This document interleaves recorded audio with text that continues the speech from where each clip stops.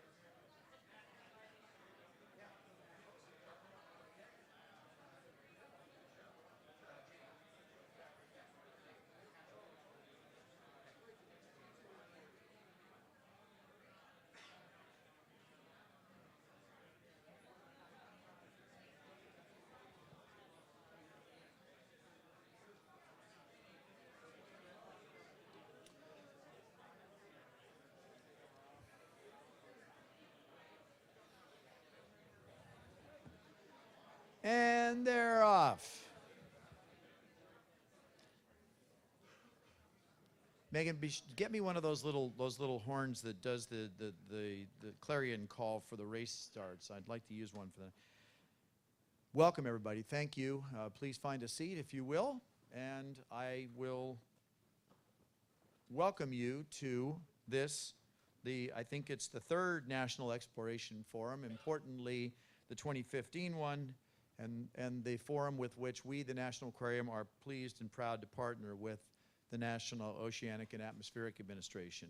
I'm John Racanelli. I'm the CEO of the Aquarium. I am a fan and a supporter of the work that the people in this room collectively do, and I am excited and honored to be able to welcome you here and to be able to help in hosting this important event.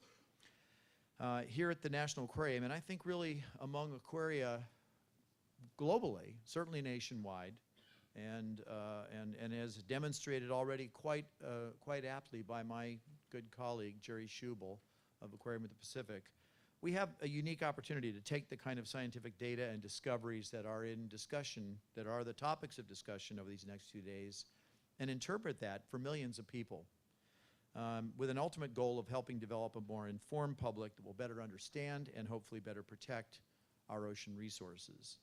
And over these next 2 days, we're tasked with examining and hopefully helping to further calibrate the national program for ocean exploration. That will be our charge over these next 2 days. Today we have the honor of hearing an engaging panel of federal experts from across all sectors, a panel of explorers from foundations in the private sector, and both of which are able to give us their real-time perspectives and feedback on our nation's ocean exploration priorities. Tomorrow we'll have a chance to hear a very interesting Marketplace of Ideas panel talking about cutting-edge concepts, approaches, and technologies that could change the way we explore in the years to come, in the next few years, really. And then afterward, we'll be gathering into groups that will develop conceptual expeditions to focus on high-priority ocean features and directions. Every participant's unique engagement and insights and perspective is important to these proceedings. It will enable us as a group to synthesize complex information so that our co-hosts at NOAA, and just as importantly, ocean exploration stakeholders in general, can help use it to shape our emerging national ocean exploration program. Let's see, while your participation is critical in the success of this event, so are the interactions you have with each other outside the discussion forum. So I hope you'll have plenty of opportunities. We've tried to build them into the program to interact individually and as small groups, both during the breaks, the lunches, and the dinner that's occurring tonight. We have some of the country's most influential individuals in the field of exploration, and I encourage you to make your connections within and among them. And from those relationships, we hope it will help drive progress in ocean exploration long after this forum is over. I think we really have our work has been cut out and has been part of the 2020 ocean exploration agenda that resulted from the conference that occurred 2 years ago at the Aquarium of the Pacific, and that has been the work of a number of people in this room. And I look forward to helping you further that progress. I would like to acknowledge the support of two very important and amazing sponsors that have helped us make this happen, and that is the Schmidt Ocean Institute and Boeing. Would you join me in acknowledging their support? Thank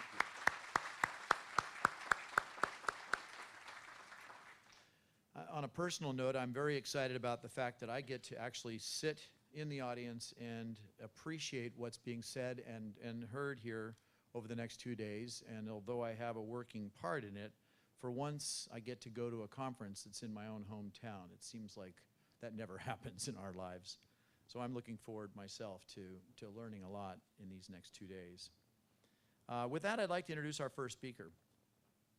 He's a lifelong diver. He began exploring deep shipwrecks through decompression diving before he even entered high school. I'm amazed, Craig, that they actually had decompression diving back then, but we'll talk about that later. He's an assistant administrator for NOAA's Office of Oceanic and Atmospheric Research. where he manages the day-to-day operations of NOAA's network of research labs, as well as execution of NOAA programs. Would you please join me in a warm welcome for Craig McLean.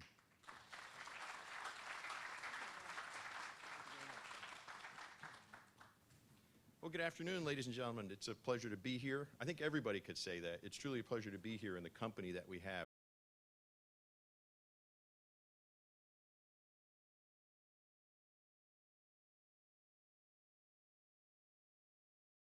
Thanks to John Racanelli and to the Aquarium. Marvelous hosts, wonderful folks, and I think as you look around here, if you've not had a chance to tour this aquarium, you should, and you might even want to come back and bring your family. More about that in a moment. But as I look back in time and I recognize my intersection with this subject, it started before 2001 when we had the President's Panel for Ocean Exploration. And several members of that esteemed panel are in this room here now, continuing to guide our direction in this program. And we were able to gain the support of the President and each President since in having a healthy and robust program in exploration. And we can look at and compare the relative levels of investment throughout the many problems that our nation is challenged by budgetarily, but the fact that we have this program, it has continued to grow and thrive, I think is terrific. We have a dedicated ship for the NOAA program, and we have multiple ships, resources, and assets for the national program. So it's an exciting realization of a vision that really was only put to paper and defined back in as recently as 2001. Not many things can grow at our level and scale in the ocean community as we have seen the national appetite to come on in and join in a national program of exploring. And that's really, I think, what we're all about here in this gathering today. I was lucky enough to be the first director of that program. I thrilled in it and I thrived in it. I enjoyed it immensely. I now am very happy that the position that I have still has ocean exploration within my portfolio, but I try and stay out of the detailed machinations of running the program. I'm very grateful that we've been able to recruit Alan Leonardi to come in as the director. And of course, that program continues to be guided very ably by the Ocean Exploration Advisory Board. And I want to thank Admiral Gaffney, whom you will hear from shortly, for his leadership in that very valuable enterprise that the Congress was visionary enough to create. But I mentioned the Congress creating. We actually exist as an act of law, this activity that we're here to undertake today. So on behalf of NOAA, where is housed and where we do nest the National Ocean Exploration Program, the NOAA Ocean Exploration Program, our job is to engage you to bring your creativity, your collaboration, your imagination and cooperation into a larger enterprise that's bigger than the sum of the individual pieces, of course. Ships are expensive. Science is expensive. Our ability to identify and focus on common elements where we might allocate and distribute this collective nominal wealth that we have in this subject will be a very important outcome of these types of engagements. So how we can build together, team together, and take the philanthropic contributions, the private contributions, and the federal energy and federal agency contributions is going to be a very important outcome and measure, I think, of our success.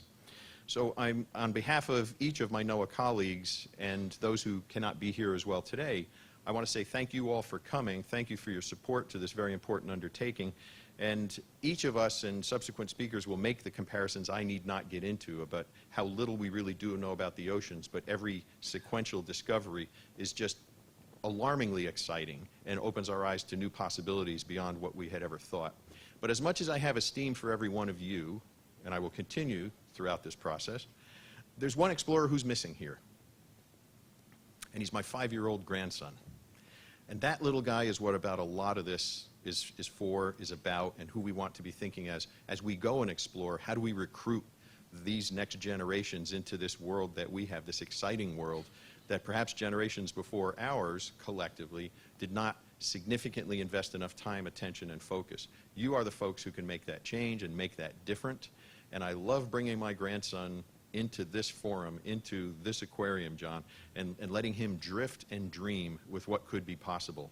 That's why we're all here. Thank you all very much, and welcome to the event.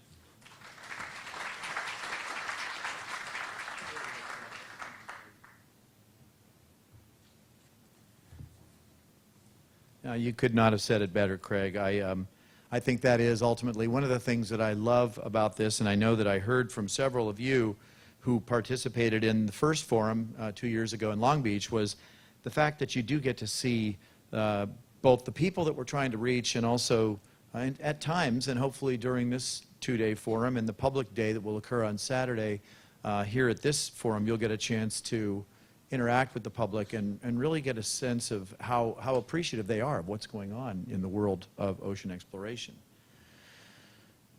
And that starts with our next speaker.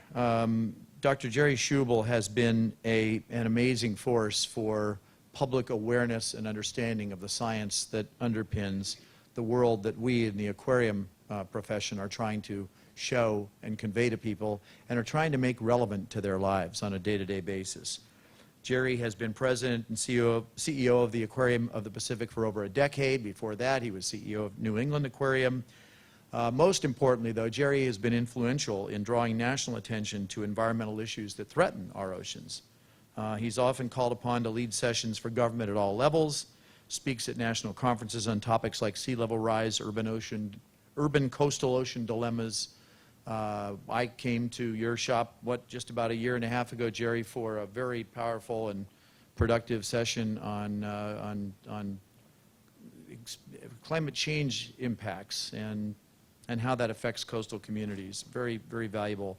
And we came back here to Baltimore and really, I think, found some very valuable information that came out of that symposium that our Office of Sustainability for the city is now relying upon. Jerry was a part of NOAA's Ocean Exploration Program Review in 2012 that led to this document that we're here to talk about.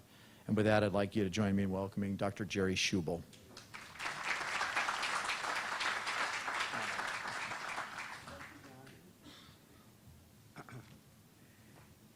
Thank you, John. It's good to be here with all of you. And there's my first slide. So these are some of the topics that I'm going to talk about. It's a fairly long list, and the Admiral's already getting nervous that I'm going to intrude into his time. He's told me you don't mess with admirals. He's much better dressed than I am. We're going to go through these quickly, but these are things that I would like us to touch on because they're topics for discussion the remainder of this time. So, what is exploration and how does it differ from research? They're probably ends of a spectrum, a continuum. The President's Panel for Ocean Exploration in 2000 defined exploration as discovery through disciplined, diverse observations and the recording of the findings. And they went on to point out that an explorer differs from a researcher by the virtue of the fact that the explorer has not narrowly designed the observing strategy to test a specific hypothesis. And they added that discovery is a prelude to new paradigms. It jolts us out of our ruts of incremental scientific paradigms, scientific progress, and fuels great leaps forward.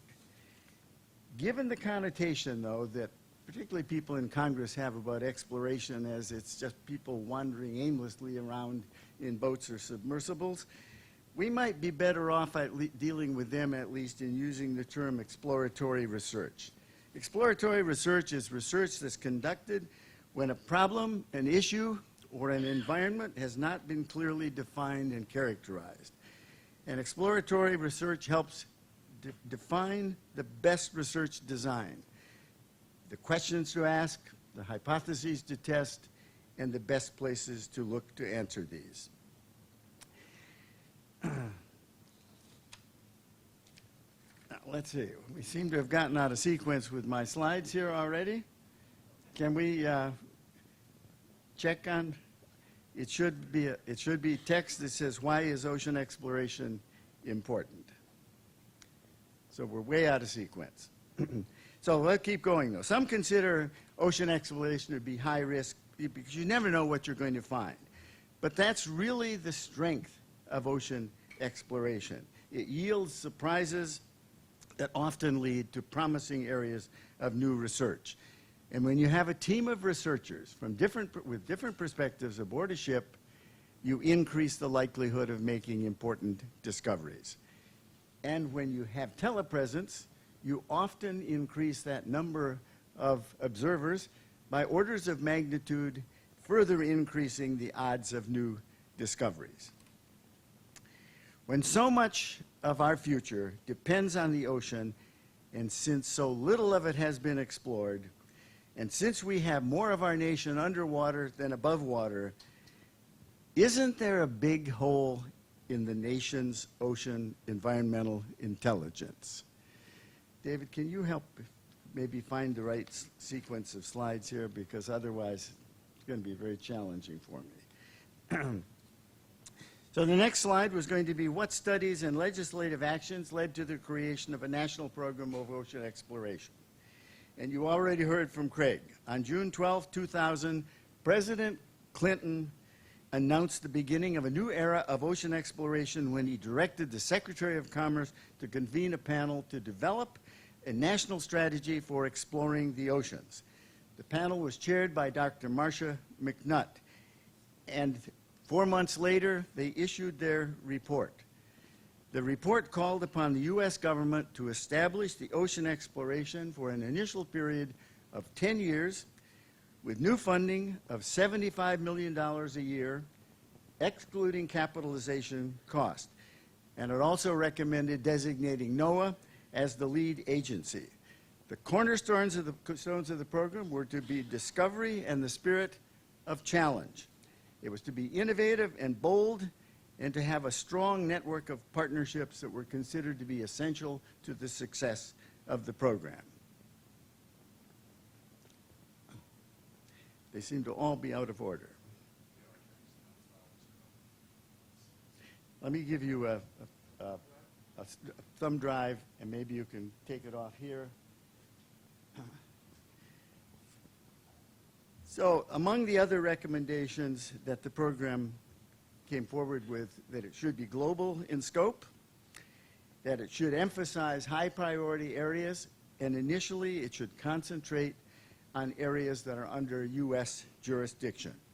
It recommended that NOAA develop platforms and also communication, navigation, and other instruments to promote ocean exploration. It recommended they manage and disseminate data so that new discoveries could have maximum impact. They went on to say that it should include a major educational outreach program in both formal and informal settings, and that it should use interagency mechanisms that already exist to ensure cooperation among federal agencies. And it recommended the establishment of an ocean exploration forum as a venue for ocean explorers to exchange ideas. And in response to that, that was when NOAA created the Office of Ocean Exploration. 2 months later, after the President's panel issued its report, the Congress directed the National Academies of Sciences to assess the feasibility and value of implementing a major, coordinated international program of ocean exploration and discovery. All right, we may be catching up. All right, good, thank you. And that was chaired by John Orcutt from Scripps. Their report was issued in 2003.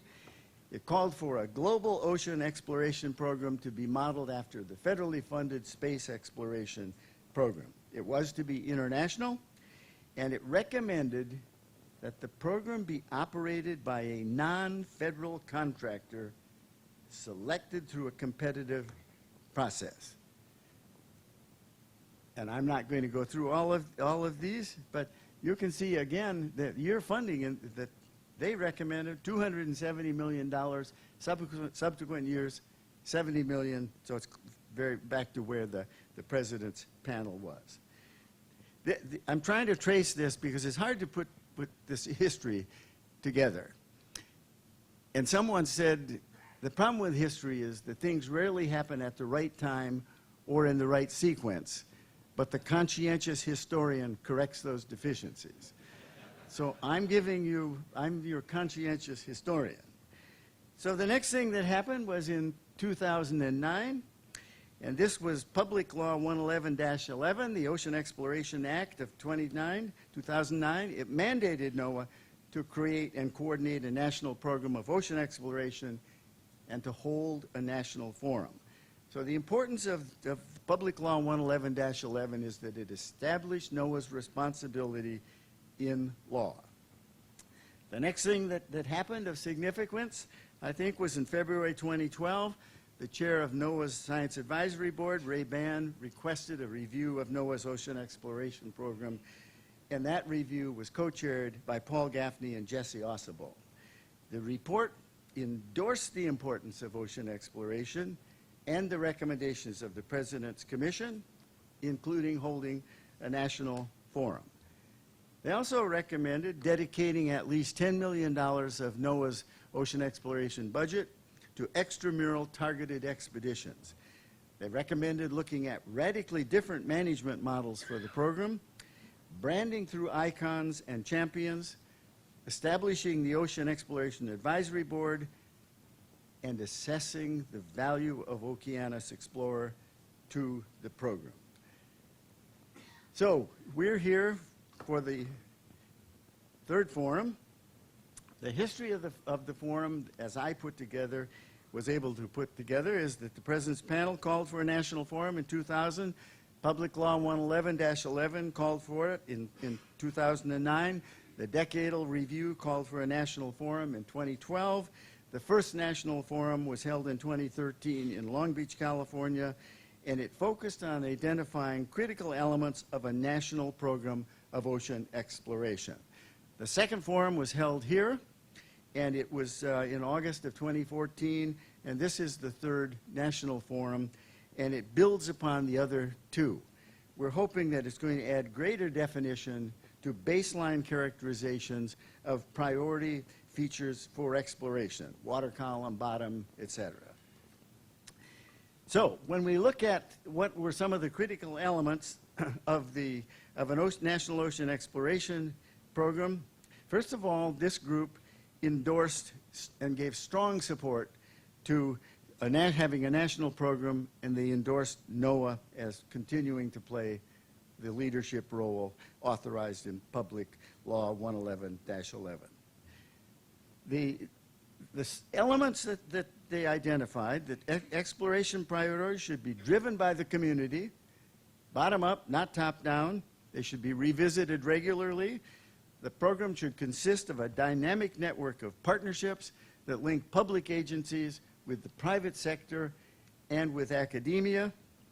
The program should utilize and stimulate the development of new platforms for ocean exploration. It should lead to accelerated technology development with support from both the private sector and from government.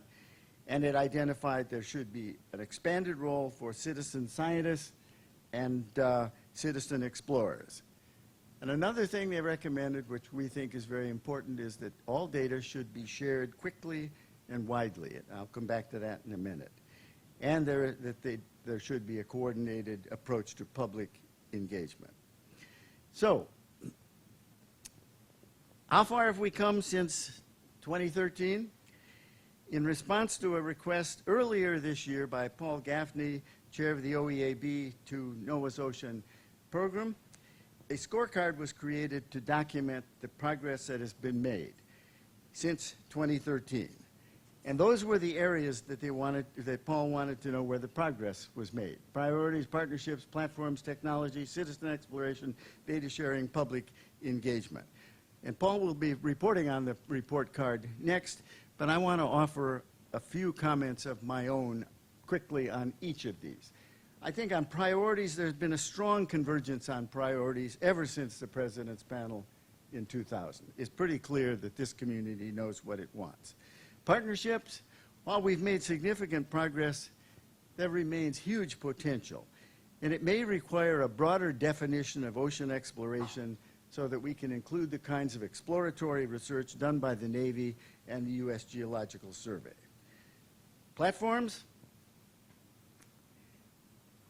are two of our major platforms, our primary vessels.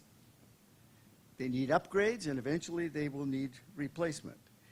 Integration of diverse platforms is gaining traction not only for Okeanos and Nautilus, but for UNOL ships and for others, where you can put in place in the water swarms of AUVs that are smart and that sample as a team.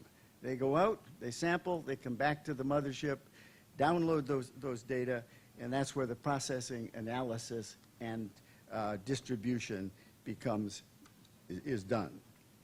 But I think it's important that we not underestimate the value of having a small manned submersible program. We like to see our heroes confront and conquer dangerous challenges. That's part of the human spirit. And there also are certain situations where the maneuverability of a manned submersible is necessary in moving around complex topographic features. But I think it's also clear that the greatest advances at the smallest cost will come from the investment in observations from autonomous vehicles. If you look at the ROI, it's much greater. Technology, new sensors are being developed all the time, and they add to the kinds of data that can be collected. We not only are able to get videos and pictures now from our ships of ocean exploration, but we can get data. Citizen exploration, this is one where I think there's huge potential, and you'll hear about that later today, and you'll hear from David Lang and his Open ROV, which has open doors where all of us can become ocean explorers. Data sharing, I think 2 years is enough. If you look at the Gulf of Mexico Research Initiative, you don't get support unless you commit to distributing the data within 2 years. I think that should be a requirement of all grants given by NOAA's Office of Exploration. Public engagement, telepresence, and citizen exploration, they do engage the public. Many more aquariums are taking these transmissions, bringing them to our public, and there are opportunities for our visitors to interact live with explorers aboard ship. Those are really important to us if we want to get public support, I think. And having well-informed educators aboard makes this much more effective than if you don't have that educator aboard. I think ocean exploration can add magic to STEM, to all of STEM education. And in my opinion, STEM education belongs in the science agencies and not in the Department of Education. I also think that STEM education should be a part of NOAA's formal mission, just as it is NASA's. And perhaps one of the greatest advances since 2013 has been the establishment of the Ocean Exploration Advisory Board, which reports directly to the administrator of NOAA. So, why now more than ever? Well, in the near future, we will look to the ocean for more energy, both renewable and non-renewable, for more minerals, for more pharmaceuticals, for more shipping, for more fresh water from ocean desalination. We've built the largest ocean desal plant in the Western Hemisphere in Southern California, and we will look to the ocean for more recreation, more recreation, because as more people are moving into cities, they're going to look to escape the crowding and the heat and the humidity in the summers and go to the ocean. And it's also important that we keep reminding ourselves that very little of the ocean has ever been explored. We have more than half of the United States is below water. We will be leading the U.S. Arctic Council for the next 2 years. And I think ocean exploration is not a substitute for hypothesis-driven research. It's a really good complement. And all of this argues for me that ocean exploration can't be a project. It can't even be a series of projects. It has to be a program with a capital P. Projects and programs are different. Programs focus on outcomes. Projects focus on outputs.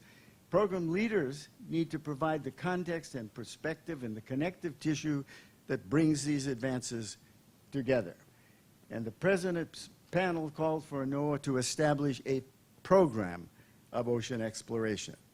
And I think while there's been a lot of progress, I don't think that we have risen yet to the status of a program. And that's a challenge that we have to do. I think we need a more expansive and inclusive definition of ocean exploration that captures what the Navy, NSF, U.S. Geological Survey, UNOLS vessels do. one that includes citizen scientists, innovative technologies, unconventional technologies. And we shouldn't forget that the Navy's been responsible for many of the devices, the technologies that all of us use in ocean exploration. While it's true that Public Law 111-11 does not embrace these efforts, I think it does not preclude the creative integration of them into a national program. I think the other thing we have to begin to do is to orchestrate syntheses periodically of the accomplishments that we've made, written in language the public can understand, in compelling stories, not in coffee table books, nonfiction adventure stories about the ocean, compact books that a congressman or a businessman might throw in his or her briefcase, and you might find in the backpacks of school kids. And maybe we need to have an ocean exploration film, the equivalent of the space film that came out recently, The Martian. Although, how much would you spend to rescue you, Craig? That's the... No, we've spent a lot. All right. What will it take? I think there are 5 items that are not present in sufficient quantities for a national program of ocean exploration appropriate for the United States. Leadership, money, champions, public support, clear, visible, and vocal endorsement of the importance of ocean exploration from top NOAA leadership. And I want to say a word about each of these. Now, and it was interesting that in the decadal review chaired by Paul Gaffney and Jesse Ossibel, they stated, top NOAA leadership must publicly and repeatedly articulate the importance of ocean exploration to the nation and to NOAA's own mission. This is a photograph, but we finally got to it in the right place. This is the 1807, a French politician, Ledru Rollin, and he's saying to his chief of staff next to him, I must find out where my people are going so I can lead them. I think it's been very clear where all of you explorers want to go. So it's not we can't use it as an excuse that we don't know what the community wants. I think we do know what the community wants. Money, I think we should strive to get at least to the level recommended by the President's panel, $75 million a year. I run an aquarium that has a bigger budget than the National Program for Ocean Exploration. Now, you can argue that my budget is too big. I think it's not. I think the ocean exploration budget is too small. More champions?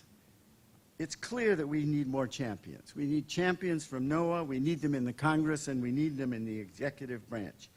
And as a community, we have been very fortunate, I think, to have had for so long these wonderful heroes, Bob Ballard, Sylvia Earle, and Don Walsh.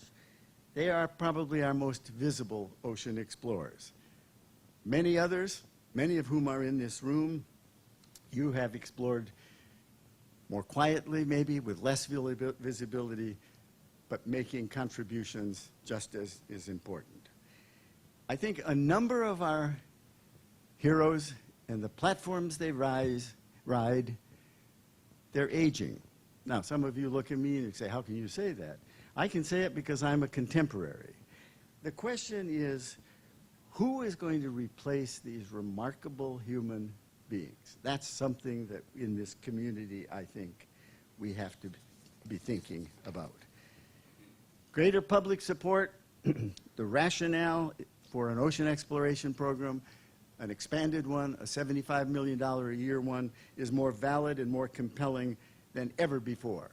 But when was the last time you ever heard a mention of the ocean in a State of the Union address or in statements by those who aspire to the presidency?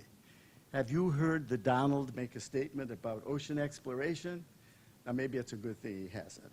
But even our leaders who are concerned about climate change rarely mention the role of the ocean in climate or what climate change is doing to the ocean.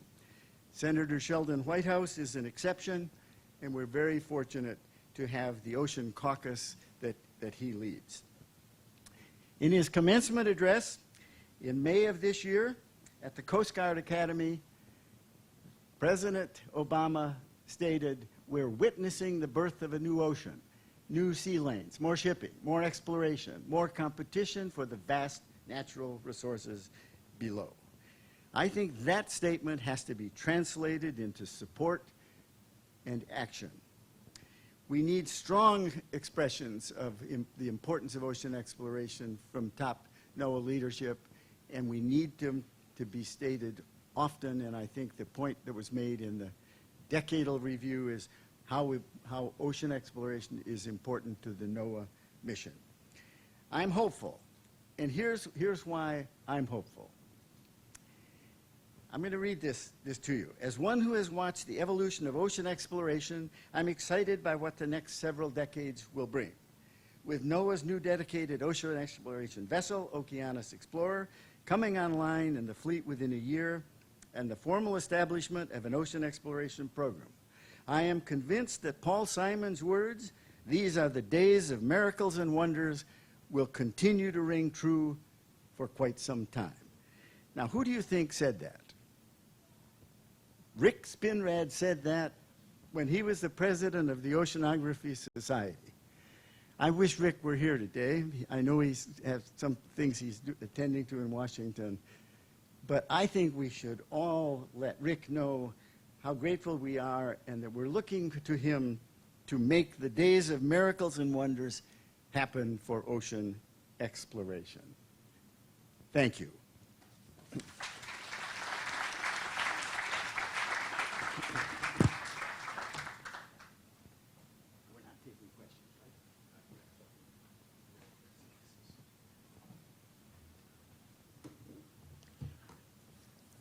Jerry is always scintillating, thought-provoking, completely without any controversy. You and ultimately you overcame our technology challenges very well. Thank you. You know, I was thinking about, as you were talking about, the fact that we are seeing, of course, Bob's in the room. I mean, I don't want to, we're not writing obituaries yet for Bob and Sylvia, are we? Okay, you're good for 50 more years, Bob. Is that, hope you agree. You know, we are also seeing some very important leaders that are about to hand off the reins, whether it's Senator Barbara Mikulski, Representative Sam Farr. It is incumbent on all of us, and I think that's a role where the aquariums can be helpful to make sure that we are continuing to nurture that next generation led by people like Senator Whitehouse. And with that, I'd like to invite you to join me in listening to the words of an individual who has truly invaluable knowledge and experience in these realms of ocean science and technology. Vice Admiral Paul Gaffney is President Emeritus of Monmouth University, Chair of the Ocean Exploration Advisory Board. Most of you, I think, know him, and perhaps know about the many positions he's held in his career, including Chief of Naval Research. He's going to shut me up right here. And I like the fact that he's also got a degree in ocean engineering. He knows of what he speaks. Paul Gaffney. Thank you. Okay, so there's always about 5% that don't get the word on the dress, the uniform of the day. Craig, you're one. I'm one. We're about 5%. So I'm Paul Gaffney, and I work for Tony McDonald. He pays my salary. Where's Tony? Right here. Thank you, Tony, for letting me be here today. It's very important. And I'm also a member of the Ocean Exploration Advisory Board, and several members are here. They're actually, the questions that they ask help form the design, if you will, of this program. They are moderators and they are presenters today. They are dedicated, they are unpaid, and of all FACA committees that I've seen, either as a member or as a observer, this is the best-looking FACA group that's ever been appointed in the United States government. I think you'll agree with that. You'll see them around today. Okay, before I start, so the right slide is up there, let me just say something about Jerry. Let me thank him and salute him for his incredible leadership. He's obviously tireless. He's recounted our entire history, but he's also, more importantly, he's fearless. He's made some very strong statements here, as he usually does, and I think that's great. He's done a fantastic job at his current aquarium, but as a national leader, and I salute you, Jerry, and thank you very much for kicking us off now for about 3 of these in a row. I should also mention, since no one's mentioned it yet, that one of a person that would embrace what we do is Bill Ruckelshaus, who was an ocean commissioner with Bob Ballard and myself and a few others. It will be announced, I think, tonight that he's getting the Presidential Medal of Freedom. So an oceanographer, talk about getting some press for us, that's great. This says an update. Jerry, it doesn't say a scorecard. I was a federal clerk for some number of years, and the word scorecard is terrifying, and so we decided to do an update in our opinion, my opinion. So I looked at inputs from the NOAA staff, from the OEAB, and some other experts, and I came up with this. So can we have the next? Well, maybe this is it, huh? Which one is it? The top one? Okay.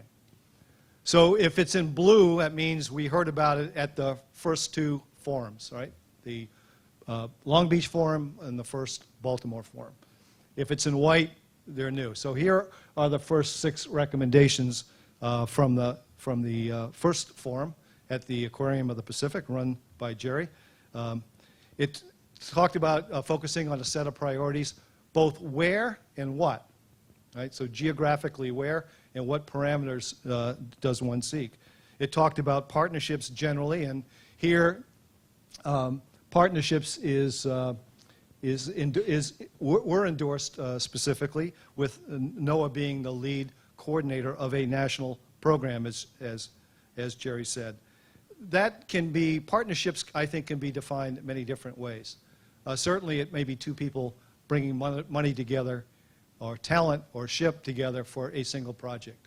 Or they may be 2 different organizations that are not sharing money, but are both addressing the national priorities. Or there may be supplemental money, where the largest part is, for example, funded at OET by NOAA, but some STEM money comes in from the Office of Naval Research to supplement it. Those are all various kinds of partnerships. There was a mention of expanding the exploration base, and we'll talk about that in a few minutes, and about the government's role in testing of emerging technologies. Again, I'll talk just a little bit about that in a minute. A common theme was involving citizen scientists, and essentially and engaging the public in all kinds of ways. Jerry focused a bit on STEM, but one also might talk about how you just reach out to the voters in America, and how you reach out to the legislators in America, and how you reach out to the press, the popular press in America, to make your point. And then the last point was sharing data. If you go to the second forum that John hosted last year, there were 3 areas that overlapped the first one, right? Prioritizing targets for exploration, engaging the public, and exploiting partnerships again. Also talked about building a value proposition and building a roadmap to this national forum. Pretty much we checked that box. So let me talk about those things that overlap. And in my opinion, if you look at all the studies that we've all been involved in over the last 40 years, whether it's ocean exploration or any other ocean topic, if you hold them all up to the light, there's about 50 or 60 of these studies, if you hold them up to the light, they 80% match. We keep saying the same things over and over again, and I think that kind of persistence is actually, while it may be frustrating, is actually helpful. So let's talk about prioritizing explorations and how we're doing on that. NOAA, under Alan's leadership, Alan Leonardi's leadership, and with direct input. Now, this is a form of engagement by the leadership of front office in NOAA. Kathy Sullivan, Rick Spinrad, Craig McLean has said, let's focus a little bit more on NOAA mission needs. So we get the National Marine Fisheries Service, the sanctuary folks, the Coast Survey, OAR. They all have requirements that can be met by ocean exploration. And that is happening, and I think that is positive and a positive trend for future NOAA money at least. And there should be data to support downstream decision makers.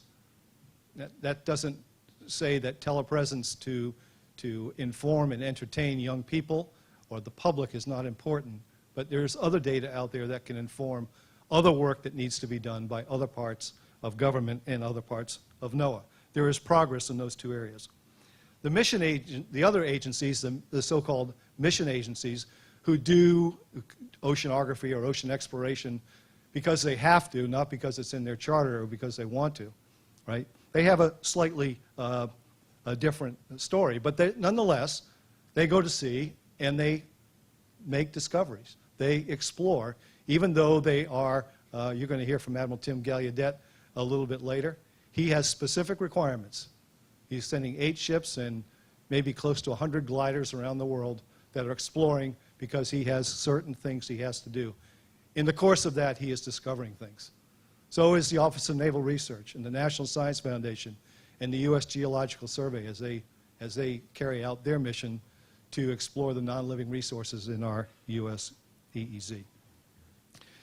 And then we have come to the conclusion, at least in our Ocean Exploration Board, and partly because of the really terrific meeting we had at the University of Rhode Island just about a month ago, where we should discuss scientific drivers. And this has been done in a number of different forms, thanks to the generosity of organizations like the Lounsbury Foundation and others, to match those scientific drivers, right, that maybe you have all been involved in, with the long-term needs of the agency. And let me focus on NOAA right now, but this can be expanded to others, to do them jointly at the same time so they come together, not 6 months or a year apart. This is becoming, I think, a major theme of the Ocean Exploration Advisory Board, and this is something that we've passed on to NOAA. Improving partnerships is a common theme.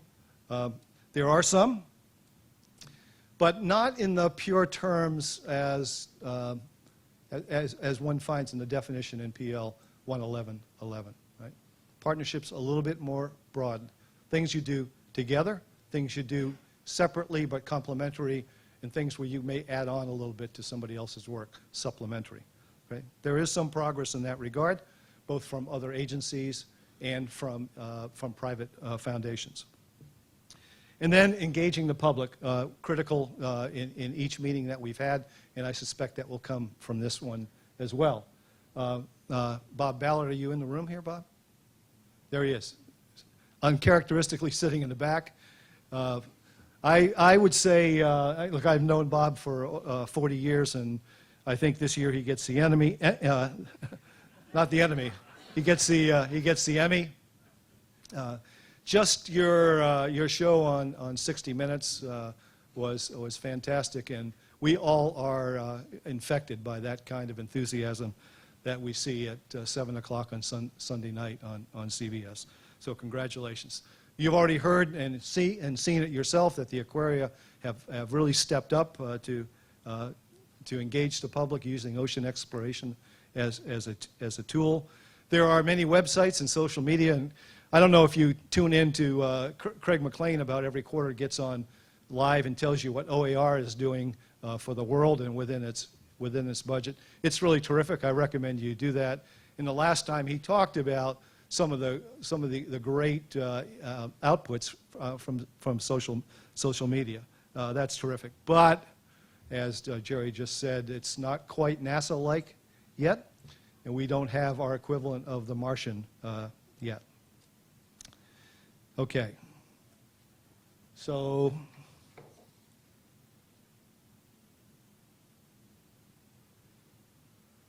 those are overlappers. Now let me talk about some recommendations from past forums that were not overlapping. And the first is expanding the exploration platform base. We have two really terrific dedicated ships, Nautilus and Okeanos Explorer, run slightly differently, but they've both had great years, but they've also had, just like me, after some number of years, some of your bottles and some of your mechanics stop working as well, as reliably. So we have to be thinking about the future. So we need, I think, to expand the platform base. One of our recommendations, OEB's recommendations, and these are in writing, you can find them on the OEAB website that we've made to Dr. Sullivan, is finishing the extended continental shelf work that Larry Mayer has been doing such a great job on. And if you can get a briefing from Larry on the importance of this project, not only to science but to geopolitics, it's well worth your while. And he'll use many different ships for this, because he has to go in many different places. We'd like to involve more ships. Jerry talked about $10 million that might go to the university community, maybe essentially the UNOLS fleet or ships like that.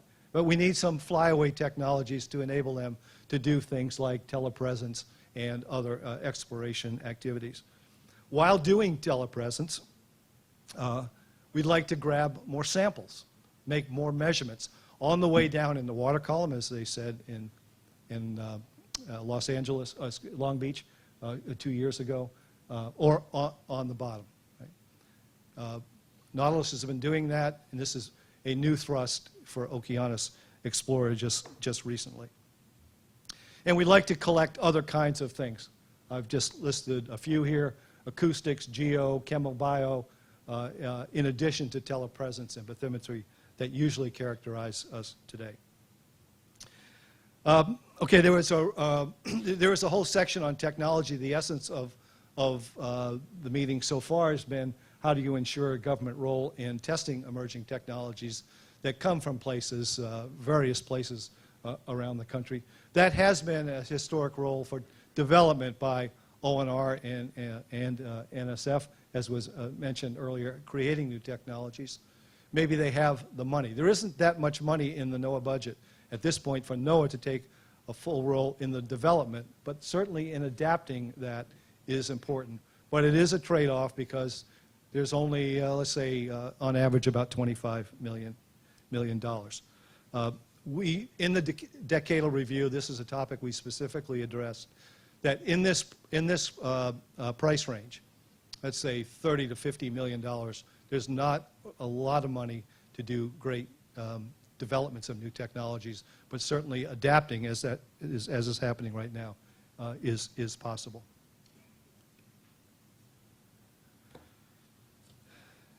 Involve citizen scientists. Well, this is one of the great benefits of telepresence. You've already heard that several times today.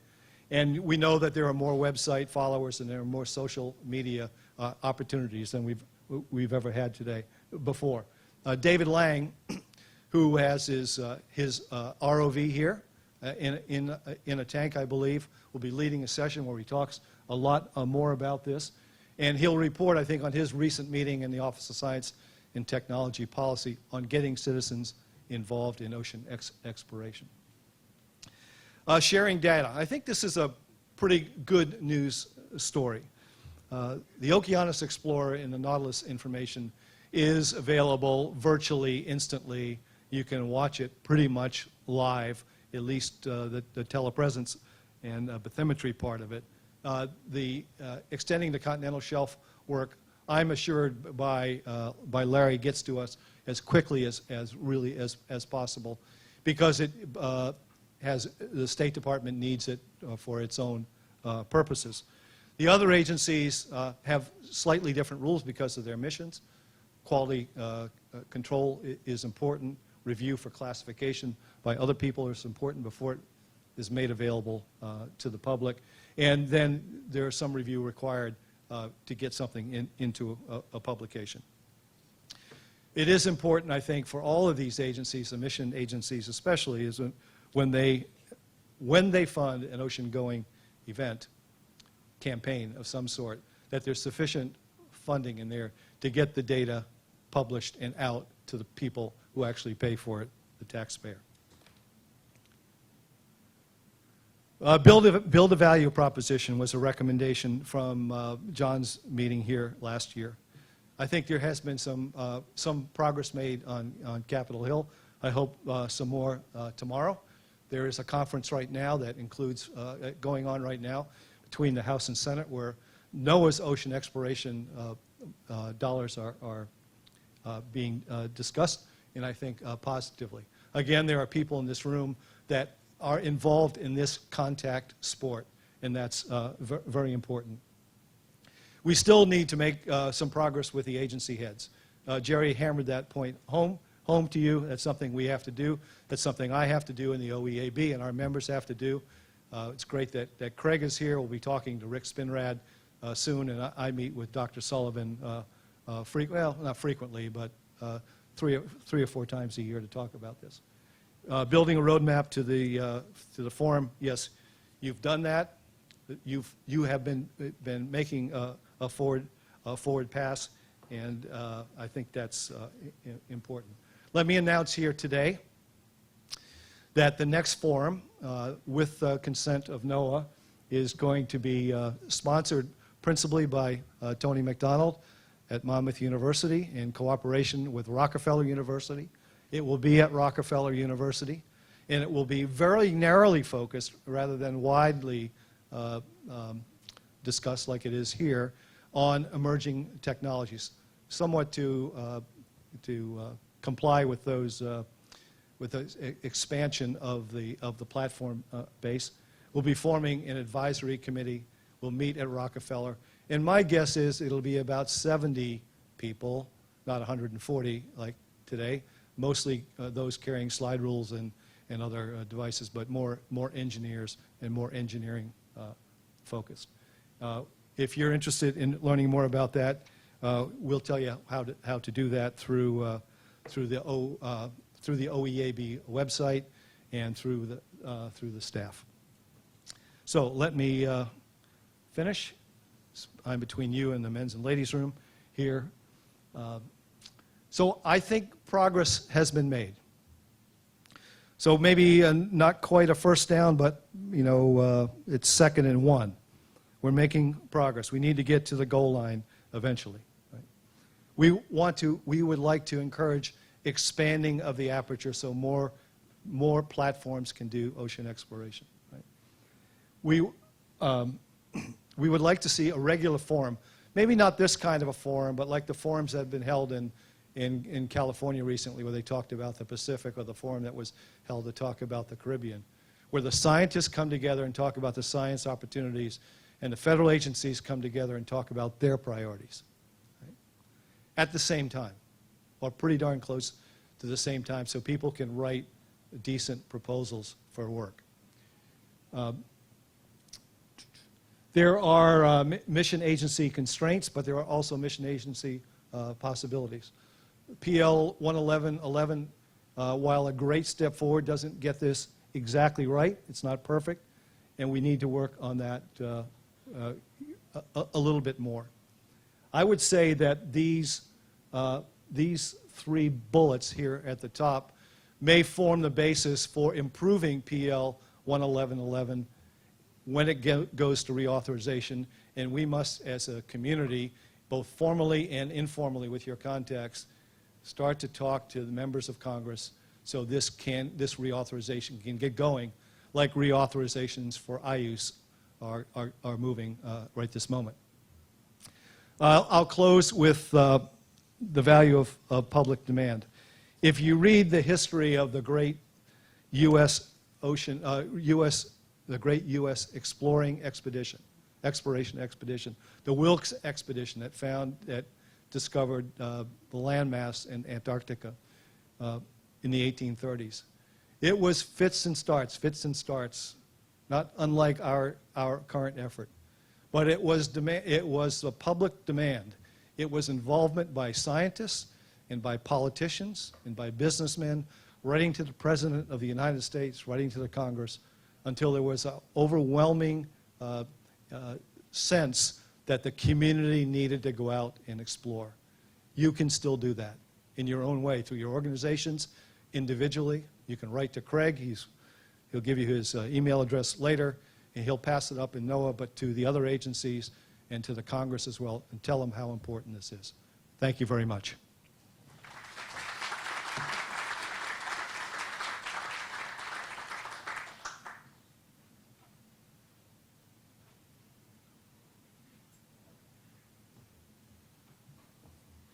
Okay, Laura's going to hop up in a second here and give you a few logistical considerations. Before we do have a couple of minutes, literally about 4, in case anybody has any questions for the speakers that we heard this morning. So let's bring the house lights up a little bit, and let me see if anybody's got any questions or immediate comments. And can you maybe get this mic going? Oh, you've got one, okay. Okay, so first and foremost, anybody out there that has a comment or question they'd like to put forth? This is not the kind of crowd that's short on observational capacity. Or do you all have to go to the bathroom really badly? Up here in the top right.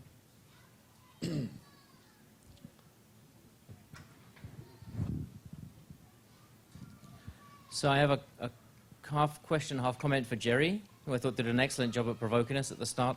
I'm Chris German from Woods Hole, for those who don't know me. I think your point was well made about differentiating between hypothesis-driven research and exploration. Over here, Jerry. And I guess my point would be, we have hypothesis-driven exploration as well as hypothesis-driven research. So I think maybe that comes back to your opening comment about the spectrum, that we don't tend to just go out randomly. The budgets are sufficiently small and the opportunities to explore are such that we tend to narrow down our focus pretty hard before we set sail of where we go exploring. So I think that probably goes back to your original point of differentiating between the two.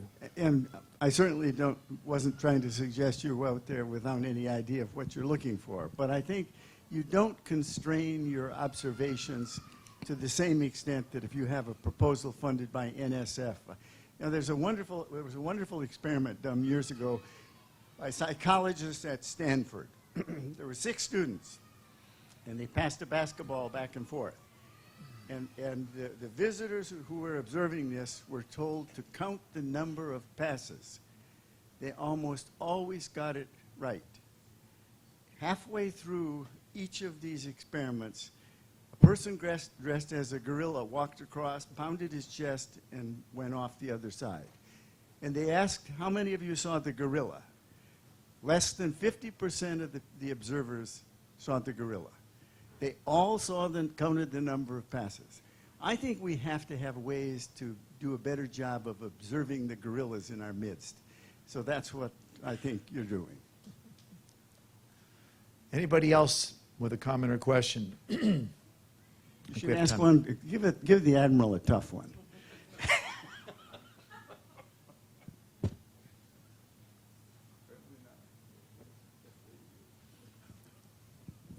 Okay, good. I'd like to, I'm going to call Laura Banky up in a second, but before I do, I do want to call attention to 3 people that have worked tirelessly to make this forum a success, and I believe the fruits of their labor are paying off. Would you join me in recognizing David McKinney from NOAA, Laura Banky, our Director of Conservation, and Megan Driscoll, our Conservation Programs Manager, for their work.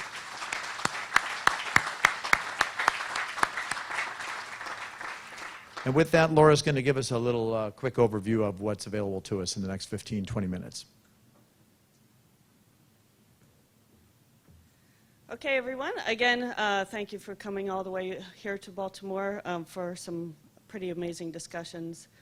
We have 3 really fantastic panels set up for you in the afternoon.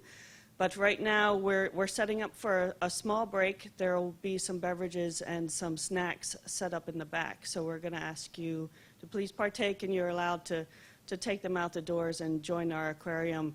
I do want to point out, everybody's heard the chatter from children outside.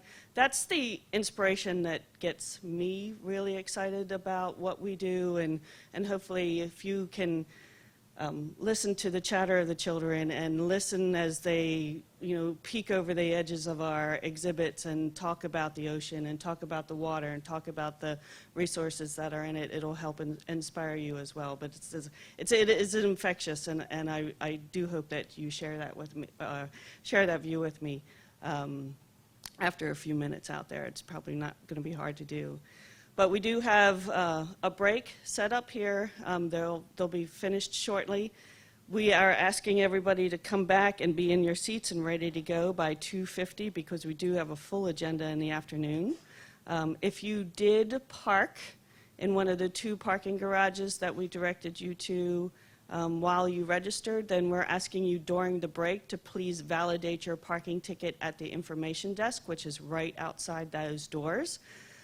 Also, right outside the doors and to the left are the restrooms. So very, very important for you to know that during the day. Yes, and there are also some additional restrooms down by the registration desk where you met this morning. Soon after, or right after the afternoon panels, we're going to take the opportunity to get everybody together for a group photo. We're going to ask that you go en masse. You can leave all your stuff here, and we'll remind you at the end of the day, and head up to our Australia exhibit. So we will all get to visit Australia for the afternoon, take a group photo, and then we'll be escorted over to a reception, which is in our other building, but all enclosed walkways. You can please leave your coats on the coat racks. We will just wheel them over to where the dinner's going to be, so there's no need for you guys to lug all of your stuff. And we'll just have those available for after dinner. And our dinner and our reception is going to be over in the next building, but again, you will not have to leave, so you can leave all your coats here. So that's all I have for this afternoon. We will repeat this at the end of the day. Again, if you can all be back by 2:50 in your seats and ready to go, we'd appreciate it. Thank you.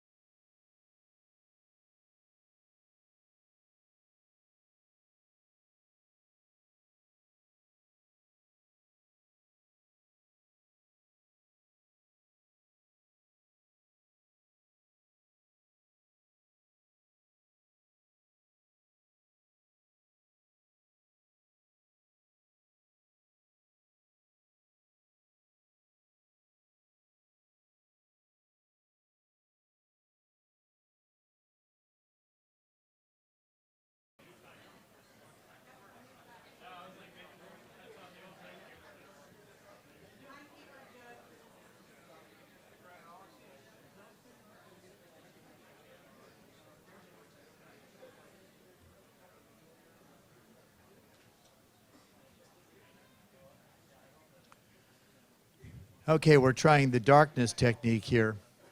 Would you please stumble to your seats now?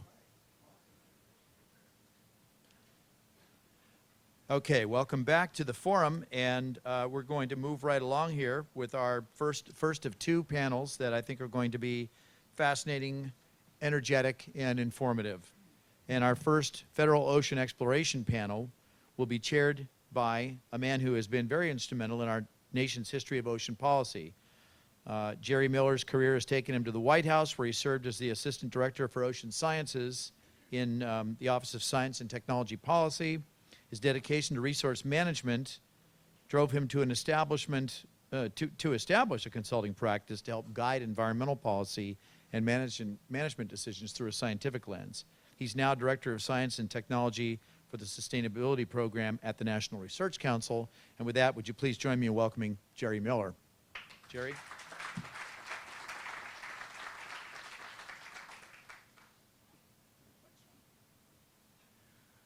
Thanks, John, for that introduction and for hosting this fabulous event.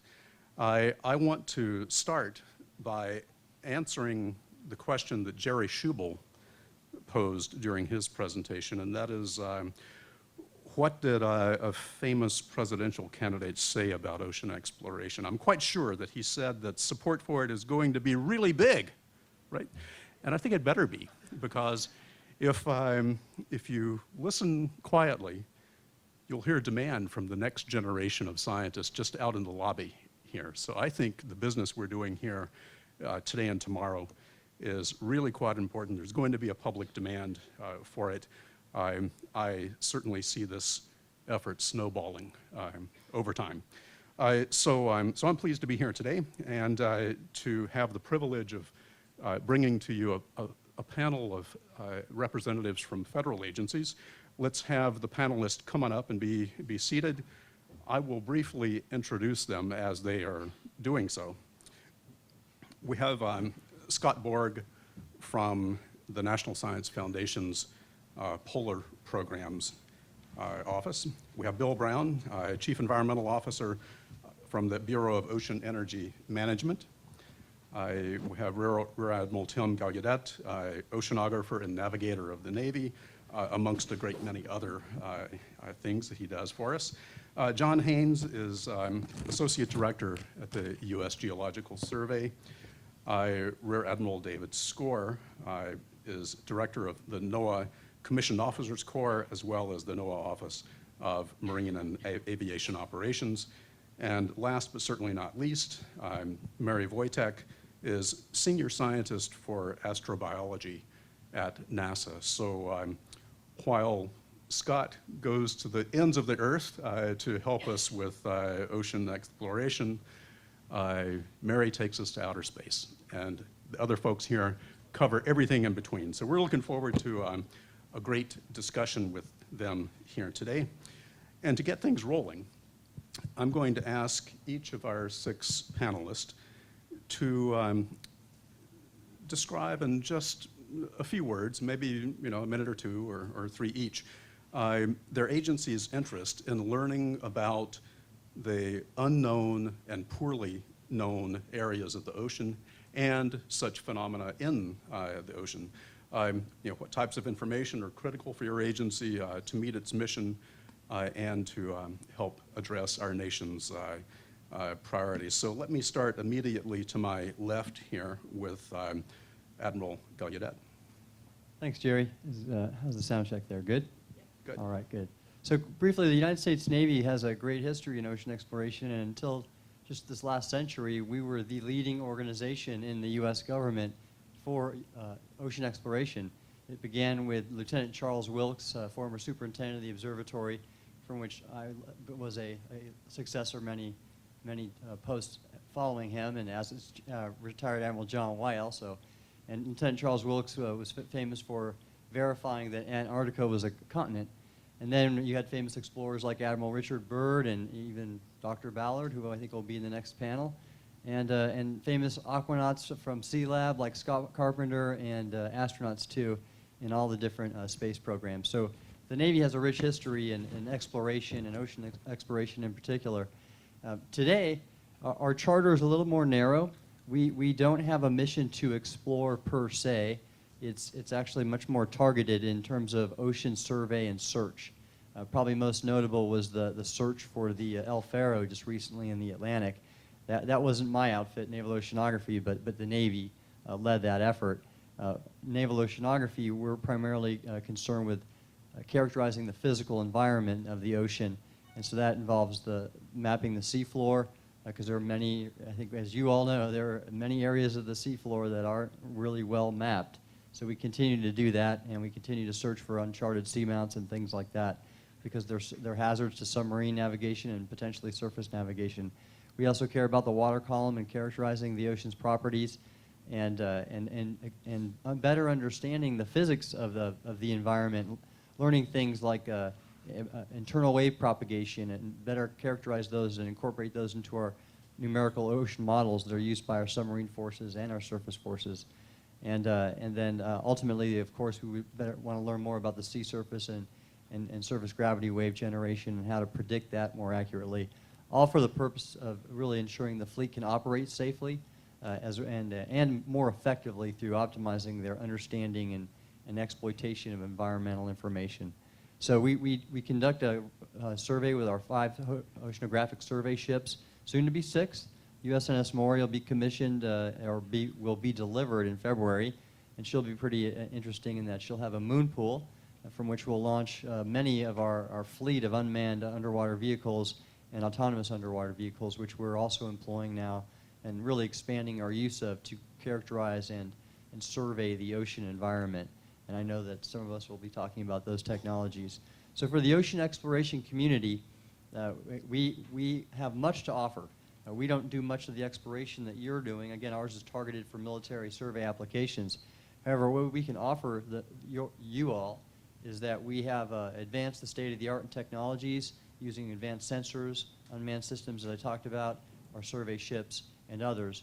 We also have, we're highly trained, and we have best practices and tactics, techniques, and procedures which we are very open to sharing and actually do share with our partners in the federal government. For example, NOAA, we're ongoing in working together to collaboratively survey. In fact, I'll be signing an agreement somewhat soon with OER on them helping us go map some uncharted seamounts. And so we have that to share. And of course, the information we provide, and certainly the predictive information with our numerical models, can assist the ocean exploration community in carrying out their activities safely, because we know the ocean's is a hazardous, zesty environment. And so to better predict the conditions, for example, in the Western Pacific, you're not going to do much ocean exploration when there's a tropical cyclone going through. That kind of information we can use to assist you to do your mission safely. So that's about it in a nutshell, and I look forward to your questions. Thank you, and as we move on to Bill, I'm going to take a seat on the far end and settle in for this discussion. I'm using this seat.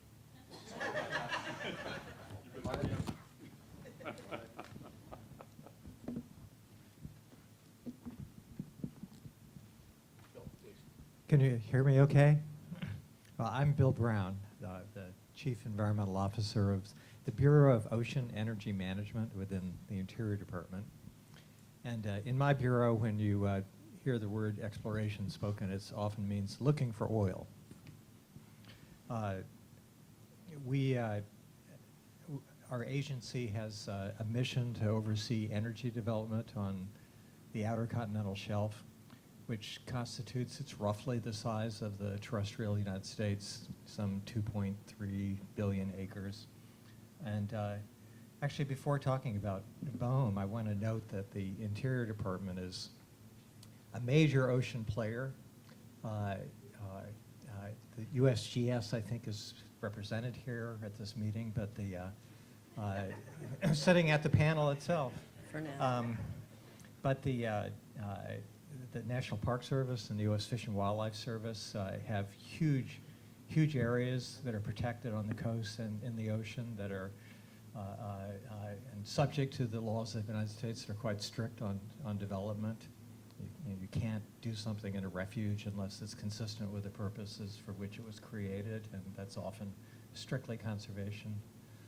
And I'm not sure if everyone here knows, but back when the first sort of mega million marine protected area was established by President Clinton and Bush in the Northwest Hawaiian Islands, that was an Interior Department proposal that launched it. We eventually had many partners. I worked for the Bruce Babbitt back then, and so there's this long, important sort of function of the department as a whole there. Then, in terms of BOEM, you could probably describe what we do in 3 ways. It's to develop resources, energy, and minerals. It's historically been mostly oil and gas, but there's a new, very active initiative for wind energy, and we're actively leasing off the coast of the Atlantic and looking at the Pacific. So there's the development side for energy, there's the regulatory side to make sure it's safe, and then there's science that I'll just comment on briefly. So I oversee the group that does environment, so it's environmental sciences, and headed up by the Rodney Clark, who some know, who's the chief of our studies program. That's funded something over $1 billion since its inception in the late 70s. In the last 5 years, 26% of our funding went to NOAA, so NOAA's a major partner. And then the other part of my operation is the regulatory side. And I'll confess I have to spend more of my time on the regulatory side because there's less margin for error and time frames that are defined by litigation. And also there's a very strong science director, so things move well.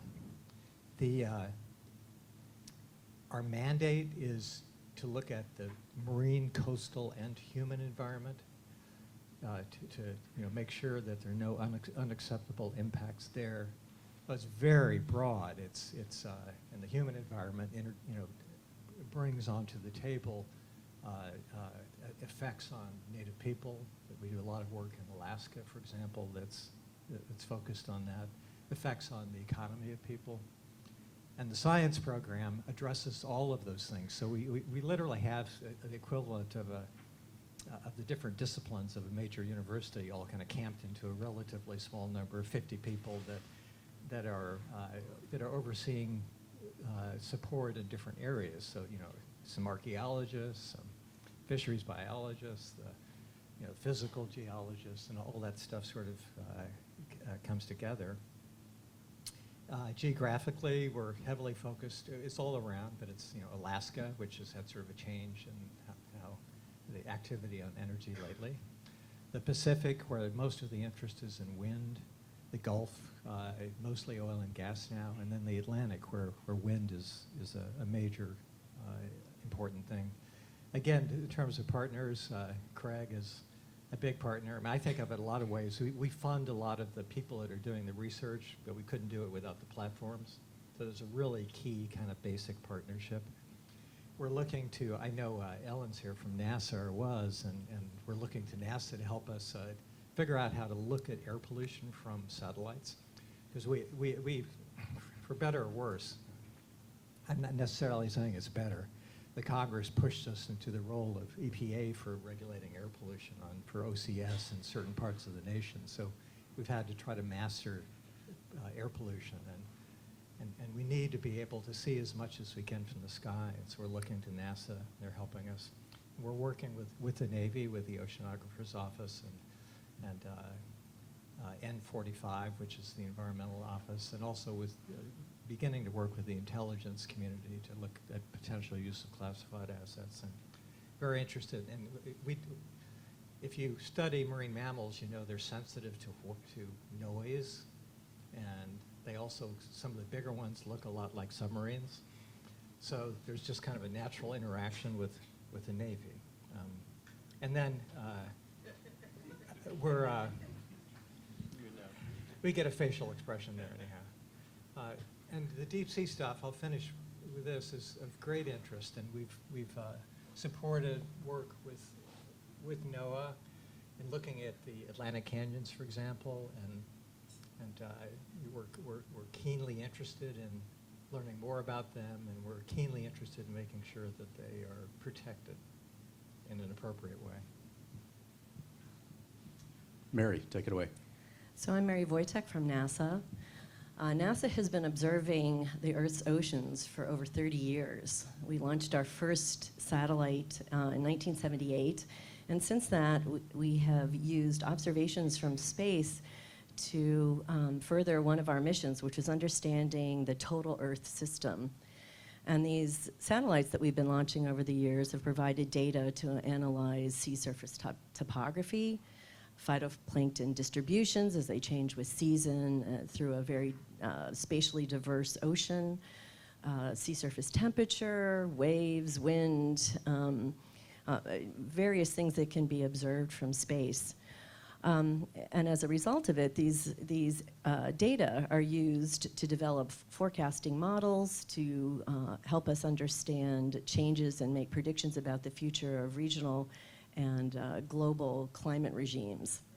Now that's all done in earth sciences, and I think unlike anybody else on this panel, and why I was invited, is I'm from a science division at NASA that focuses on oceans on other worlds. And we have been exploring environments in our own solar system and now looking even beyond to planets that might be orbiting other stars to look for these ocean worlds, because as we know on Earth, much of our biological diversity and life actually resides there, and there's a number of theories that suggest that life may have even arisen originally in the oceans. So I'm the senior scientist for astrobiology, so my own particular interest is in understanding the origin and evolution of Earth life, and also understanding the potential for its distribution throughout the solar system. And so we're interested in, as I mentioned, environments that could support life, and in so doing, since at the moment in understanding life, we have an example of one. We go to all manner of places on Earth, all extreme environments, to at least explore the limits to the life that we have here on Earth. And much of that is housed in the ocean. Two environments of importance are hydrothermal vent systems. There are a number of theories that have, well, much science that has been done that has demonstrated that organic compounds, much like those that are essential for life and look like biomolecules, can be produced in these systems. They're like giant chemical reactors, changing pH, changing or having gradients of temperature, oxidation, and supplying, reducing compounds and minerals of all sorts from the deeper in the ocean crust. And so this is very important to us, not only as a place of extreme conditions, at least extreme to us, not to the organisms that live there, but also because it's a potential seat for the origin of life on Earth. The other place that's really important to us is the Antarctic. Much of the rest of the solar system is much colder than Earth and has ice, and many of the moons that we're looking at seem to have subsurface oceans, but below ice-capped or ice-covered bodies. And so much as Bill had said, that we ourselves do not have ships and opportunities to explore some of these places. We rely on our fellow agencies like the National Science Foundation to provide the scientists that we fund to do research to have access to these environments. And so it's been very important. But also say, even though I'm not from the Earth Science division, that they're very much reliant on NOAA and interact very closely with them. And share very similar interests to that agency. I think that for now, that's all I'm going to say. So, Thank you, Mary. Admiral Score, a few words about NOAA's mission and interest. Sure. Is this on? First of all, I'm with NOAA, but I'm not responsible for the weather today. So, Craig is. Anybody from the Weather Service? Now, I'd like to use my time for remarks to kind of build on what Vice Admiral Gaffney had talked about, because NOAA is truly listening to the advice of the community and the OEAB, but to kind of explain this mission alignment to ocean exploration, because NOAA does have a diverse mission. And we really see ocean exploration as a unique opportunity to focus on a key mission area for NOAA, which is environmental intelligence. I mean, we are literally trying to gain the right intelligence to drive information to get it into the hands of people that can use it, to get discoveries made and shared quickly, data that can be used by everybody, but really questioned by none. So the accuracy, the integrity of that data is really important to us. And then the need for NOAA to use that data and drive it into products and services. So the information needs to be timely, relevant, and actionable from the NOAA perspective. So in working over the last several years, and this program has been around for a while, and I like to think of it as walk, crawl, run, and talking to our OE colleagues and listening to the community, I think we really are at the sort of the standing up stage and getting ready to run. So NOAA has taken the approach with the community of targeting their exploration activities and their campaigns, and doing that based on what we need to know to protect and manage fisheries, marine protected areas, the resources that we are responsible for, safe navigation in U.S. waters, preparing for oil spills and those types of activities, to really understanding the changes in the ocean and why they're changing, but to be able to provide those predictions, again, to put that into the hands of the people that need to make decisions. And just from a needs perspective, baseline monitoring of the physical, chemical, and biological characteristics of ocean regions are also essential for NOAA to do its mission, which is, again, understanding what's changing, why it's changing, and potentially what you can do about it. Certainly, as from a priority perspective, with the U.S. currently having the chair of the Arctic Council, NOAA has its eyes set on the Arctic and are going to make that a priority for more exploration and observations. And so this targeted approach to and mission alignment to exploration, I wanted to give an example, and many of you are probably aware of it, but it flows from the exploration, it flows from the collaboration, and it results in action. And that's the Mid-Atlantic Canyon project that we touched on earlier. This effort really aligned the interests and the capabilities of multiple partners. It was, I think, 3 federal agencies, 2 states, 3 museums, 3 international partners, 15 academic communities, or academic institutions. Turned into 17 camp expeditions on 5 different ships, with results that again made a difference. These results is 570 odd deep sea or cold water seeps that were previously undocumented, vast areas of deep sea coral.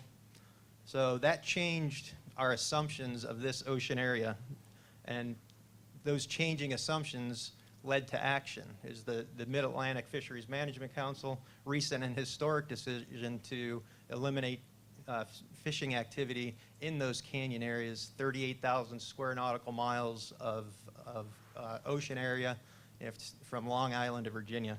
So again, it was changing assumption, exploration, changing assumptions leading to action that's clearly relevant and tied to NOAA's mission.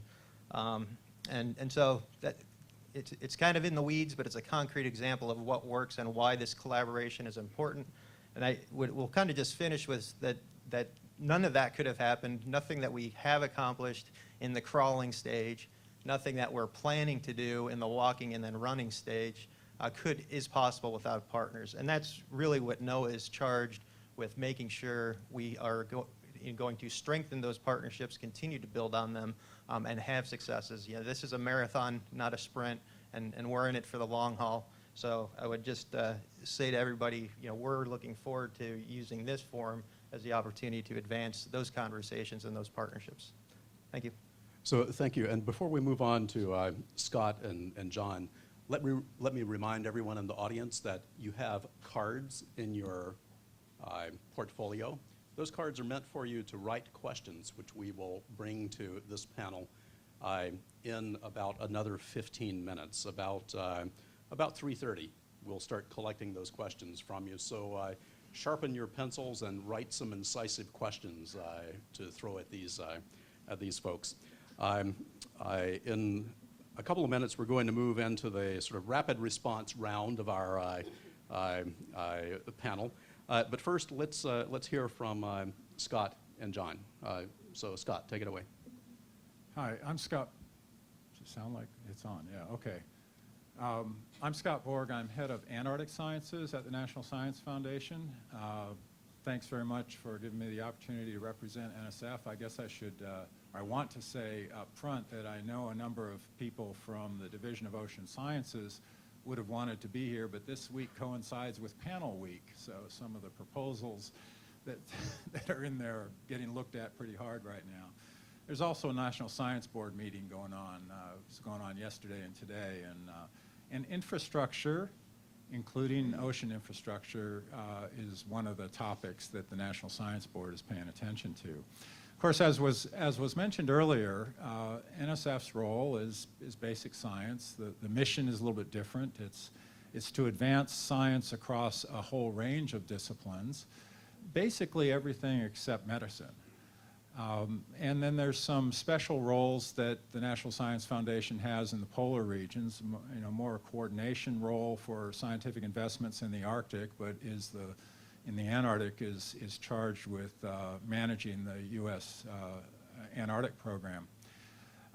But across the range of activities that goes on, hypothesis-driven research is obviously important, but I like the idea of a spectrum or a continuum of sorts between exploration and hypothesis-driven research. In a lot of conversations that I've had with people that sort of lament that NSF doesn't do a little bit more blue skies-y kinds of exploration, I've made the point, and I think this is true across the entire foundation, is that if you frame your questions appropriately, you can do a lot of things that are very, very exploratory. And exploration is an integral part even of the hypothesis-driven scientific work that does go on. Within the Division of Ocean Sciences, within the oceanography parts of both the Antarctic and Arctic programs at NSF, there's also a lot of investments in basic observations. The Ocean Observing Initiative, for instance, is something that the National Sciences Foundation has taken on that isn't quite in the mold of the traditional hypothesis-driven project that's going to run 2 or 3 years. This Ocean Observing Initiative is something that is a longer-term investment, but it's an investment that NSF has made with the notion that in order to get at many of the more process-oriented questions, you have to have certain kinds of observations that aren't currently available.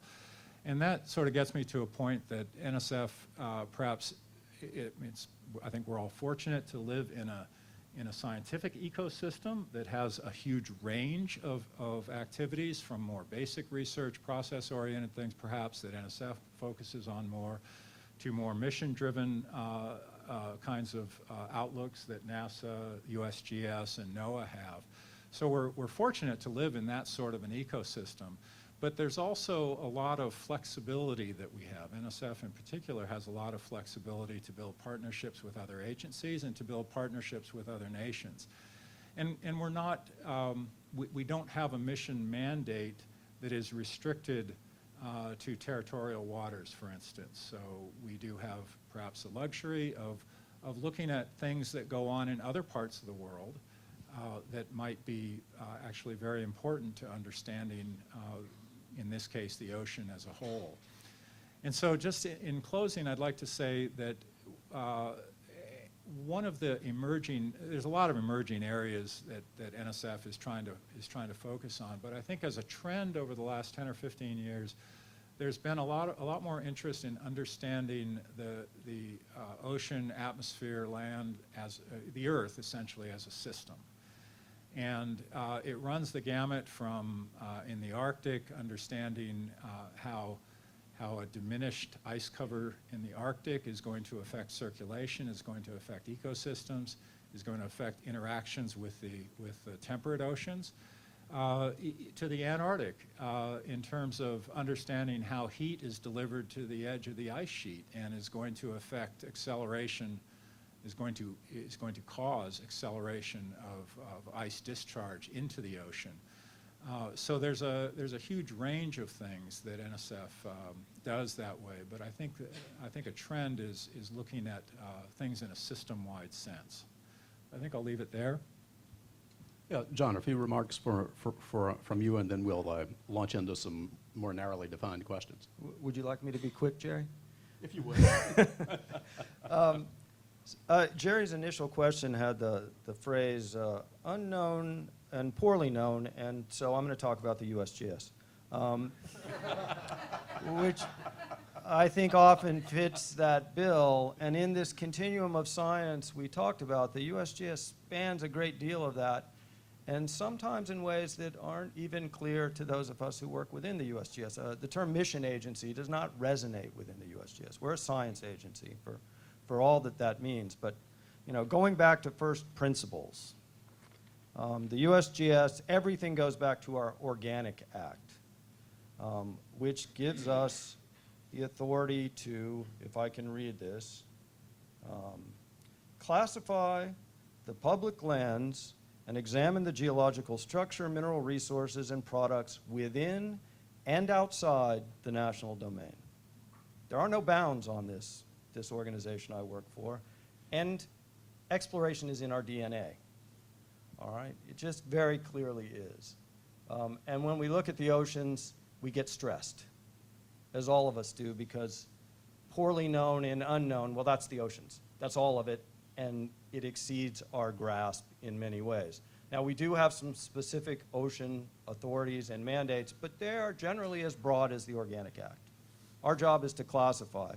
I will point out that some of those include terms like studies of the ecological, geological, and physical aspects of the deep sea bed. We got to change our name, basically. I mean, it's sad but true.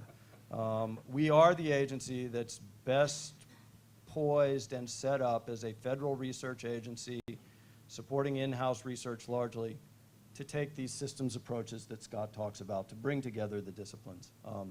If it sounds like I'm jazzed by our mission, I really am, and I'm really jazzed about how it intersects with the ocean in a way that isn't as large as it should be and certainly isn't as visible as it should be.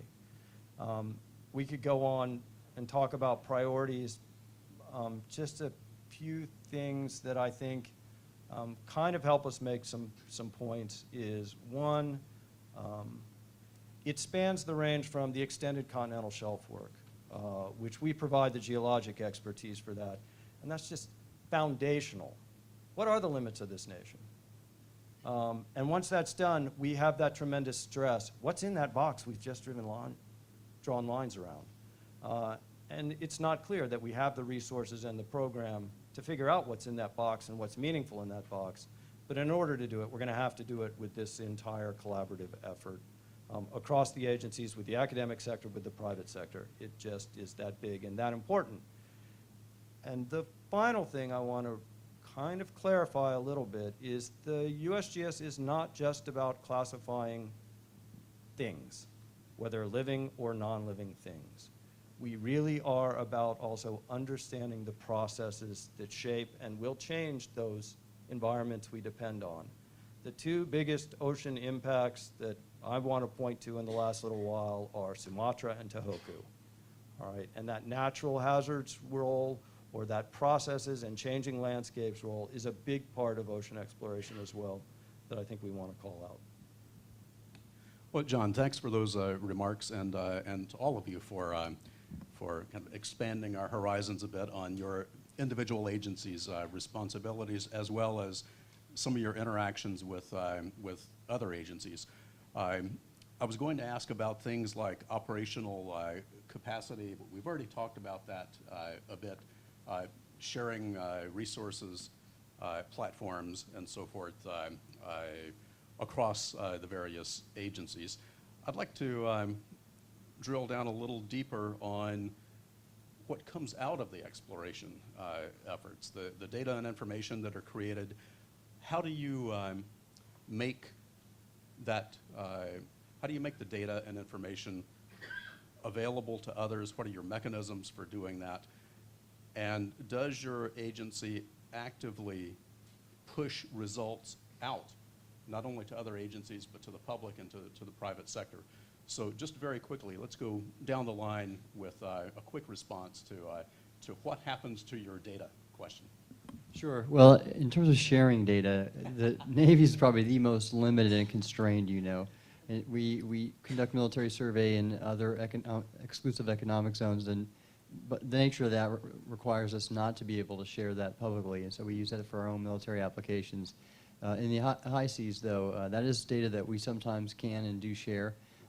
Probably the most important output, though, is that information provides the initial and boundary conditions for our models, predictive ocean, atmospheric, ice models that we are advancing along with NOAA and NASA and Department of Energy in a program we're calling the Earth System Prediction Capability to build an Earth system model that's coupled and with an aspirational but achievable goal by 2020 to actually predict out to 90 days and get to a seasonal capability. And so that will be something we can share and use across the interagency and plan to do it. So our information is public, and it's used in planning for decisions on whether and where to develop energy on the outer continental shelf, both wind and oil. And to mention one concrete thing underway right now, we're in the middle of developing a 5-year program. We do this every 5 years for oil and gas on the outer continental shelf. The programs for 2017 to 2022. We are folding all of the information we develop and other information we can get from science into a draft environmental impact statement, which my staff are busily writing right now and making judgments on areas. And a key part, and something that's kind of new of the effort, is to analyze what we call hotspots. And there are some hotspots that everybody knows who follows this, like in Alaska, Hannah Shoals, where the walruses are, or the canyons in the Atlantic. And so that's all being built into an environmental impact statement. We already have done scoping on it. We had 23 meetings in 23 cities as part of the scoping. We'll have probably 25 cities that we go to for the EIS. The meetings will probably be in March. And we're getting this document ready so that the Obama administration can finish it while it's still here. Tremendous public input. Good. Thanks, Mary. So I think all of the agencies are challenged right now with archiving and dissemination of data, and NASA definitely falls in that category of producing massive amounts of data from our space missions and our Earth science missions, and we invest a significant amount of funds in maintaining data repositories and opportunities for, we have limitations on downloading of data from missions, how long it can sit in a researcher's hands before it has to be made public. And we try to get the data out as quickly as possible, but I have to be honest, there are places within NASA where we have what we call data morgues. It's where data goes to die, and a lot of it has to do with changes in technologies and formats and needs and just finances. It's a tremendous amount of money that's needed to maintain these databases and make sure that they're accessible to as many people as possible. I also think that we're now facing what to do with not just our mission data, which we thought we had worked out, but also individual investigator data. And certainly with the focus by the White House on the need to disseminate all of that data, we're looking towards what is the best way to archive, preserve, and get out that data. And as I mentioned, it's the challenge for all of us up here on this panel.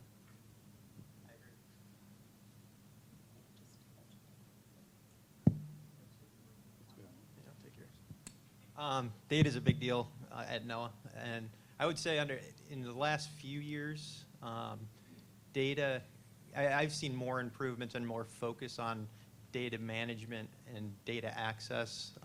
Some of it's coming, top down, but a lot of it was really organic. I would say that the OE program in general has really led the way at NOAA and some other communities to making data available from their campaigns, from their expeditions. Telepresence is one example, but they're rolling through with multi-beam data in record time as well. Storage is a problem, and getting it to the archives. And so in some areas we've really excelled, in other areas we're lagging and we need to catch up, and it needs to continue to be a priority. But it needs to also be, I think, a guiding principle of a national ocean exploration program. So the National Science Foundation has a requirement that data be made available, but then at the agency level does not define a time frame. The Division of Ocean Sciences and the Division of Polar Programs both have data policies that I believe specify 2 years normally, a little qualifier there. NSF operates mainly through grants, and so doesn't have direct control over this. It's a little bit arm's length or indirect control. We can put leverage on people to put their data into repositories. Really the leverage is the next grant they want to get. So there is that sort of issue. There's been a growing emphasis on ensuring that data are made available. There's a wide range of things, all the way from there are underway measurements made on many UNOLS vessels and the polar research vessels that stream data in real time and to various places, WMO for atmospheric data, for there's gravity data that goes to NOAA as well. So there's a wide range of things. From project data, the 2-year time frame that NSF typically allows for this is really to facilitate use by the researchers that invested time. So that kind of training is something that's ingrained in all of our projects, and data is obviously a big part of it. I'd like to build a little bit on what was said, starting with Mary, principally about the issues with data. NSF has been investing more and more in data repositories.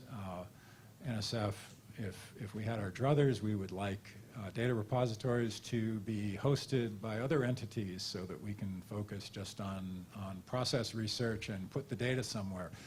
But that hasn't proved that viable. So we are investing a lot more in data repositories. But along with just the observational data, there's a lot of model output that is also a kind of data, and NSF is worrying quite a bit about that kind of thing as well. And then also data discoverability and interoperability, so that we can ensure that data sets that are collected or model output that is generated at one point can be usefully re-examined at some point in the future. All these things that delay data getting to you, really a publications process, they're real things, but basically the policy is you paid for it, you should have it. And there is no policy within the USGS that allows for us to maintain publicly funded data and not make it available to you. So that's the simple answer. And that's a very good answer, I think. I want to move now to some targeted questions, and this will be specifically for Scott and Mary, and then perhaps others will want to chime in. I want you to tell us what is the single greatest need for innovation in your sphere? Is there a new instrument that you need, a new process, a new observing capability? What is the innovation that will allow your program to take the next big leap forward? And while you're thinking about that, David, I want to ask if someone is collecting the questions from the audience so that we can filter those into our next round of discussion here. If people can pass them to the outside, maybe people Okay, so pass your questions to the end of the row, and staff will collect them from you. So I can answer something very targeted as the head of the astrobiology program and understanding, or having a desire to find life elsewhere. I think the biggest innovation would be to get scientists to agree to a definition of life. as a start. And then, of course, because we'll be exploring remotely, to develop instrumentation and technologies that would be able to do that. And I didn't mention this before, but I do want to shout out to my own background in oceanography and let you know that my training really has set me up for this kind of a job, and I find that oceanographers in general are drawn to things like astrobiology because of the interdisciplinarity of the topic and that need to explore and discover. And we rely very heavily on the developments both of technologies and strategies from the ocean community in our desires to explore other planets and look for life other places. So I guess I should say that if you ask that question of any one of the diverse programs in the Division of Ocean Sciences or the oceanography-related parts of Polar, you get a different answer. And I'm only going to be allowed to really give one. I'll limit it also to Give us your favorite. to the observational end of things as opposed to the computational end of things that NSF does a lot of. So I think one of the things that I think is both a technological challenge but also one that might be achievable is in the realm of power and under ice navigation over long time periods. So for instance, there's talk of an oceanographic challenge. Tom Curtin will be able to talk to you about this a little bit if you want, but there's been talk of an oceanographic challenge to see who can have a glider go across the longest, go across the Arctic Ocean, for instance, or go for a huge distance underneath Antarctic sea ice and effectively navigate underwater, under ice. So that's, I think, a technological challenge that could lead to huge leap forward in terms of observational capacity because there's a lot of observations that can't be done because of the ice cover or are significantly limited in their geographic scope because of that.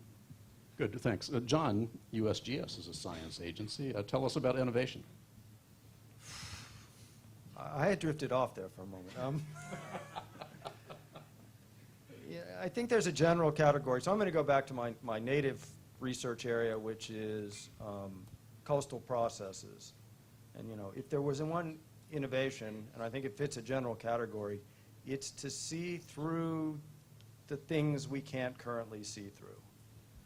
We desperately want to understand how shorelines and coasts change when storms happen, and yet when storms happen is precisely when we cannot see through the muck and the mire to really get, see the signal that reflects the processes that we want to understand. So it's that kind of new technologies that fill those blank spaces, which tend to be the places when exciting things are happening. Jerry, I've got one to add. I was going to turn to the more operational folks next and ask what you need to do your job, I mean, aside from basic research interest. Okay, Let's talk about I'm applications. going to give you an innovation idea first, or maybe I'll just stop there. One thing that I've been interested for quite a while and actually did some work supported by the Lounsbury Foundation that was mentioned at Brookings Institution is an initiative to preserve the DNA, hopefully in the form of viable tissues of all known species. And as new species are described to have their DNA contributed to archives. And there is an ocean initiative through something called the Ocean Genome Legacy that's in Ipswich, Massachusetts. It's chaired by Rich Roberts, a Nobel laureate.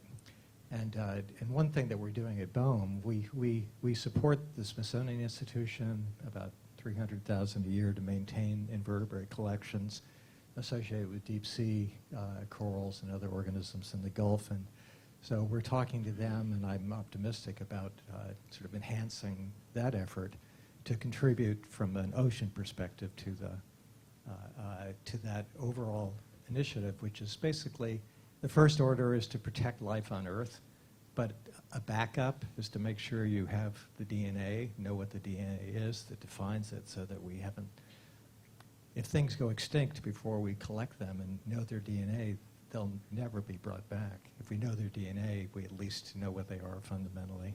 So I sort of hijacked that. No, that's great. Let me ask Tim, what does NAVO need that it doesn't have? A lot of that has been addressed. I'd say the expanding our use of unmanned systems is very key. So that kind of gives us a wider aperture in terms of collection. But it's something I think that all of us need in terms of innovation possibly, but also is a cyber security or cyber assurance. You know, we're all assuming our networks, our computers are going to run, and that we're going to be able to transmit this data or at least download it from whatever platform. And this is something that is first and foremost right now a Navy concern, is our networks are being attacked every day.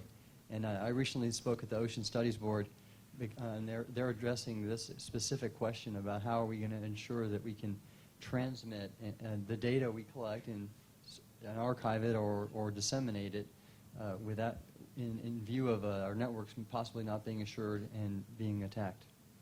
Yeah, indeed, a key factor, yeah. And so from an operational point of view, we had for 3 decades a FACA committee that was a very good FACA committee on science, but I would say quite academic in the discussions that surrounded it.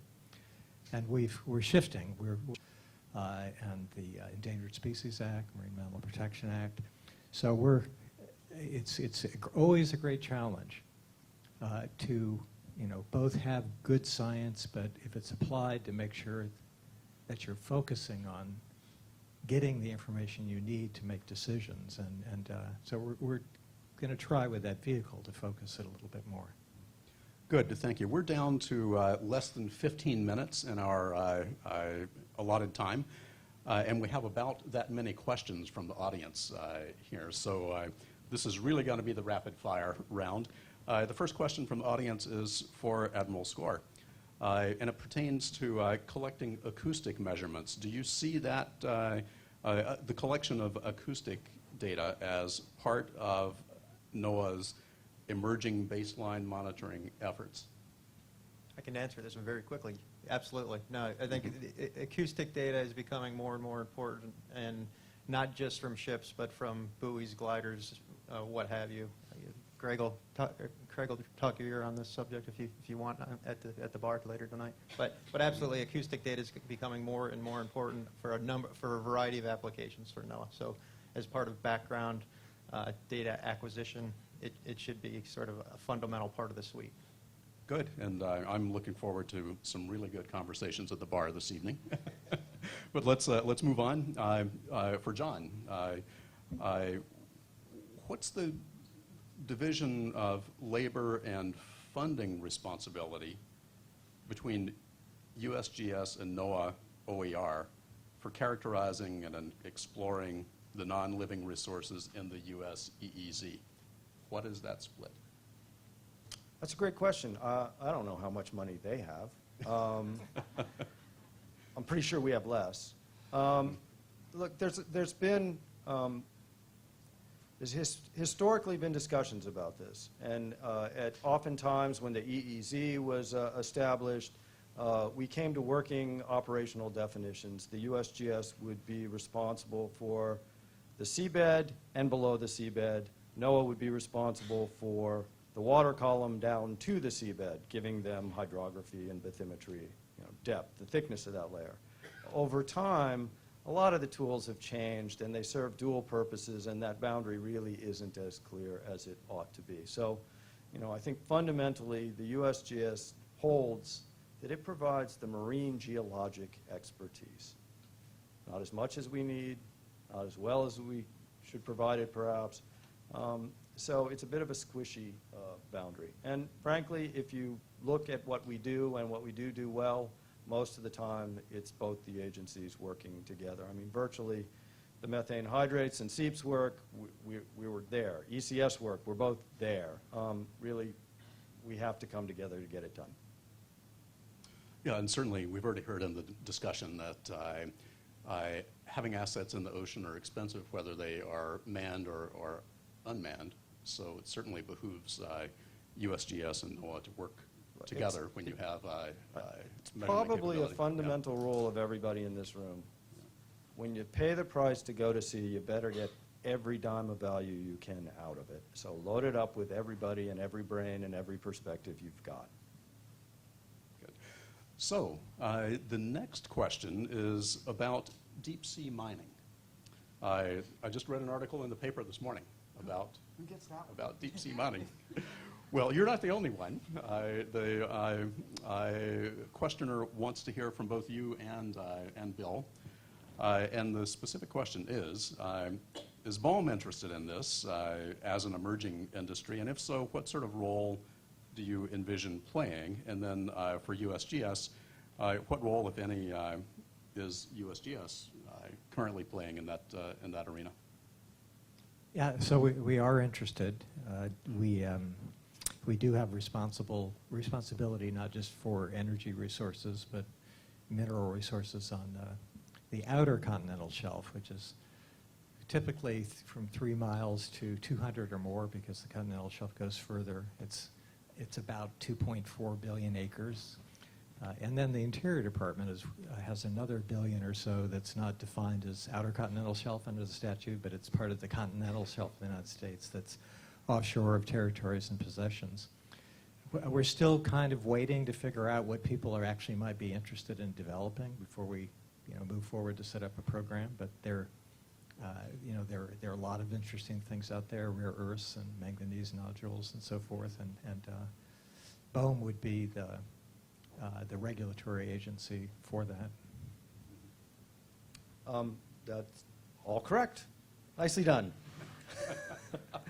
I think it's very interesting the way he put it. As interest and as an industry and activity develops, roles perhaps shift. Right now, the federal research expertise in marine minerals is a guy named Jim Hine who sits in an office in Santa Cruz. And I mean, that's literally pretty much it. Within the USGS, we consider this is where we should be looking at the future. There's resource potential there, and as that moves from potential to actual, then the regulatory agency will step in and take over. And our job right now is to try to do all we can to provide the information so that if seabed mining becomes a real and substantial activity, we know what we need to know about not only the resource, but the consequences of any exploitation of that resource. And what John said's correct as well. And to note, we've Got a love fest here. Well, I love USGS. And we've spent a little money here and there, like on methane hydrates, but it's a minor thing for now. So let me tee off of that and circle back to something that Admiral Gaffney was talking about, and that is the need to develop greater public and congressional support for ocean exploration and what it can do for the nation.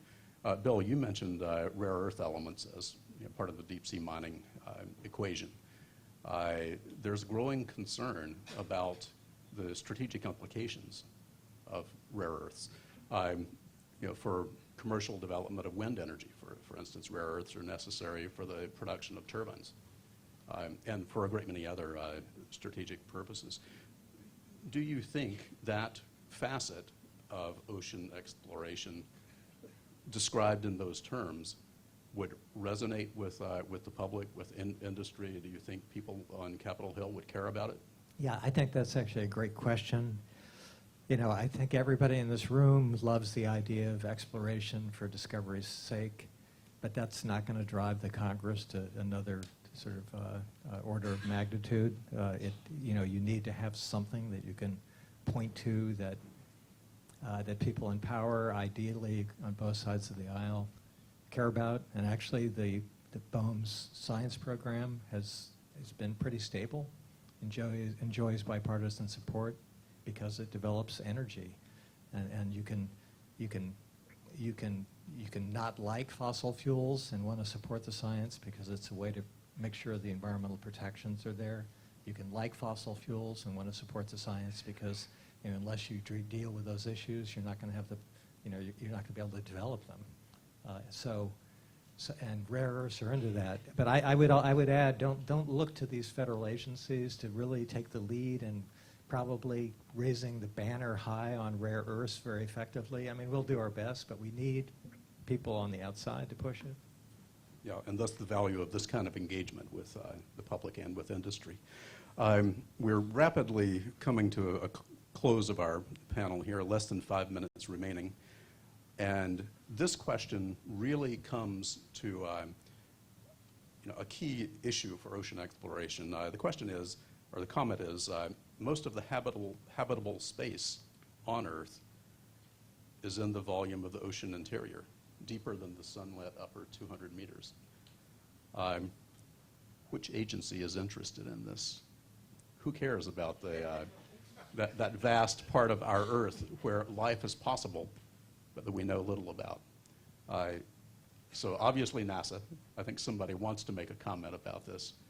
No, I thought we were all going to raise our hand.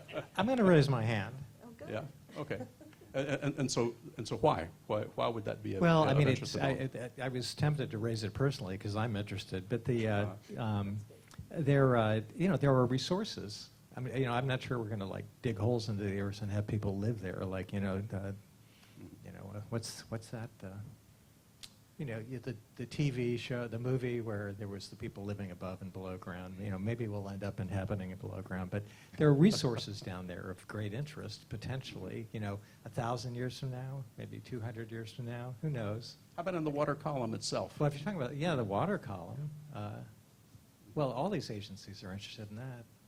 And I would just say from the water column perspective, it is critical to understand the processes that are going on in that water column that are impacting the photic zone and what's happening there and what's driving the current cycles. And so from a process perspective, it's absolutely essential to understand that, and it's a gap that we have in the community. It was the time machine I was trying to remember. Well, and John? Well, I just also wanted to, while I said Geologic Survey is not a great name, we are geologists, and all that stuff that sinks to the bottom is perhaps our best records of what our past environments have looked like and what that tells us about what the future ones might be. So that's of huge interest to us. Yeah, Okay, BOEM so we're gonna- is a bottom agency. I mean, we look at the seabed. Okay, a quick comment to close out from Scott and another from Mary, and then I think we're going to be done. So this is interesting. Somebody at the National Science Board meeting just yesterday noted that there, now I can't verify this fact, that there are more cells in the sediments on the bottom of the ocean than all of the biota elsewhere. And NSF has a lot of interest in understanding the nature of life in the sediments and as deep as it goes after that. And you see that reflected in a lot of the science programs that go on. Good. Mary, the last word is yours. Ooh. Well, I was just going to say many of the ocean worlds that we're considering beyond our own planet, we suspect actually do persist below any area that would be affected by energy from the sun. And so the photic zone is of less interest to us in general for that purposes, and so we definitely, we claim that part for us. Okay, so on that high altitude note, help me thank our panelists for their discussion today. Thank you, Jerry.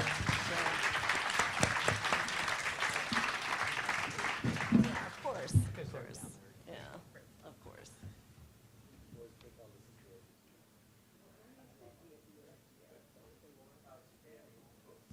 That was an outstanding panel.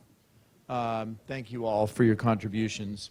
I didn't know there was such things as bottom agencies, but now I do know that, so thank you for that one.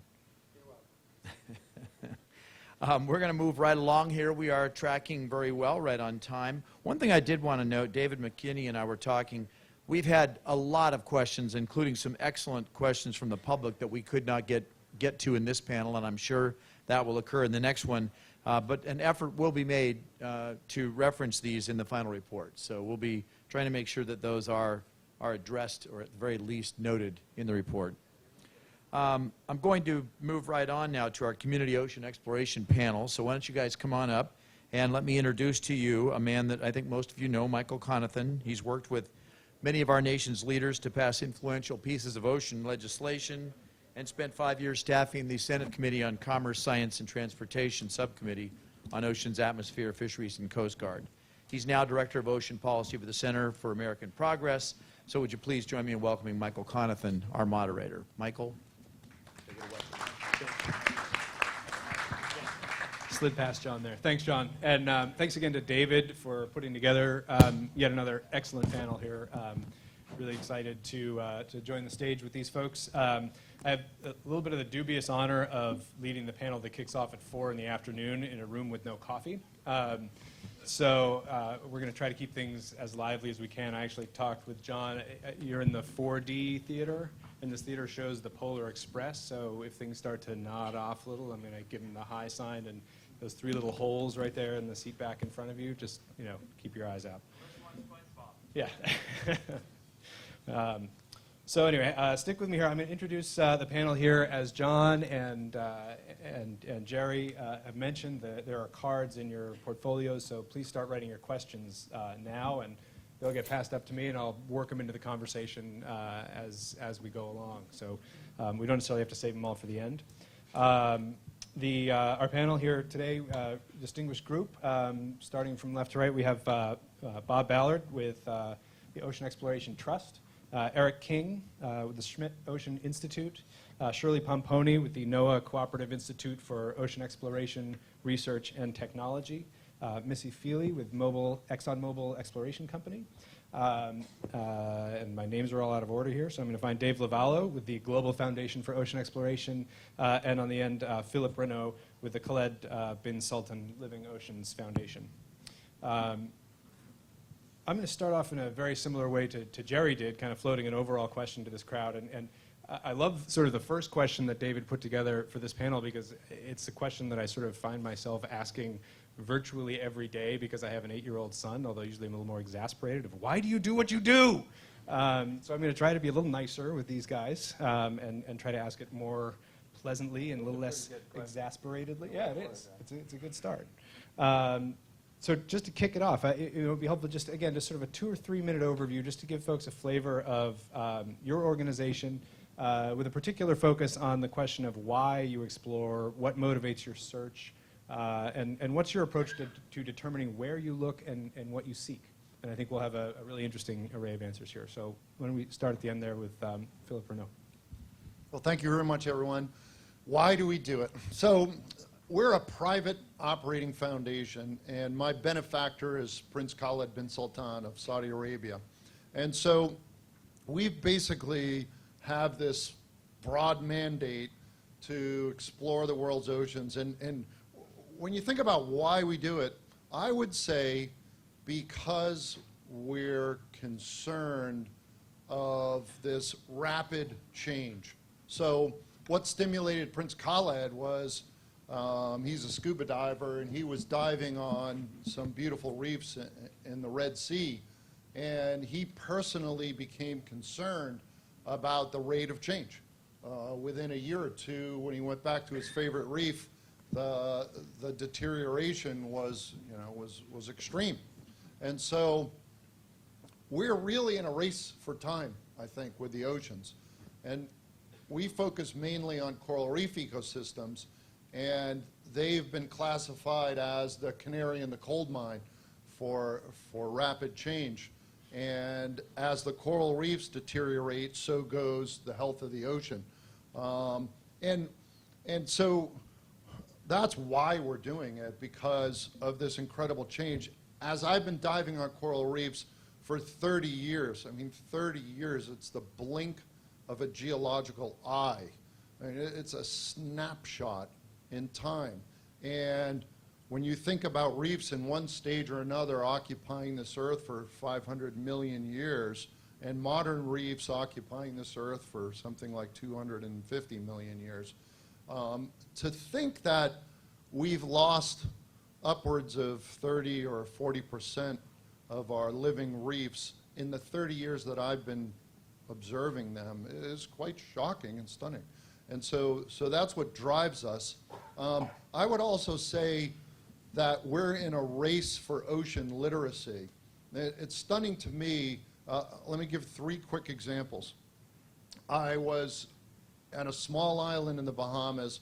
We were doing a survey of their reefs, and I went in for a courtesy visit to the ocean, to the island administrator, and I started to talk to him, and I said, you know, we're here to survey the health of your reefs. And he said, well, why? Our reefs are beautiful. And I said, well, you know, we're in the middle of a coral reef crisis. And he said, we are? I was in another country in the Caribbean, and I was talking to the minister in the environment, and I was talking about the same thing about why we're there to survey the reefs. And he said, why are you talking about the health of the reefs? He said, these are minerals.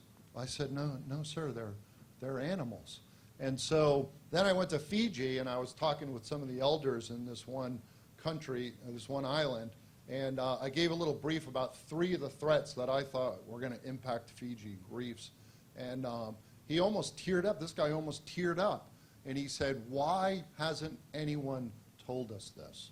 And so these are some of the reasons why we explore. Great. Thank you. Dave? Yeah. I had a very interesting introduction to exploration, and although I'm not a scientist, I was very curious at a young age. But one of the things that struck me pretty early on is when I was about 21, I decided I would have a submarine built. And I did that with Captain George Kittredge, who had been retired from the United States Navy. And I'll never forget the time that I went down there to train on that submarine, and I got in that submarine, and ABC had come up to ask why a 21-year-old was going to have a submarine built. And I explained to him I was just, extremely curious about what was down there, and I wanted to go deeper than I knew I could with diving gear, and I had been trained as a deep saturation diver. So I did that. And shortly thereafter, I got a call from the Smithsonian Institute and asked me if I would be interested in going to look for Atlantis. So I packed up my submarine and off I went to Florida looking for the possibility of working on that project. And unfortunately, it got canceled. And from there, I got involved in building Hydrolab and installing it down in the West Indies. And so I used to go down and do all the work in Hydrolab and sit with Senator Weicker when we saturated them and have hot cocoa and look out the window at all hours of the night. So I guess where I ended up going was I was very curious, and I wanted to understand what was there, but not from a scientific standpoint so much as I really wanted to design and build equipment and make it possible for people who had the background to utilize that equipment for ocean exploration. Great. Excellent. Thanks. Missy? I guess I'm here representing the energy industry, oil and gas in specific, and I thought I'd just throw some numbers out for everybody, just so you get an idea of the scale of the energy challenges that we face. Right now, the global population is expected to rise in the next 25 years to about 9 billion people. And the economic growth, or the growth in GDP, is expected to rise by about 140%. So with that rise in GDP is increased energy demand. So in the next 25 years, it's supposed to rise somewhere, people predict, in the range of 35%. We currently use somewhere around 250 million barrels of oil equivalent per day. So the scale of the enterprise to explore, find, produce this in a cost-effective way so that companies such as ours can continue to provide those resources, it's a challenge. And we feel like over the next decades that oil and gas will continue to be a major contributor to that energy as these alternative sources of energy continue to evolve, because right now they can't match it. Exploration for hydrocarbons is a very expensive and high-risk enterprise. Those of you who have gone to your gas station recently and seen the drop in the price of a gallon of gas can recognize that for us, from our perspective, though when I go fill up my gas tank, that's great, But in order for us to make those kinds of investments to go explore and then produce it in the time frame, cost risk is a challenge for us because these projects take between 10 and 15 years to bring to fruition after investments of billions of dollars. So the challenge is out there. It continues to be high risk, and I think one of the things I'm interested in talking during this panel is about partnerships and the need we have for increased partnerships because we can't do it all. No one company can do it all, and we're going to need to partner with globally with a number of partners, including the national oil companies, which right now control something like 80% of the remaining resource in the world. So these are challenges that we face, cost, finding it, operating in increasingly complex environments. Excellent. Thanks, Missy. Partnership's definitely high on the list. We'll get there very soon, I think. Shirley? Thanks. Well, I'm on this panel representing marine biotechnology, and marine biotechnology is the discovery and development of products and services from marine organisms. And I'm very pleased because we can finally start talking about marine biotechnology instead of just saying the potential of marine biotechnology. For example, just last year alone, there are several products or services that are derived from marine organisms, and specifically with human health applications. But just 2 drugs alone, the net revenue last year was over $100 million. So we're out of the realm of potential and into a really growing and developing market sector. And we're also beyond the point where we're thinking just about drugs from the sea, marine-derived pharmaceuticals. That's something that I've been working on for a long time. But what I find really fascinating now in the discovery of some of these organisms, and I work on sponges, but from sponges, corals, that live in the deep sea and that have evolved strategies to deal with the stresses and living in those extreme environments, that's leading to a very an emerging market in looking at composites, unusual composite materials that can be used for things like sensing and water filtration and medicine. The surface structures of marine organisms are being examined much more carefully now, and in terms of applications for anti-biofouling and drag resistance. And then finally, just regenerative medicine. These organisms, especially some of these deep water sponges, for example, and corals, have very sophisticated skeletons. And so looking at how those skeletons are formed and can inspire the development of some new products and processes for tissue engineering, regenerative medicine, bone and dental implants, and so on. And basically where we look to explore are in hard bottom areas, because that's where the organisms that have these unique properties occur. And geographically, I hate to say, but in the US EEZ, because once you get out of the United States, there are issues related to proprietary information and the development of these products that might have commercial applications using the genetic resources of other countries. Interesting. Thanks, Shirley. Eric? Thank you, and I want to thank John and Jerry also. It was our pleasure for Schmidt Ocean Institute that I'm representing that we're also able to be a lead sponsor back in 2013 back on the West Coast. So again, it's our pleasure. I'll get to what makes us excited about exploration, discovery, and sharing in a minute. But what's fun for me is that I was here just a few years ago with our oceanographic research ship, the Falcor, and we tied up right outside of the aquarium here. And this was our second port call that we made in the United States right after our inaugural departure from Europe. The first one was Woods Hole. And I would say that this was really kind of the beginning. These first couple of port calls in the United States was the beginning of our big partnerships. And that's why I'm here, and that's why we're here, and that's why we have representation, and that's why we're interested in being a sponsor, is because we need partnerships. We need collaborations for us to be successful. We are a not-for-profit operating institution. We're self-funded by a philanthropic husband and wife who have a deep passion for ocean exploration, discovery, sharing the information that's gathered, sharing that data, and technology, and how technology can be leveraged in order to advance some of the things that we're talking about here. And I would say that we're doing that probably pretty regularly now, almost on every cruise that we do. We're doing that actually today as we speak.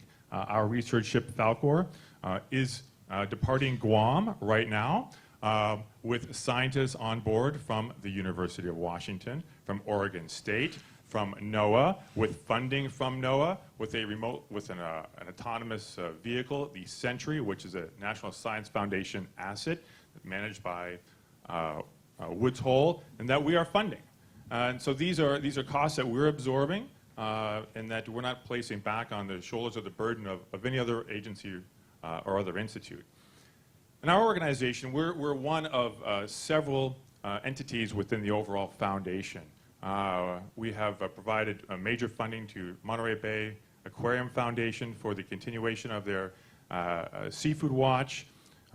We have provided funding and operating capital for the Consortium for Ocean Leadership so they could continue operating their National Ocean Sciences Bowl for another year.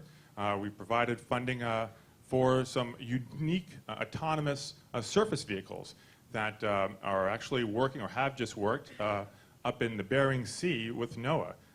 They're called Sail Drone. And these are two systems that we had up there operating in tandem with the NOAA vessels that cruise around 4,500 nautical miles. We've already tested them. They've already been tested departing from San Francisco around the Hawaiian Islands and back. There's another vehicle that's being tested going across the Atlantic.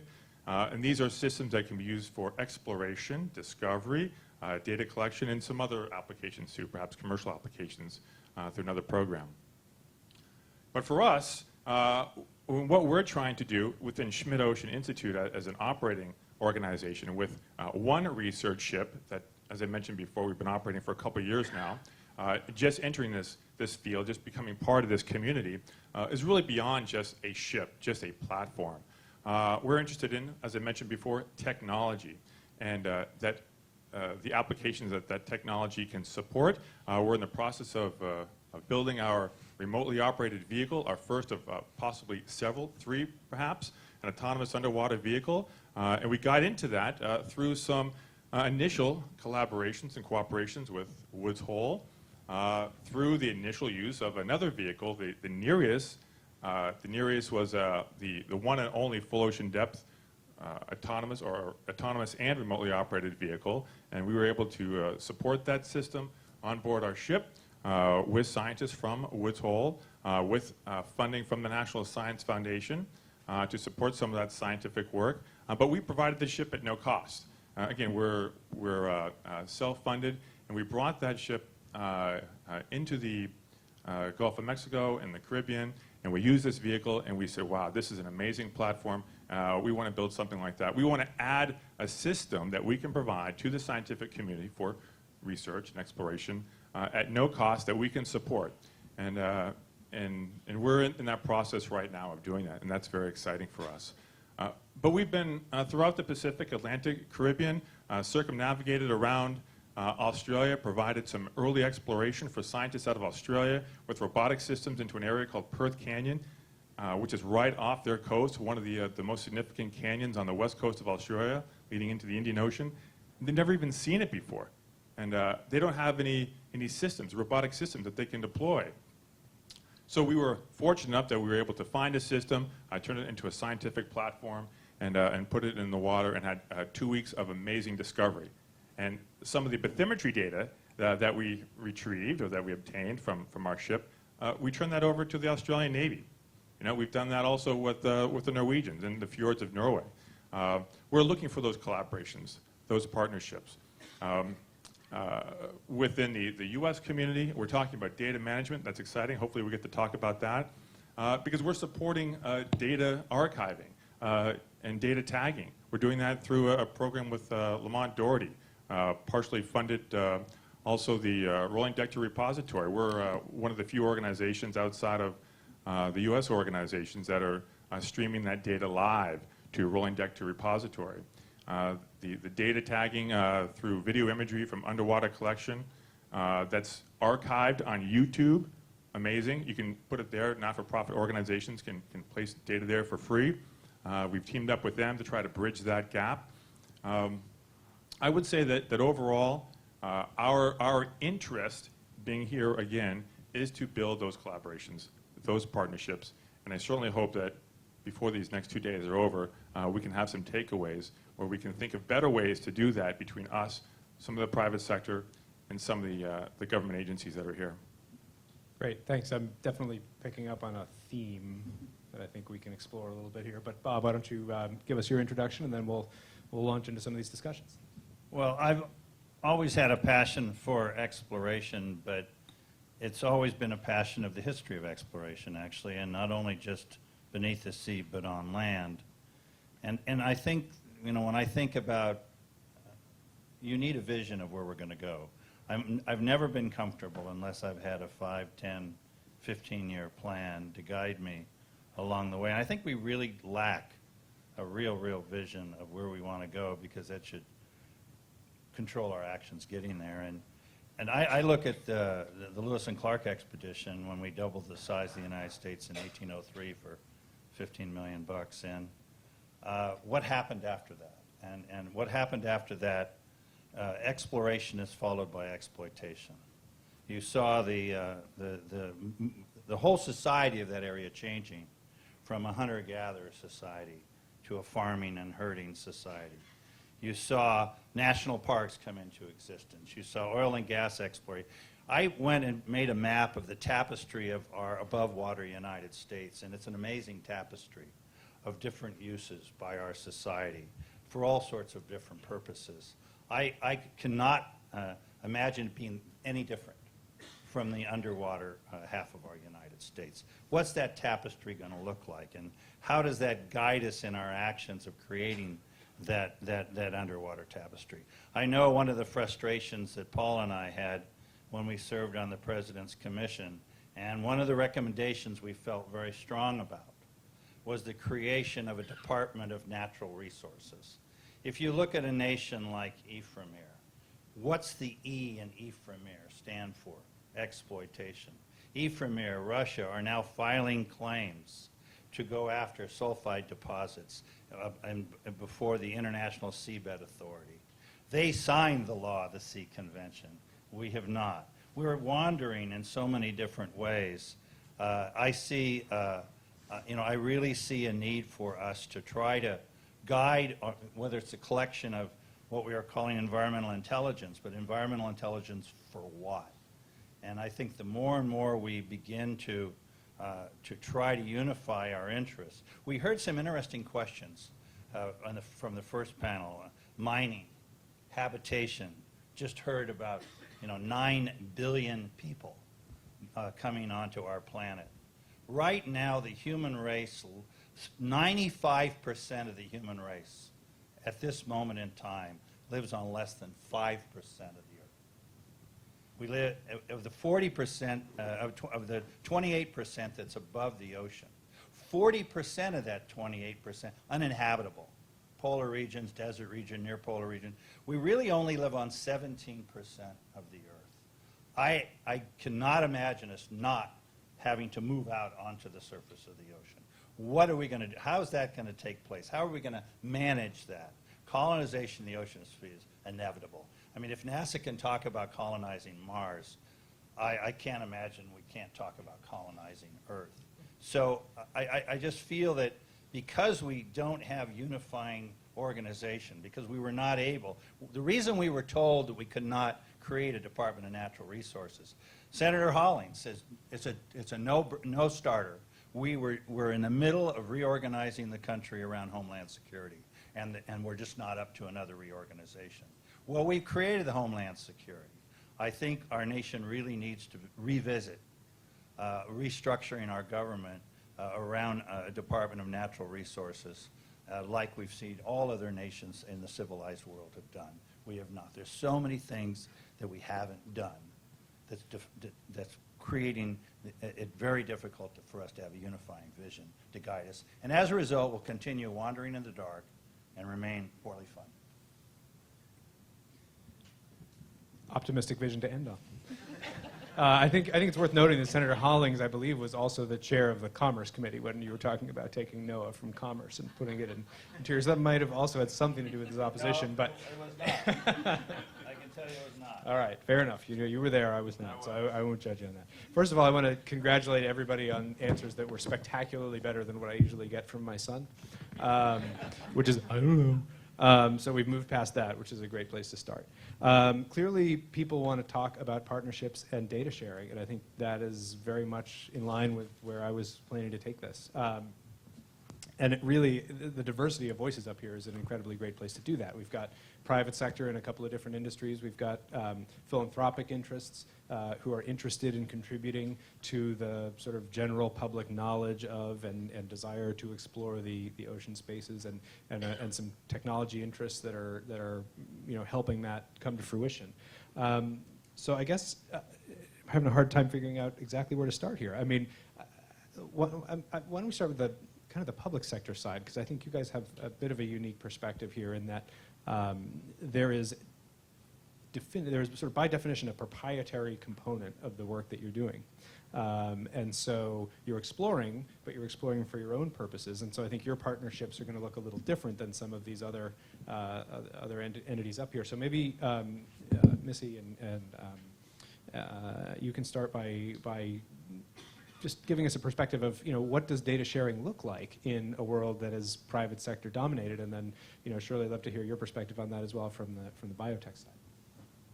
I guess from our standpoint, we're very similar to the Navy about, we pay for the data, and it provides us with a competitive advantage, and therefore we like to hold it as close as possible in order to basically get what's valuable out of our investment. But there are areas in which we probably can share data, or we can help provide platforms to collect data, or we can provide, I'm very sensitive, we talk a lot about data collection, but it's really how you use that data. It's really the information you get from that data, and so how you translate that into things you can apply in the everyday world. I think there are areas in which we can partner with people. I think it's really critical to understand the drivers on both sides so that you can construct agreements and things like that in order for both to benefit from it. And so for biotech, again, the data are proprietary. They're made public after patents are filed, because it's kind of a general rule of thumb that if everybody has access to the data, nobody is going to develop it, because you don't have any kind of competitive edge. And so once you can file patents, if you choose to do that as opposed to keeping it a trade secret, then you can publish, you can share that information. For us at Harbor Branch, Florida Atlantic University, we have a repository of samples, and so those samples are actually made available to others to study for non-competitive uses, okay? So we would never think of letting someone use the samples to do drug discovery, because that's what we do with them. But once the discoveries are patented, then what you're seeking in terms of partnerships are partners, and ideally you start out in this whole exploration and discovery process with a partner working hand in hand with you. So you've got a development partner already available once you've made the discovery. So partnerships are typically with the biotech or pharmaceutical industry, and the data are proprietary, and at least until after patents are filed. And so in terms of the data that are collected, are there opportunities, and we can open this a little more broadly, are there opportunities to collect data that are not necessarily affiliated? If you're going out on these missions, you're obviously taking massive assets out there. You can measure acidification, you can measure all sorts of things that are non-proprietary. And so from the end user perspective, do those data that get collected in that way, do they need to be organized in such a way that they are useful to the general public so that everybody can compare across sets? And what's the collaboration in that realm? And sort of getting into the partnership side, the partnership question. So I can talk a little bit about samples because we've collected samples in addition to data. And we made a decision a long time ago that those samples would also be preserved so that we've got genetic data. So we've basically gotten like an archive, a repository of samples that can be used for other purposes as well. And in fact, they are. And so this, we've got actually a pretty good time series of materials that have been collected. And so you can go back in time and look at, for example, impacts of changing temperatures and ocean chemistry on species through time. For our organization, one of the conditions to come work with us, to have access to our ship, to the technologies that are on board, or the systems that we're going to fund that we bring on board, we're starting our joint project agreement with 0 days in retention for the data. So that's our starting point. That's in exchange for working with us. And then we go from there. But really, we don't see the need to hold on to it. But we understand that, of course, papers might have to be published. So there may be a negotiation process. But first and foremost, we want that data out there. And we stream data, like many other oceanographic platforms, facilities, whether it's buoys or ships or seabed systems. And we worked really hard over the past few years to get that data in a format that is nationally recognized, that is similar to how NOAA provides its data to archives, how the UNOLS ships provide their data to the archives, and we're using that same archive system. We've teamed up with University of Florida for their SAMOS program, and that's the atmospheric data. University of Hawaii takes our acoustic Doppler current profiler data. We also work with Lamont Doherty and University of New Hampshire for our multi-beam data. And something else that we've done, trying to, again, add to the community, is we've brought a supercomputer on board our ship. This is probably one of the first supercomputers that have come on board a research ship. We hope there are others. We hope others follow us. And we put one ashore as well. So scientists, before they go to sea, can tap into our supercomputer system to begin their modeling, to begin understanding how the system works for their data management. And then when they go to the ship, they have full unrestricted use of this system. And we provide the technical support for them to use it. But really, we want that data out and available as soon as possible. Any further thoughts on? I mean, one of the issues as well. I mean, perhaps as you're looking at designing some of these platforms, are there requirements that you see as necessary for your work, and how do you kind of work with the folks who are actually going to be the end users in order to ensure that all those needs are met? Yeah, for us, the large majority of our partners are sharing their data.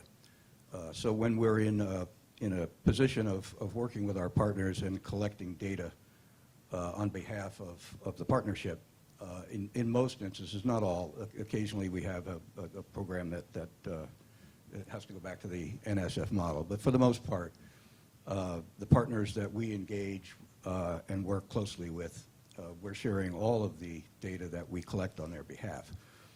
As far as the information that would be associated with the design and building of equipment, we try very hard to make sure that our partnerships are done in such a way that we will share anything that we're working with. So if there's something that we're designing, some sort of a tool or a vehicle that would be beneficial to others so they don't have to reinvent the wheel, that is something that we would look forward to sharing. One of our biggest goals here is to support ocean exploration, and the way we do that is to address some of the things that a lot of people in this room have run into, and that is we have to train a workforce. We're concerned that the workforce is getting harder and harder to keep interested solely because of it's a rigorous job. It requires a lot of time away from home. All of these factors are making it difficult. You get young people and you train them, but life gets in the way, and sooner or later you expect that a lot of them are going to go in a different direction. So we have to train these folks, and the way we do that is to design and build equipment whether it be working together with somebody with sensors or whether it be building a vehicle. It allows them to become very, very good at what they do across the board. They can not only design and build the equipment, but they take it offshore and make it work. And they know how to maintain it, they know how to fix it when it breaks. But beyond that, the whole idea here is to make sure that along the way, if there's anything that we can share to make it valuable to the community, we're open to do that. We share data in about 1,000 different ways. I mean, we do the conventional way of sharing. We're like you, the data is released streamed as we collect it.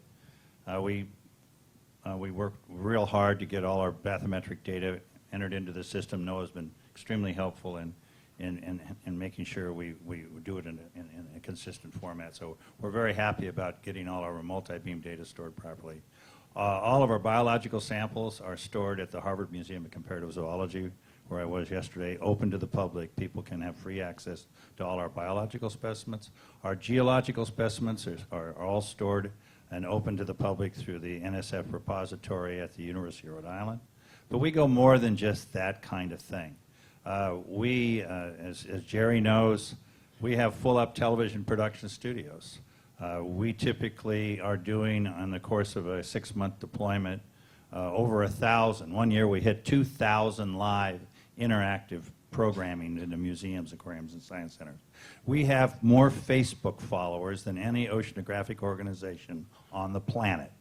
When we do with our Nautilus Live website, we take and answer 20 to 30,000 questions during a deployment from children and anyone else that comes in. We call it the Nautilus Nation since we tend to be up in Red Sox country. But if you look at that, we've done constant, as you said, Jerry and Paul, constantly doing programming, whether it's with 60 Minutes or National Geographic. We're launching another huge series with National Geographic where I was today. So we're releasing our data. And in addition to that, we take our data because we have an amazing full-up production studio, and we're on the University of Rhode Island Graduate School, affiliated with the University of Rhode Island is the Harrington School of Communications and Media. 1,300 students are in that School of Communications and Media. We create, if you go to our website, video clips. So they're not just raw data. We're packaging stories because it's all about storytelling. We have hundreds and hundreds and hundreds of 4-minute, 5-minute video clips that our production people have produced for anyone to have access and use in any format they want. So, and we're dreaming up new ones every day.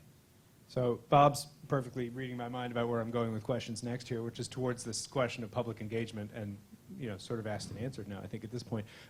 Before I get into the next question on that topic, though, I want to remind folks to fill out your question cards and pass them to the ends of the aisles so they can be collected and brought up here. We've got about a half hour to go, so I've got a few more questions here, and I'll include yours in as we go along as well. So any other thoughts on that? I mean, public engagement ultimately has to be one of the end goals of exploration. In the why you do what you do question, part of that is to get people excited about this so you can do it more. And we can talk a little bit, I want to talk a little bit about the ocean versus space exploration dynamic that exists in the general public and in the sort of psyche and popular culture that's out there. But before I go down that road, I mean, Bob kind of laid it out nicely in terms of the need and the opportunities that are there to share data. How does that play out in the rest of your organizations, and how critical is that? So when we started a couple of years ago, we kind of looked at a few models, and this is an amazing model, and you really can't replicate it. It's been honed for decades to where it is today, in combination with NOAA Office of Ocean Exploration. They've really done a fantastic job. The Inner Space Center at URI, for those that aren't familiar with it, make sure you do check it out. So we've taken a slightly different approach. Again, we're just a few years young, and for us, it is just as important. But it's also important for us to make sure that the scientists who come on board our ship, who we are collaborating with, leave the ship with some knowledge about how to better engage. for the next cruise that they go on. So one of the things that we try to do through our partnership, our leveraging, is that we bring those scientists who are going to be working with us in the next coming year to a special workshop where we're actually helping them, teaching them some skill sets on how to engage the public when they're on board, so they can be somewhat of their own media specialists. And speaking of media specialists, we've recognized the importance, again, looking at what others have done on the Nautilus and the Inner Space Center, we've actually made a commitment to bring a media outreach specialist on board, because that storytelling is so important. But it's not just when it's on board the ship for us. It's the lead up, it's what's happened on board the ship, and then it's post. Because when the cruise is over, it's not really over. Yeah, the ship is back at the dock, the scientists have left, the technology maybe has gone off and been transferred someplace else, but the story is not over. So that's still of a challenge. How do you stay engaged? How do you ensure that that's important? I mean, it's the question of, so what, right, when you come back? Then what happens? Because for the ship operators in the room, you go on and you go on to the next mission and the next cruise. So to keep that story going is very important for us. But sure, you know, the websites, the Facebooks, the engagement at the museums and aquariums, Smithsonian, we had recently, we did some live broadcasting from our ship. We're taking a little bit lower technology approach, utilizing what YouTube has to offer to be able to stream live to that. But we've seen the value already, how important that is. And really trying to see what others have done and try to take that and leverage that perhaps in a different way, maybe reaching some different audiences. But just as important, I mean, the messaging cannot be understated or overstated. Philip, did you want to? Well, we certainly embrace this. I mean, we have kind of a three-legged stool, so science, outreach, and education. And as the years go by, I become much more of a believer that the outreach and the translation of science into the public sphere is really the critical part of all this. And I know science can be tricky, and science, the data can tell many different stories. I'm quite fascinated by kind of the National Geographic model of this, and Enrique Saul is a real pro. So they kind of underemphasize the science a little bit, and they overemphasize the public outreach, and it's actually quite an effective model. I believe that the science has to strongly underpin your communications, but it's remarkable. We did this expedition in the Bahamas around Conception Island, and Conception Island was protected terrestrially, but not the marine environment.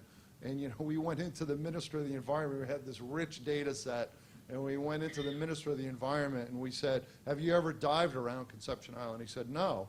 And we said, would you like to see a couple minutes of some high-def video on the laptop? And I opened up my laptop and showed him this, and he declared it a marine protected area almost on the spot. And so you cannot ever underestimate the power of this imaginative visual media. And so we embrace that very wholeheartedly. Great. Bob. Yeah, I think, you know, as we set our goals for the next forum, look around the room. 40 to 50% of the population of the United States is not in this room. Look, you know, one of the key parts of our outreach program is to make sure we have an inclusiveness in our program. We've set initial goals that women would be 55% of our core of exploration. We're at 40, but we're getting there, and if Katie in the back of the room has her way, she's going to go blasting past 55. But we need to have the rainbow of faces. Our ship, I don't know, Katie, how many people have come and gone on the Nautilus? 790 people in 4 years. 790 people have sailed on the Nautilus from every aspect of our society, because it's not about selling science and technology or even selling the ocean. It's selling oceanographers, it's selling scientists and engineers. America is a star-based system. It's a star-based system. Blame it on the Constitution, Bill of Rights. We've taken individualism and reality television maybe a little too far with it. But we need to have heroes, and those heroes better look like all the children in this country. A child needs to see their face in the core to know they can make it through. And I think we've done a miserable job of representing our society. And I think that next forum should really strive to have inclusiveness in its membership. I think it's an excellent point, and I was trying to figure out how to bring that up a little bit in this conversation. You did an exceptional job for me. In terms of heroes, though, and there are awesome questions here from the audience, so I want to get to these in a second. But just quickly on this point, you know, I think about the discrepancy between a space exploration budget and an ocean exploration budget. You know, I looked at the numbers a couple of years ago. It was 150 times greater for NASA over NOAA, and that was just the back of the envelope. Bob says it's more. He's probably right. But you know, and yet we've got one of the most famous movie directors in the world who gets in a submarine and becomes one of 3 people that go to the bottom of the Marianas Trench, and nobody cares. And NASA lands a rover on Mars, which is a remarkable accomplishment. And you know, hundreds of thousands of people watch it live stream on the internet with no hero involved. So I'm just, where's that elevation point? Where are we missing on this? You could start by getting people, I don't know what percentage of it, but it's huge, of the American people that can't swim. You know, it's really hard to interest a person in an ocean when they're terrified they're going to drown. And I think, no, really, the huge percentage of the American population cannot swim. And it's hard to get past that, to say, what do you want? You go out to sea with me? Like heck I do. So I think a big push should get a program where Americans swim. And you might pick up some support. 100% of Americans can't breathe in space, but we'll leave that point and move on. But they bring air with them, or they don't, or they remain in space. Okay, I'm going to go to this is going to devolve really quickly, so I'm going to go to the audience questions here. And this kind of gets back to the question on partnerships. And the question from the audience is it's a panel question, and I think if we could do just sort of quick rapid-fire answers. We'll start at that end, but what are your specific impediments to partnership and collaboration? And I'm going to throw my personal wrinkle in here, which is not to anything against the previous panel, but talk about the federal partnership opportunities and how those are working out too. Okay, so I think that our impediment from the private sector is for joint collaboration between organizations like Schmidt and Khaled bin Sultan. We seem to be able to collaborate very well individually with government agencies, academia, other nonprofits on our own expeditions and things. But getting these egos, getting like Ray Dalio, getting his ego, and Khaled bin Sultan, and getting these organizations, these private organizations, to collaborate in a meaningful way, I think it would be an amazing achievement. Dave? Yeah, well, from my perspective, we've had what I would consider to be great success with partnerships with the government entities. I've worked with them for many, many years, and we're working very closely with them now. And we find that collaboration is very powerful, and it's I think it's really working very well for us. But I would echo what I just heard in that there are some organizations that I think are harder to understand how to collaborate with. And we would like to understand better how to do that, because I think we see a lot of mutual interests, mutual concerns, mutual requirements.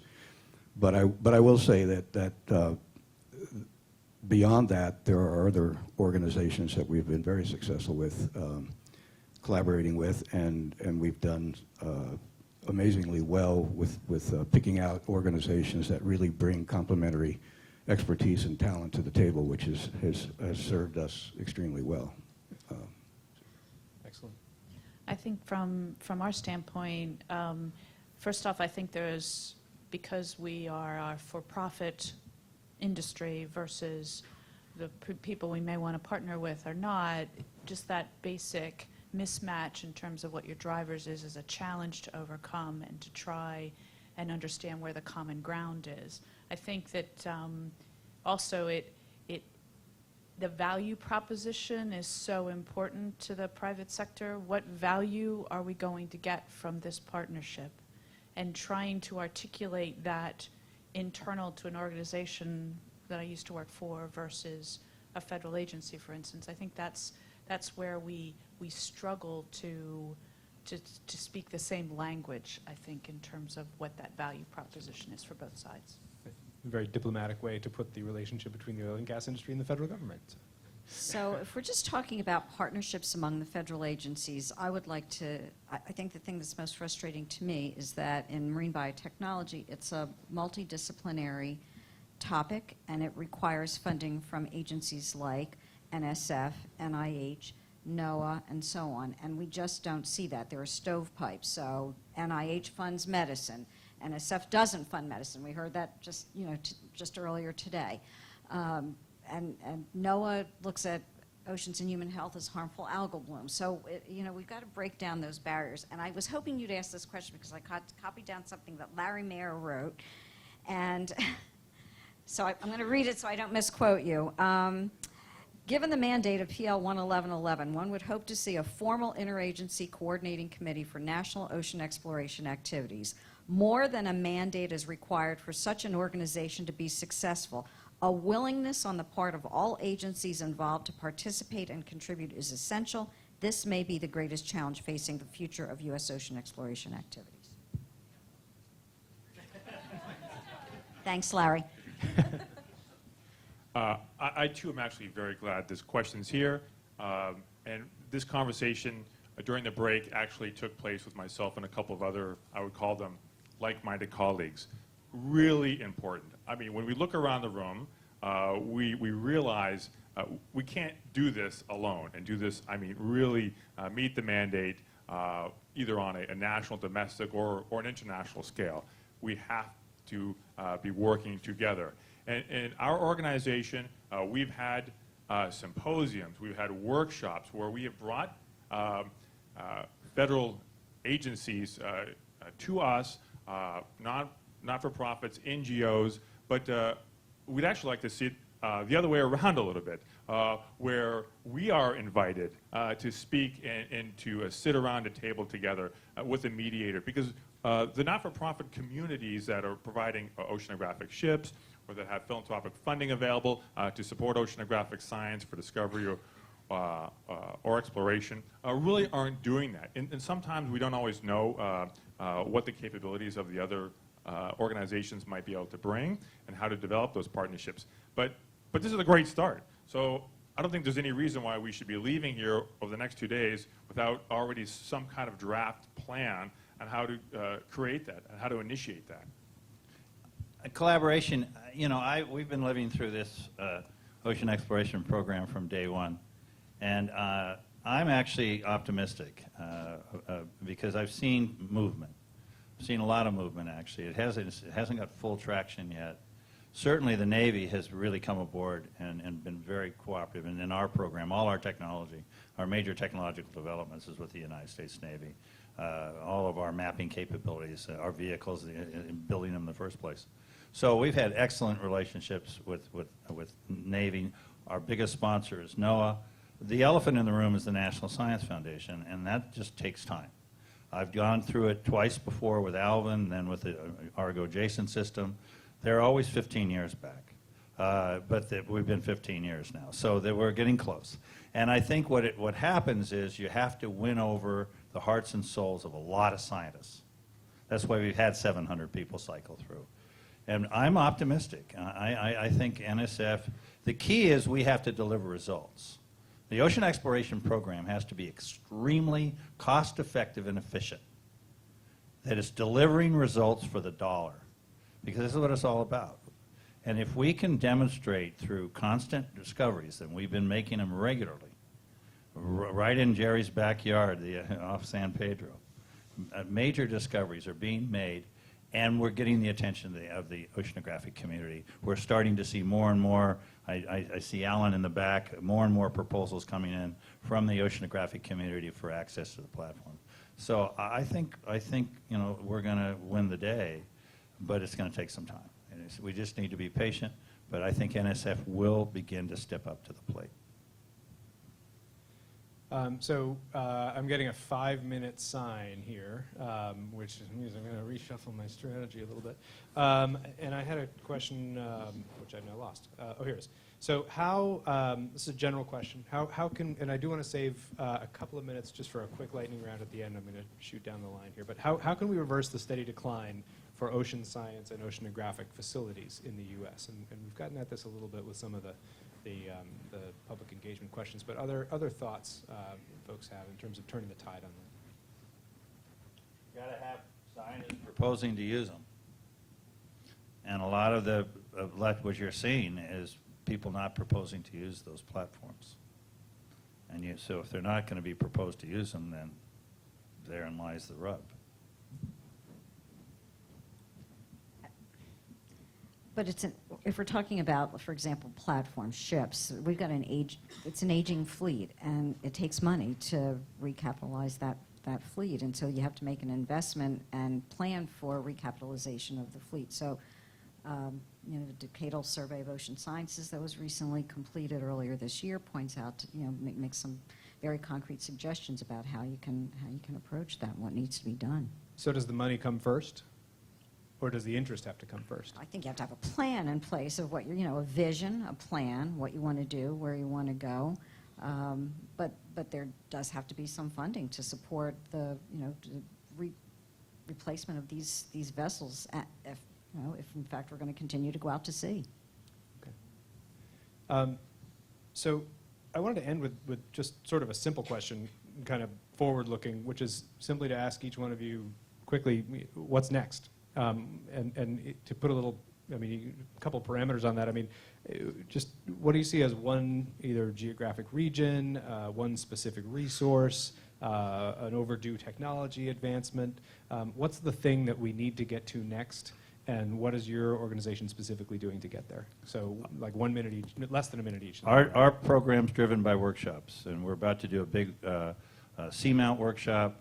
We ask the entire community, so we go where the community wants to go, and so we're community workshop driven, and we believe that's the way to do it. The community also actually somewhat similar charts our course and points our compass. But we're very interested right now in technology and software development so that we have a platform. We have hard systems on board the ship. We can bring hard systems, but it's being able to process information, process data, do more with the time that we have. So that for every day that we're out there, we're getting more than a day's worth of work at sea. So this is a theme that's been stated several times already today, but expeditions are expensive when you're out there. You may not get out there again for a long period of time. You better be able to get all the data, the samples, the information that you need then. I've been pushing for a long time for a sampler and the ability to do in situ small, like needle biopsy samples and in situ evaluation of those samples when we're out there. And actually, our organization is working on development of a small volume sampler now. I think from our standpoint, we thrive on technology and new technology to cut the costs and being able to allow us to operate in some of these more complex environments.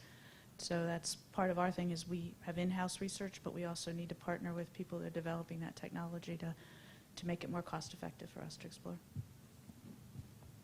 Yeah, well, the foundation is very interested in extending the reach of ocean exploration. We feel that watching what's happening with the fleet, moving assets from one platform to the other because a platform is going to go away, we see that as simply moving the checkers from one side of the board to the other. We don't see that as a way of growing our presence collectively and globally in the exploration portion of the deep ocean. So we're very interested in collaborating with global partners. We're very interested in getting other countries to understand that it's really just one ocean. And if we pay attention, everybody needs to participate. And in the end, we'll be all better for it.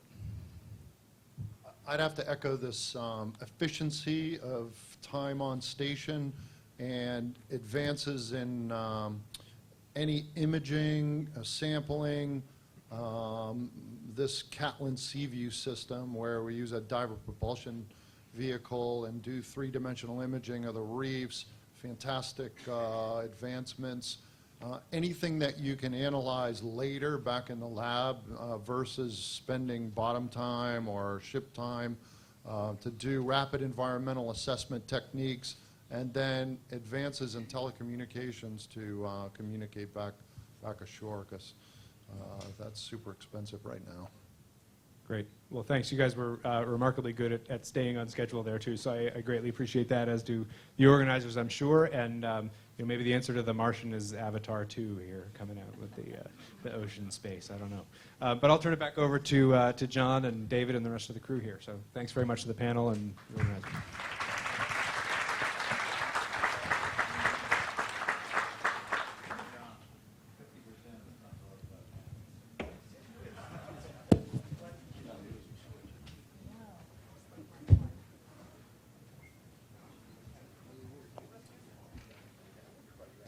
Okay, great. What a robust conversation that was. Well, I'm going to, I think, call right up to the stage now my colleagues who were for the synthesis panel. So we're moving right into that, aren't we, David?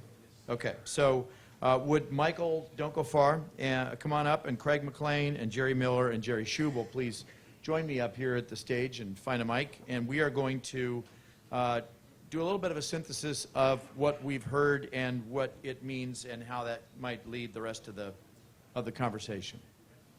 Then, and only then, will you be released to, well, take a picture and then have a drink. We'll talk about that in a few minutes.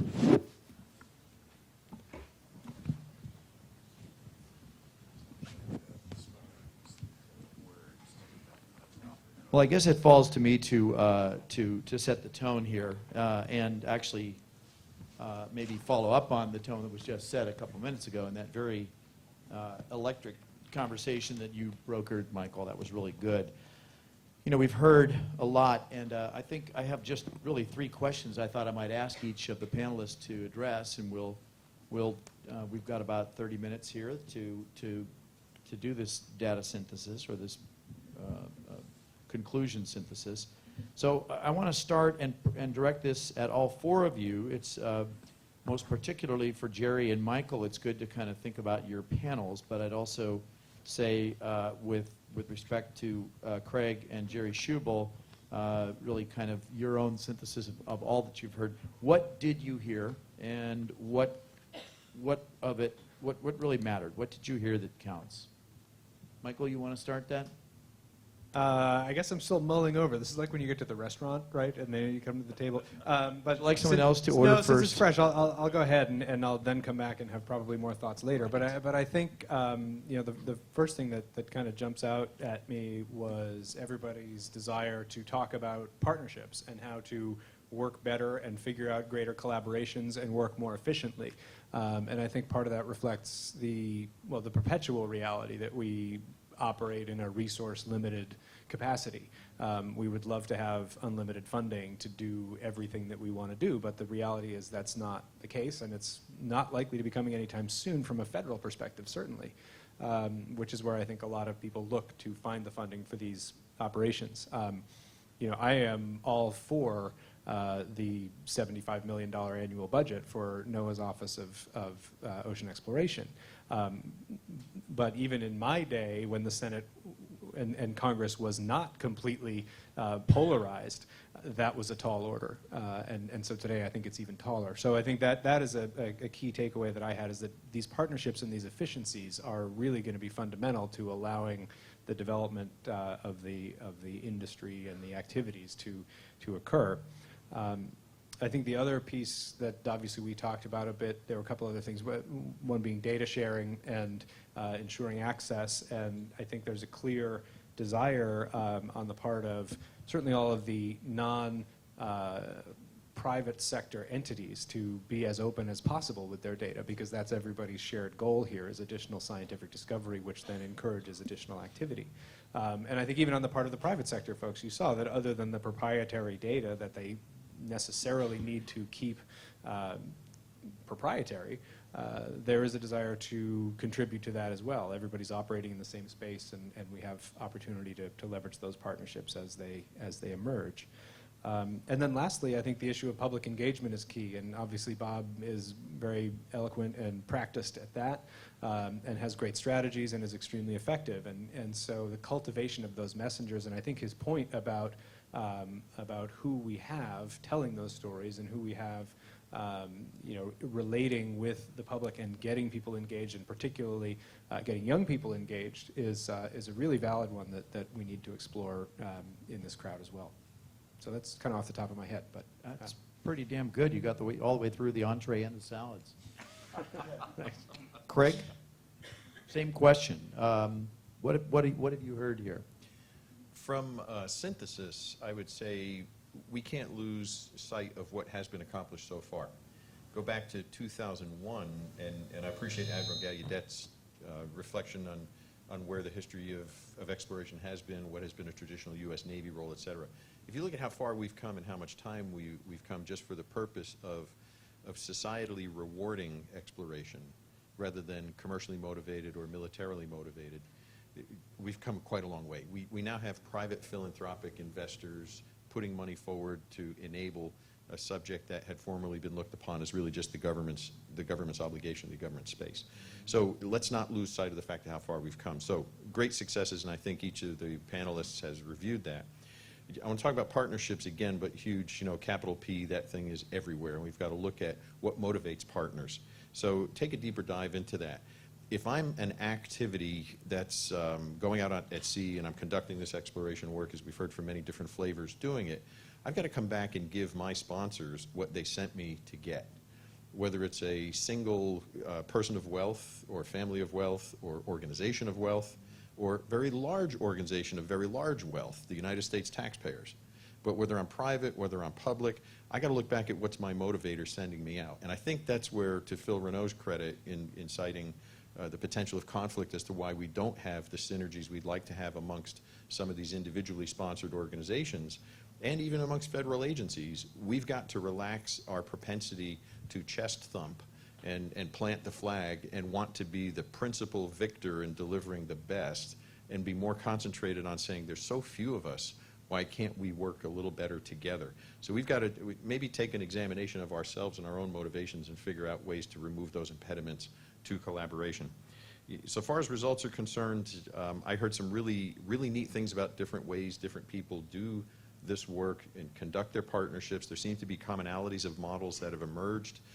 Maybe you don't need to collect everything on board and hold it on board. Maybe you don't, Shirley Pomponi's comment, maybe it's the lab on a chip that is sent out and collects the information and the answer. Maybe we don't even need to do diagnosis on the ship. Pump it out over satellite, deliver it to the world's laboratories, let the world start working on it. People seem to be going in that commonality of direction. So I'm seeing wave changes. What excites me, and we haven't gotten to yet, but I appreciate, I think it was Admiral Gaffney's suggestion. So where's the technology discussion? And when we start thinking about how fast technologies, not what is immersed, what is capable of high pressure exposure, but technologies writ large, materials, electronics, computation cycles, how computers are changing.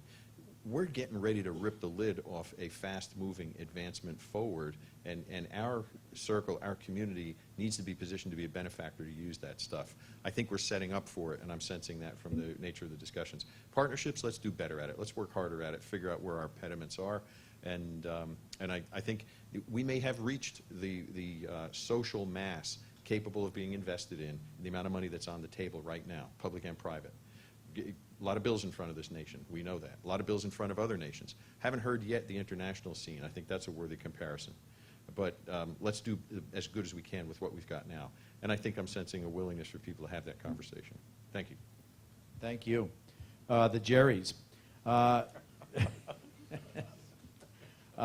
let's start with Jerry Schuel. Jerry, you started us off with some very provocative questions. What have you heard? Have any answers emerged? Well, without repeating what's already been said, so this is going to be a mix of what I heard and also some impressions based. I think, first of all, there's an amazing diversity of ocean exploration projects by talented, creative, innovative people that are all out here in the audience. I think, though, as a program, the whole is less than the sum of the parts. We haven't put enough emphasis on integration and synthesis, what it all means. There was a recent article, and I've forgotten the author. It was based on an essay that was in Science magazine probably 30 years ago, that we have a nation in a science enterprise where we train scientists to make bricks, discrete packets of knowledge, of information. We reward it, we get promoted and tenured by creating more bricks, and I think there's a lot to that, and we don't spend enough emphasis on assembling those bricks into beautiful structures, coherent pictures, and I think it comes back to something that Bob said about the tapestry. I think we have an opportunity to begin to put all of this together in the tapestry of the ocean, and we should be working with people at Esri who have all of these tools, the geodesign tools, the story maps that I think could really help. I think, again, picking up on something that Bob Ballard said, I think we need to step back and as a community create a compelling document on what roles the ocean could and should play in our future. Because it's the major component of Earth's life support system, and we're compromising the ability of it to support life on Earth. It needs to have a compelling, unifying vision, and if you can't do it in 1 or 2 pages, it doesn't work. It needs to be the kind of a compelling vision that the essayist Wendell Berry would write. So it's not a list, it's something that captures the imagination of people of all ages, and I think that then becomes the basis for an environmental intelligence to what end. And there's a curve, the knowledge value curve that we often use. It goes data, information, knowledge, wisdom, action. And the challenge is to drive the discussion up the value chain. And the science makes its major contributions on data and information and up in knowledge. But most scientists don't want to venture into the policy action arena. That's a dangerous place to be. And so we have to create structures that, I think it's like a catch and release program for the best of you, where we catch you, we take every bit of good information you have out of you, and then we release you so you can go back and continue to make more bricks. I'll stop there. Or is it about going further up the river to breed a little more? I don't know. Well, I was thinking, as you said that, Jerry, that we leave the wisdom and action to the best qualified people to do that, which is the politicians, yeah. So we have to have structures, though, that I think can drive the discussion up. And that's the kind of thing that NRC does. Here, here. Well, to that try. end, Jerry Miller. Yeah. So I really have to follow up on this theme of partnership and cooperation, collaboration.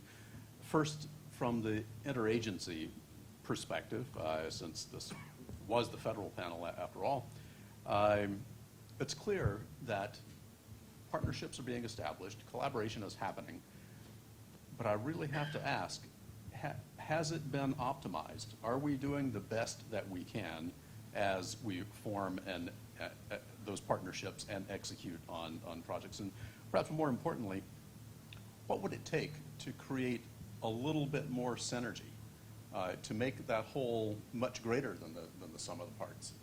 I think some thought in that direction. You know, what catalytic investment could be made that would allow us to do significantly better in our interagency partnerships and collaborative efforts.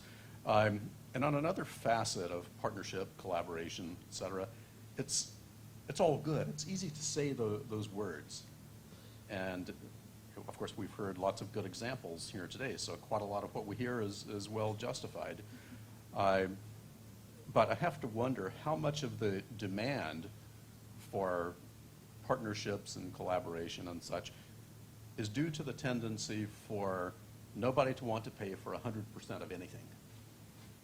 It's kind of a truism.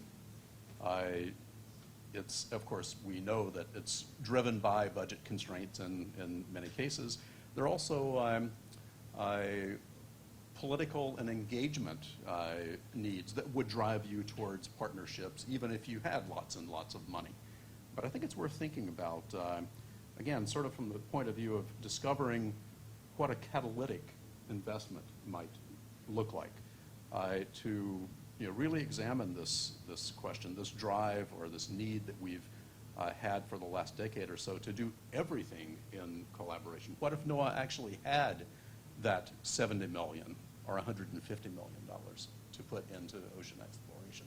How would we as a nation or as a federal government then want to structure our ocean exploration enterprise?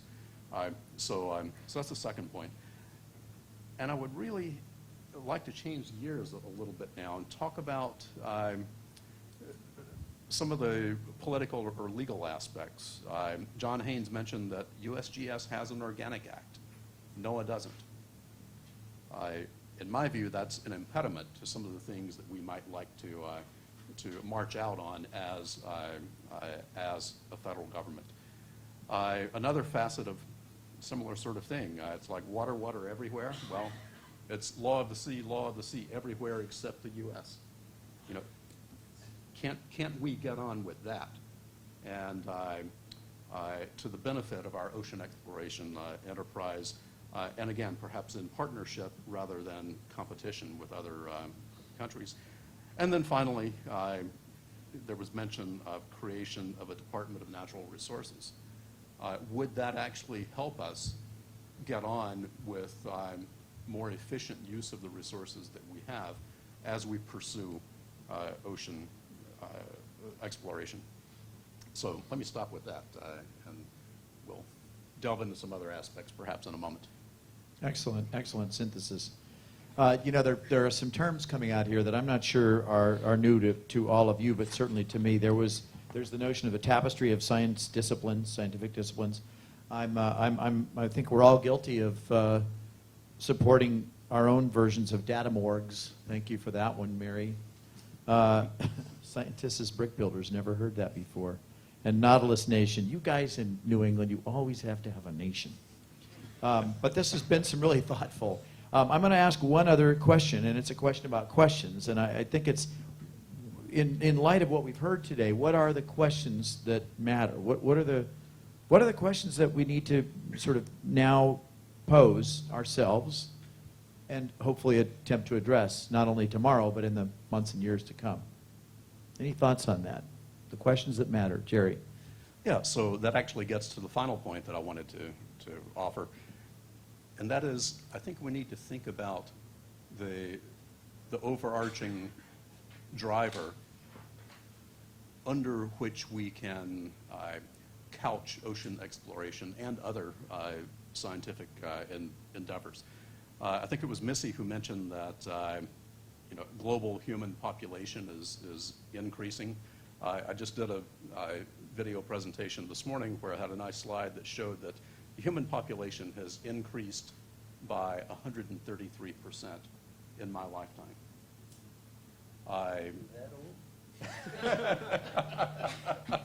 It didn't take long for our brethren on the planet to accomplish this. The per capita use of energy in that same period is up 55%. The withdrawal of groundwater is up 105%. So those are big drivers to our ability to live happy, productive, engaged lives here on Earth. Bob indicated that we might have to colonize the ocean.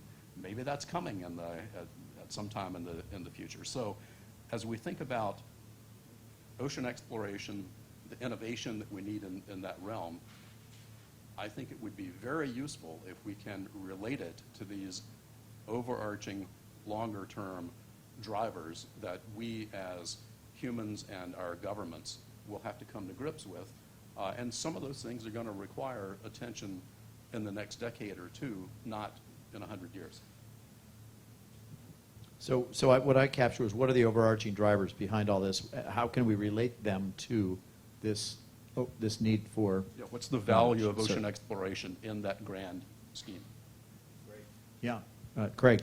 I like both Jerry's.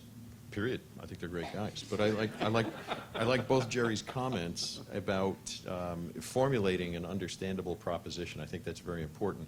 There has to be a sense of understanding, but also a sense of urgency in order for whatever audience we're projecting to accept and assimilate that value proposition. So, and I think we've gone through that with some of the panels and looking at what is the purpose, what is the economic return, or what is the mission, purpose, and the reward. Gets again back to the question you ask has to be able to be responsive to the person who is sending you out there and resourcing you in order to do this. But the level I would further like to take this to is the question I would ask is, what is your commitment to the success of the larger enterprise? And we're gathered here to talk about a national ocean exploration program. We have a program that resides in the agency that I represent, and we've had descriptions. Admiral Dave Score did a nice job of explaining the NOAA mission profile and where, why, and how we do what we do. We have other federal agencies that have other missions that have a where, why, and how, what they do.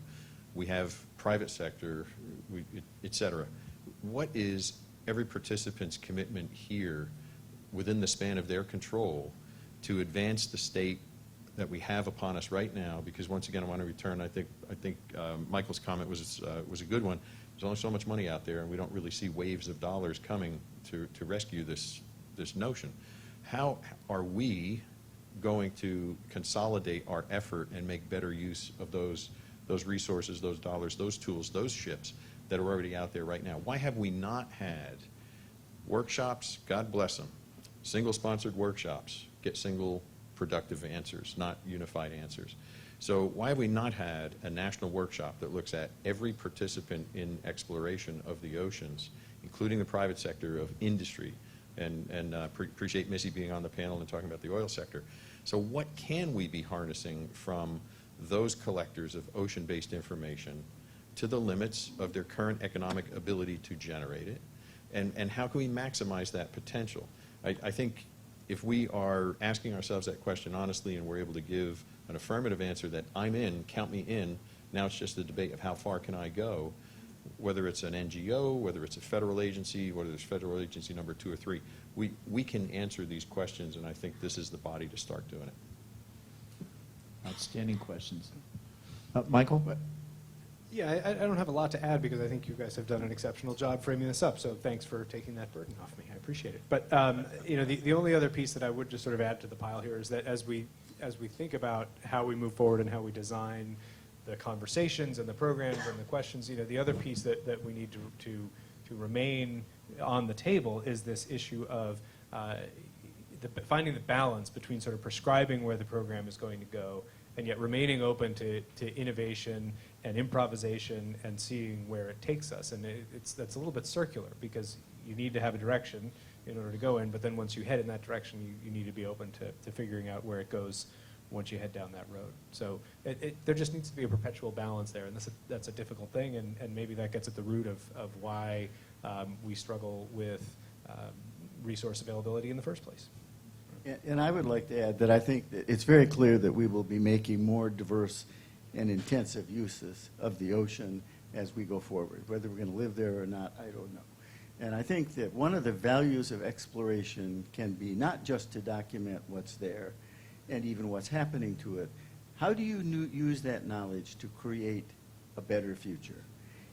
And I was just at a conference of the Coastal and Estuarine Research Federation in Portland, and I don't know whether any of you are members of that organization, but the theme that always runs through those meetings is we need to restore our estuaries. We need to restore our coastal environments. And I was asked to give one of the keynote talks, and I said, get over it.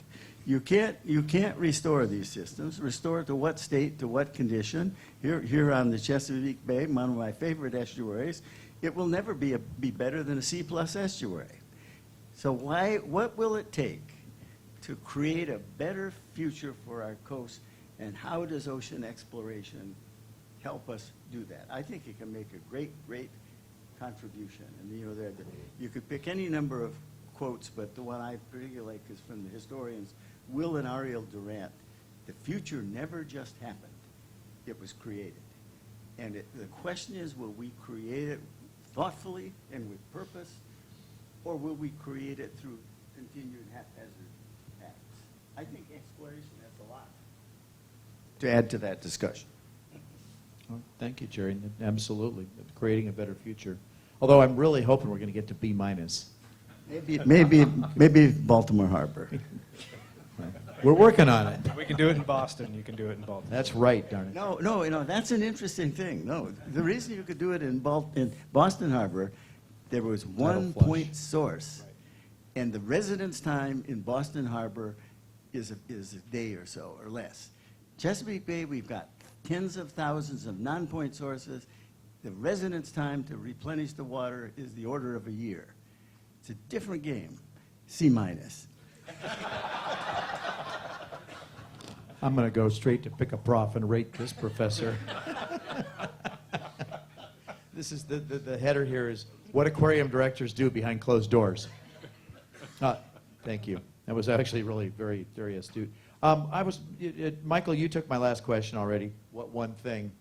Any other takeaways, though? And I think we can wrap up on that notion. We have a minute or two left here, but any other takeaways that are, that are for the good of the order? Anything else that any of the four of these you esteemed middle-aged white gentlemen? Are you sure about that last descriptor? With total affection. gonna Any ask other about the first one. insights that we have besides the ones that we've already heard? So I would reiterate something that one of our earlier speakers this afternoon told us, and that is that we need to engage not only the public, we need to engage our representatives on Capitol Hill. It really is a contact sport. We need to let them know the value of ocean exploration to the nation. And I would add that I think we, as was pointed out, we need to be much more inclusive and have a much more diverse audience when we get to that next forum. And I think that's a very important point. Jerry Miller kind of took mine. I thought I was the Congress guy here, but that's all right. No, I think in addition to that, which I heartily double down on and endorse, engagement is key. I think in addition to Congress engaging in additional public outreach, and I almost hesitate to say it, but entertainment industry sources. I wasn't kidding about Avatar 2, and I'm not kidding about. I don't think people are kidding about The Martian. I think that is a legitimate source that we need to figure out who those messengers are, who can speak to a broader audience, not just this audience here. One comment of substance and one technical suggestion. So the comment of substance is go back to the 2001 report and the wisdom of including the nature of having charismatic representatives of the purpose of exploring the ocean.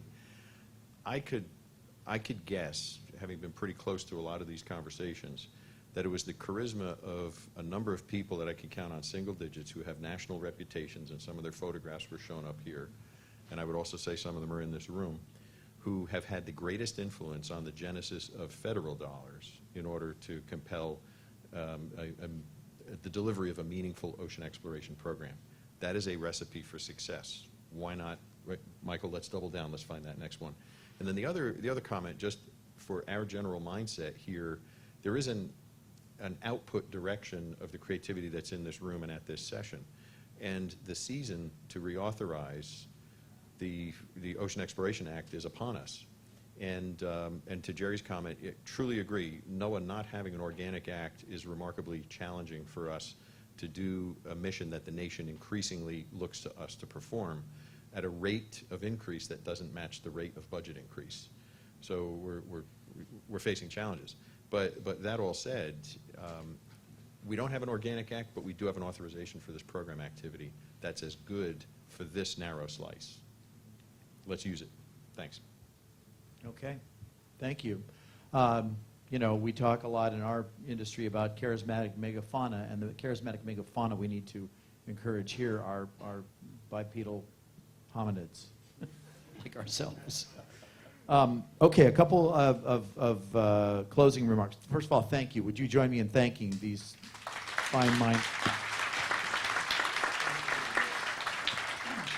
Really very powerful insights there. And I was scribbling furiously, but I hope that we'll record all this. I think David's got a system for that. Speaking of which, tomorrow. So first of all, we need you. There's a lot of enlistment here, and one of the ways we need to enlist you is tomorrow is a really important day for a couple of key reasons.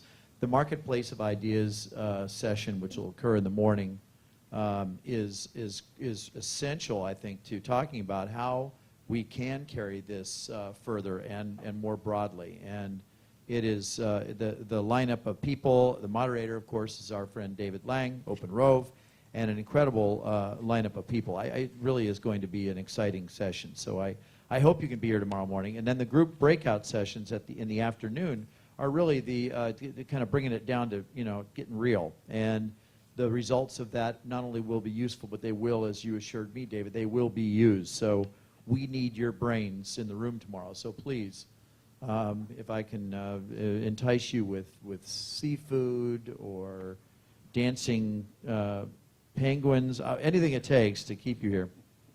And on that note, we are going to adjourn in a minute here, and we are going to do something kind of fun. We're going to go to Australia, which is just one escalator ride away in this particular case.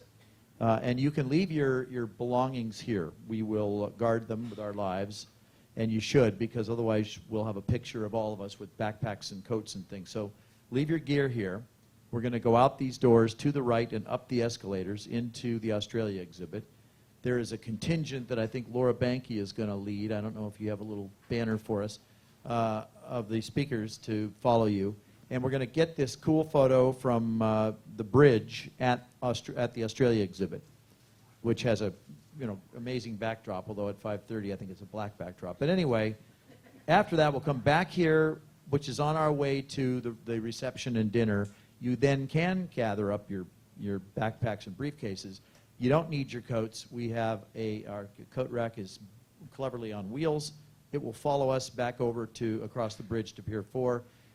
So if you're planning to stay for the cocktail hour and dinner, please you don't need your coat unless you really feel like you want to have it on. We will eat at, the reception will begin at 6:30. So after the photo, there's a few minutes of downtime, probably not enough to go back to your hotel unless you really feel the need. But for those of you that are staying for dinner, you might want to just make your way across, and the bar will be open. And again, we'll have dinner at 6:30, and Ellen Stofan from NASA will be our keynote speaker, and that should prove to be very, very fascinating. So thank you all for an outstanding first day. It's amazing to think it's only been 4.5 hours, very action-packed. And let's all head for the photo and then to the reception. Thank you.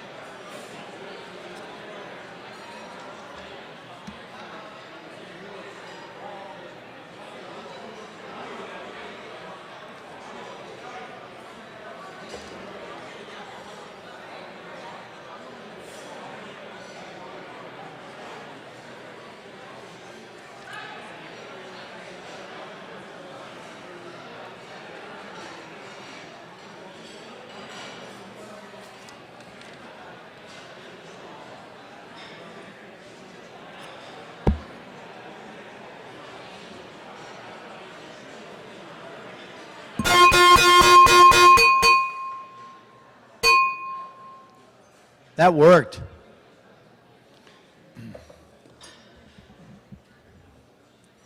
Good evening, and thank you for your participation throughout the day today. You all know me, so I'm not going to reintroduce myself, but I do hope that you had an opportunity to get a look, at least briefly, at some of our exhibits tonight.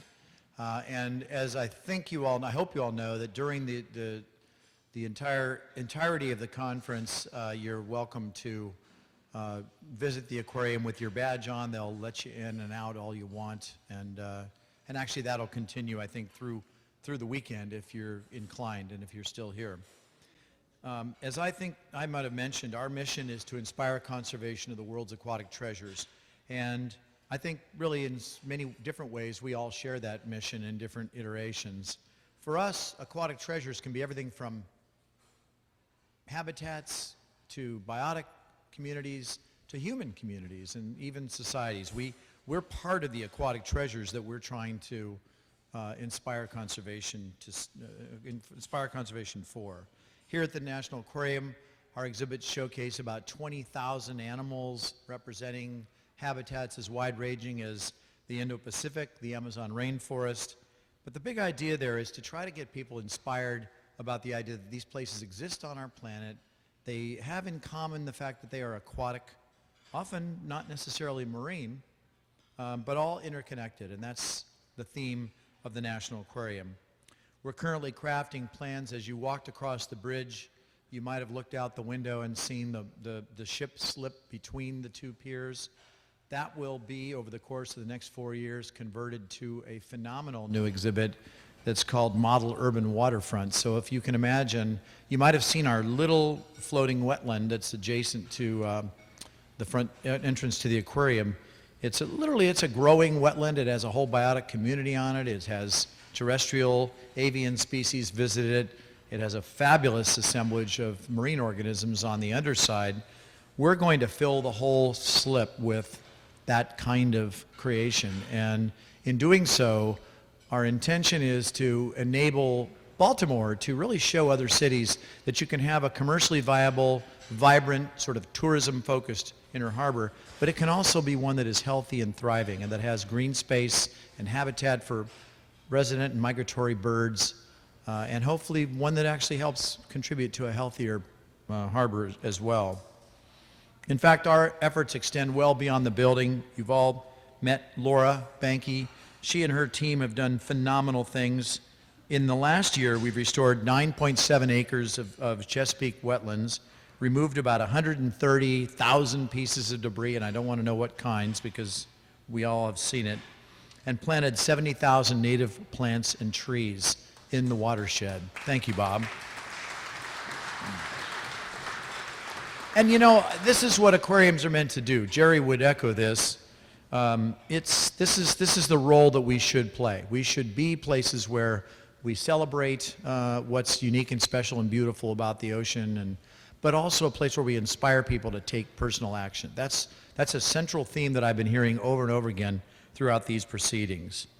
And you know, that includes actually getting into the legislative realm too, which is something we've ventured into, and our Chief Conservation Officer, Brent Whitaker, and I and others have been working on that, and we've been involved in everything from shark fin, Maryland passing a shark fin ban early on, to endless efforts to try to turn bottles into containers that are something that have a deposit value, which those of you from Michigan and California and New Jersey and a lot of other states are completely familiar with. But Maryland's working on it, and other efforts to try to create a healthier environment here. But also through ways that are maybe not conservation to the true kind of evolutionary scientist in us, but that are valuable in the inspirational value they have, such as our Marine Animal Rescue Program, which has now returned 150 turtles, seals, and a couple of cetaceans back to the waters of the Chesapeake Bay where they came from. If you haven't had a chance to explore our building, please do take that opportunity. Thank yous go, very importantly, I just sounded like a New Jerseyan, didn't I? Thank yous. To our great friends at the Schmidt Ocean Institute. And Wendy Schmidt, who's been a friend to this aquarium, a friend to aquariums and to, as we've already discussed and as Eric eloquently outlined, to a lot of ocean science and conservation initiatives. But we have a very specific thank you to the foundation, to the Institute, and to Wendy tonight, because if not for them, we wouldn't be able to serve you this dinner. They sponsored this dinner and the forum itself. And although Wendy can't be here due to other engagements, being the technology person that she is, we have a video welcome from her. Before which, I'd like to acknowledge the 4 members of her team that are here today. I think you all know most of them, but Eric King, Allison Miller, Leonard Pace, and Mark Schroep. And I want to thank them and the Schmidt Institute.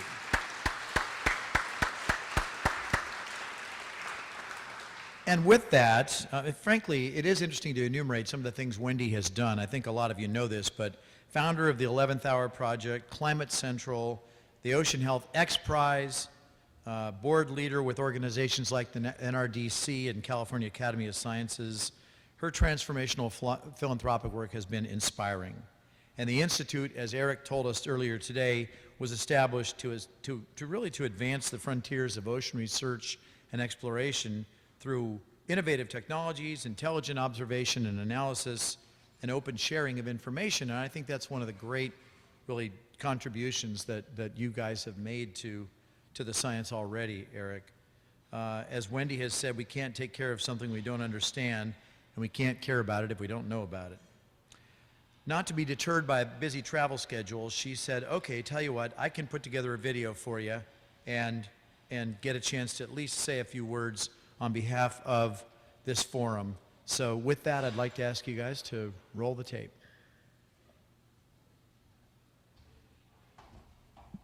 Hi everyone, Wendy Schmidt from the Schmidt Ocean Institute here on the beautiful shore of San Francisco.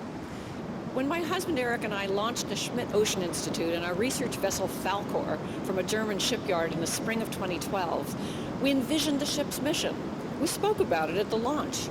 And now, a little over 3 years later, I'm happy to share with you some of the ways Falkor's mission to explore, discover, and to share information in real time has come to life, and partnership is at the heart of it. From the beginning, we knew that ship time was at a premium for researchers, and that quite often funding is contingent upon having ship time committed. So we decided that our time at sea on Falkor would be shaped by the projects that we bring aboard the vessel from research institutes and academies around the world. To share the ship's labs, her high-performance computer systems that enable real-time modeling and analysis, and also just this year enabled a real-time citizen science image tagging project to take place in the remote coral reefs of the Timor Sea. We share Falkor's multi-beam mapping and echo sounder systems, her suite of robotic vessels and landers with high-resolution cameras, and ship-to-shore communications tools.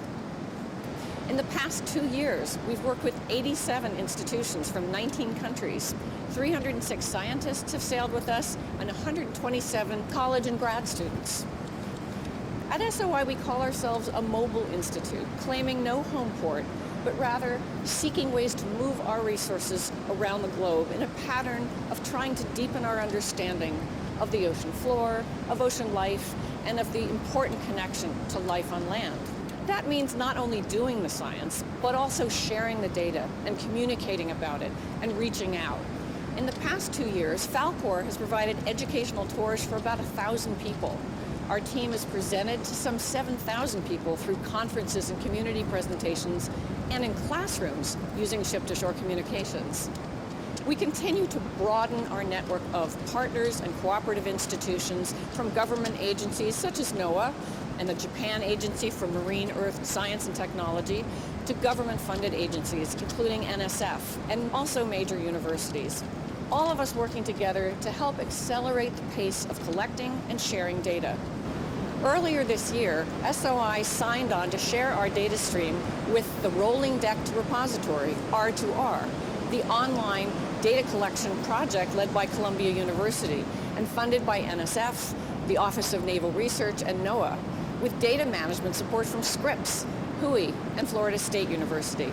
Now that's a partnership. In an era of declining government funding for basic science research, we at the Schmidt Ocean Institute are committed to being part of the rising tide of philanthropic funding going to basic ocean research. The kind that brought us at the end of last year the discovery of the deepest fish known to science, a new species we've called ghostfish, swimming along down at 8,143 meters in the deepest part of the sea. The research that brought us the detailed mapping of a previously unknown seamount 10 miles long, now known as the Falkor Seamount, rising 2,100 meters from a floor of 8,700 meters at the edge of the Mariana Trench. And by the way, the detailed three-dimensional imagery of the seafloor mapped on Falkor since 2014 covers an area larger than most European countries. All this is just to say, we think this is just the beginning. Have a great meeting, stay tuned, and stay connected.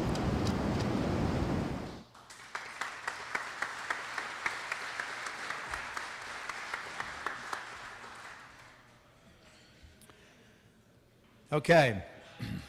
Thank you again, Wendy and the Schmidt Ocean Institute. Amazing things that you're doing and will do.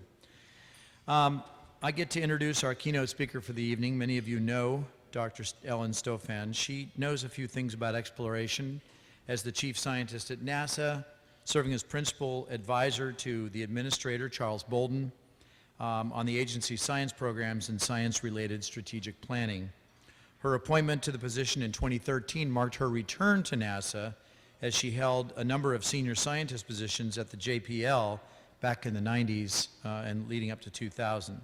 She's co-investigator on the Mars Express mission's Marsis sounder and was principal investigator on the Titan Mare Explorer, a proposed mission to send a floating lander to a sea on Titan.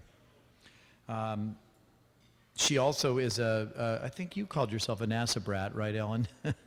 Her dad was a NASA professional, and she comes from a legacy of explorers and scientists. I'm honored to introduce her tonight, so please join me in a warm welcome for Ellen Stofan from NASA.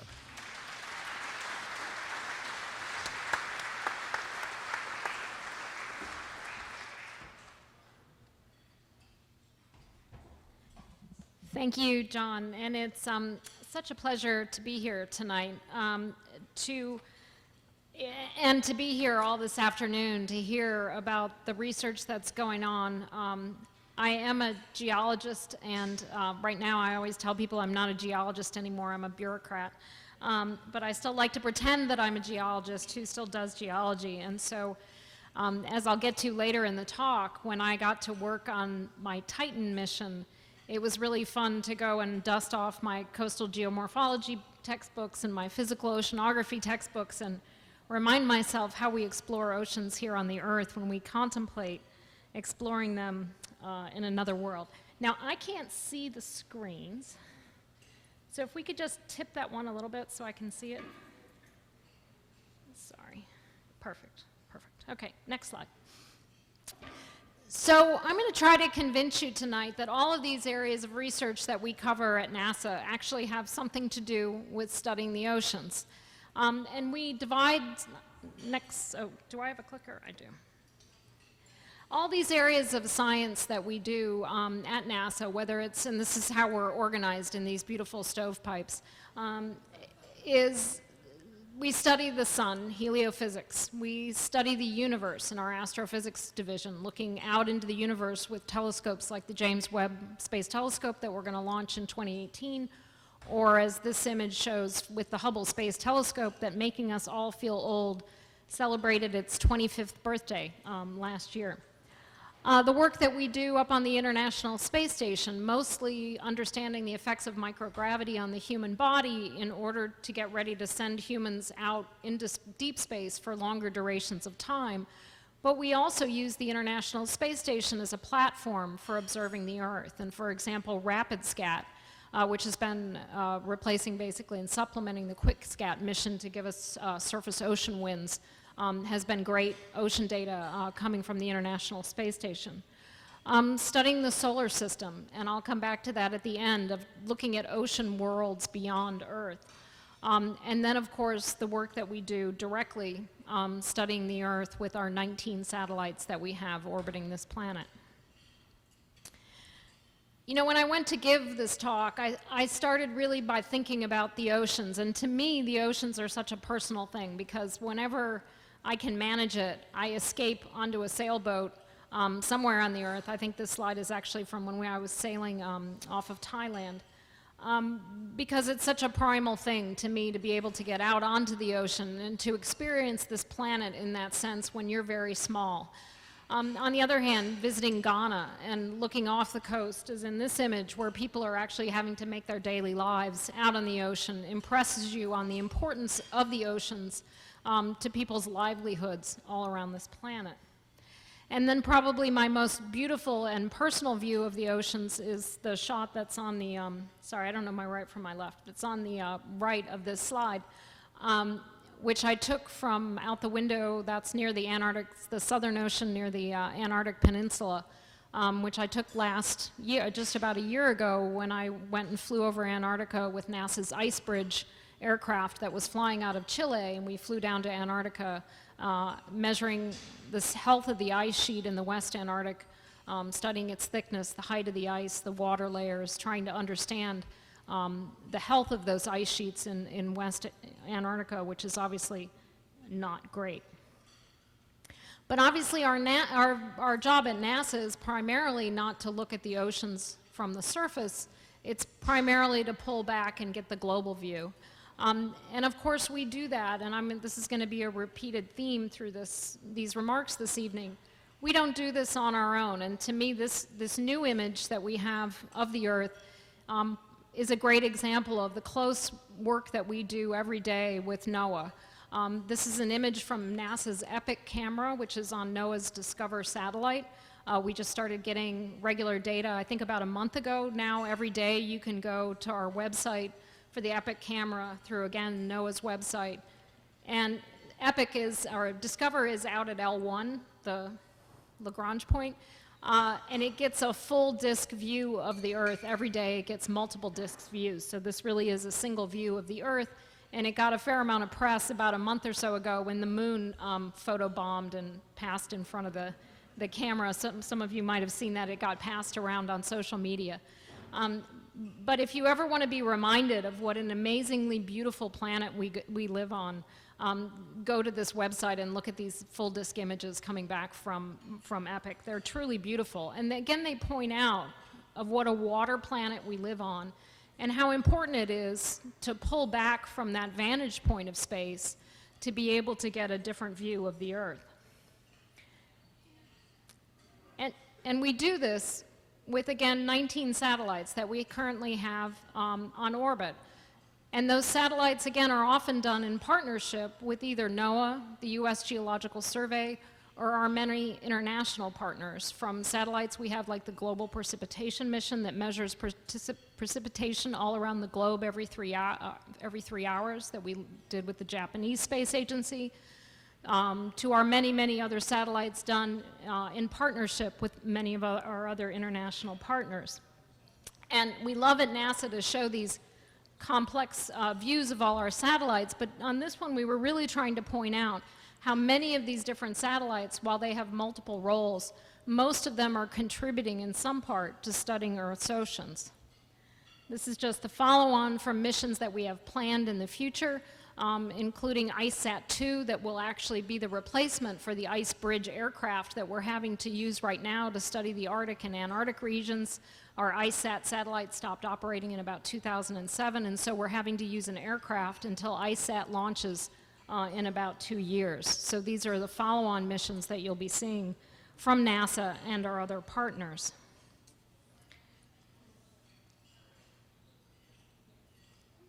This video really pulls back to that point of saying you really need to understand more science than just looking at the Earth to understand the Earth. This video shows a simulated coronal mass ejection, or an explosion of particles off the sun, coming off of the sun and streaming towards Venus. And of course, Venus lacks a magnetic field. And so as those particles stream past Venus, they're actually stripping off the upper part of its atmosphere. And we know this is also what contributed to the loss of oceans eventually on Mars. Of course, when that magnetic field those particle streams from the sun get to the Earth, we're largely protected by Earth's magnetic field. But the truth is, obviously, the behavior of the sun affects us every day on Earth, from the Earth's winds to the ocean currents that we are experiencing. So you really need to have this global view of understanding what's going on at the sun and how that affects our own planet. And we do that, again, in partnership with NOAA. This video is not news to any of you. This is the global temperature record. This is deviation from average surface temperature starting in the 1890s, and I think this video actually stops in 2013. And again, these are data. This is not a model. This is not news to anybody in this room, that as we move towards the present day, the Earth gets warmer and warmer. And obviously, NOAA just announced, I think yesterday or the day before, that 2015 is now looking to be by far the hottest year on record, with this past month of October blowing away all the records for the hottest October on record that we've had. And obviously, as the planet is heating, it's not heating uniformly. We see those effects most drastically in the Arctic, which I'll come back to in a minute. But obviously, these data, which are still somehow a subject of debate, clearly show that the planet is warming in quite an alarming way. These data sets that I'm showing right now are part of a data set called it's the GDDP data set from our NASA Earth Exchange that is run out of Ames Research Center. And what we did is we took two of the different scenarios from the IPCC reports, the representative concentration pathway 4.5, which basically says, okay, over the next 20 years, we'll get carbon emissions under control, it'll stabilize, and it has assumptions about population growth and economic growth in it. And that's kind of the, RCP 4.5 is kind of the hopeful scenario of what might happen in the future. 8.5 is basically business as usual. This is what will happen if we do nothing other than what we're doing right now, which is putting a lot of CO2 and methane into the atmosphere. So what NASA did is we've released data sets that on a daily basis show precipitation and temperature around the globe on a 20-kilometer resolution scale. These data are freely available to anybody around the world.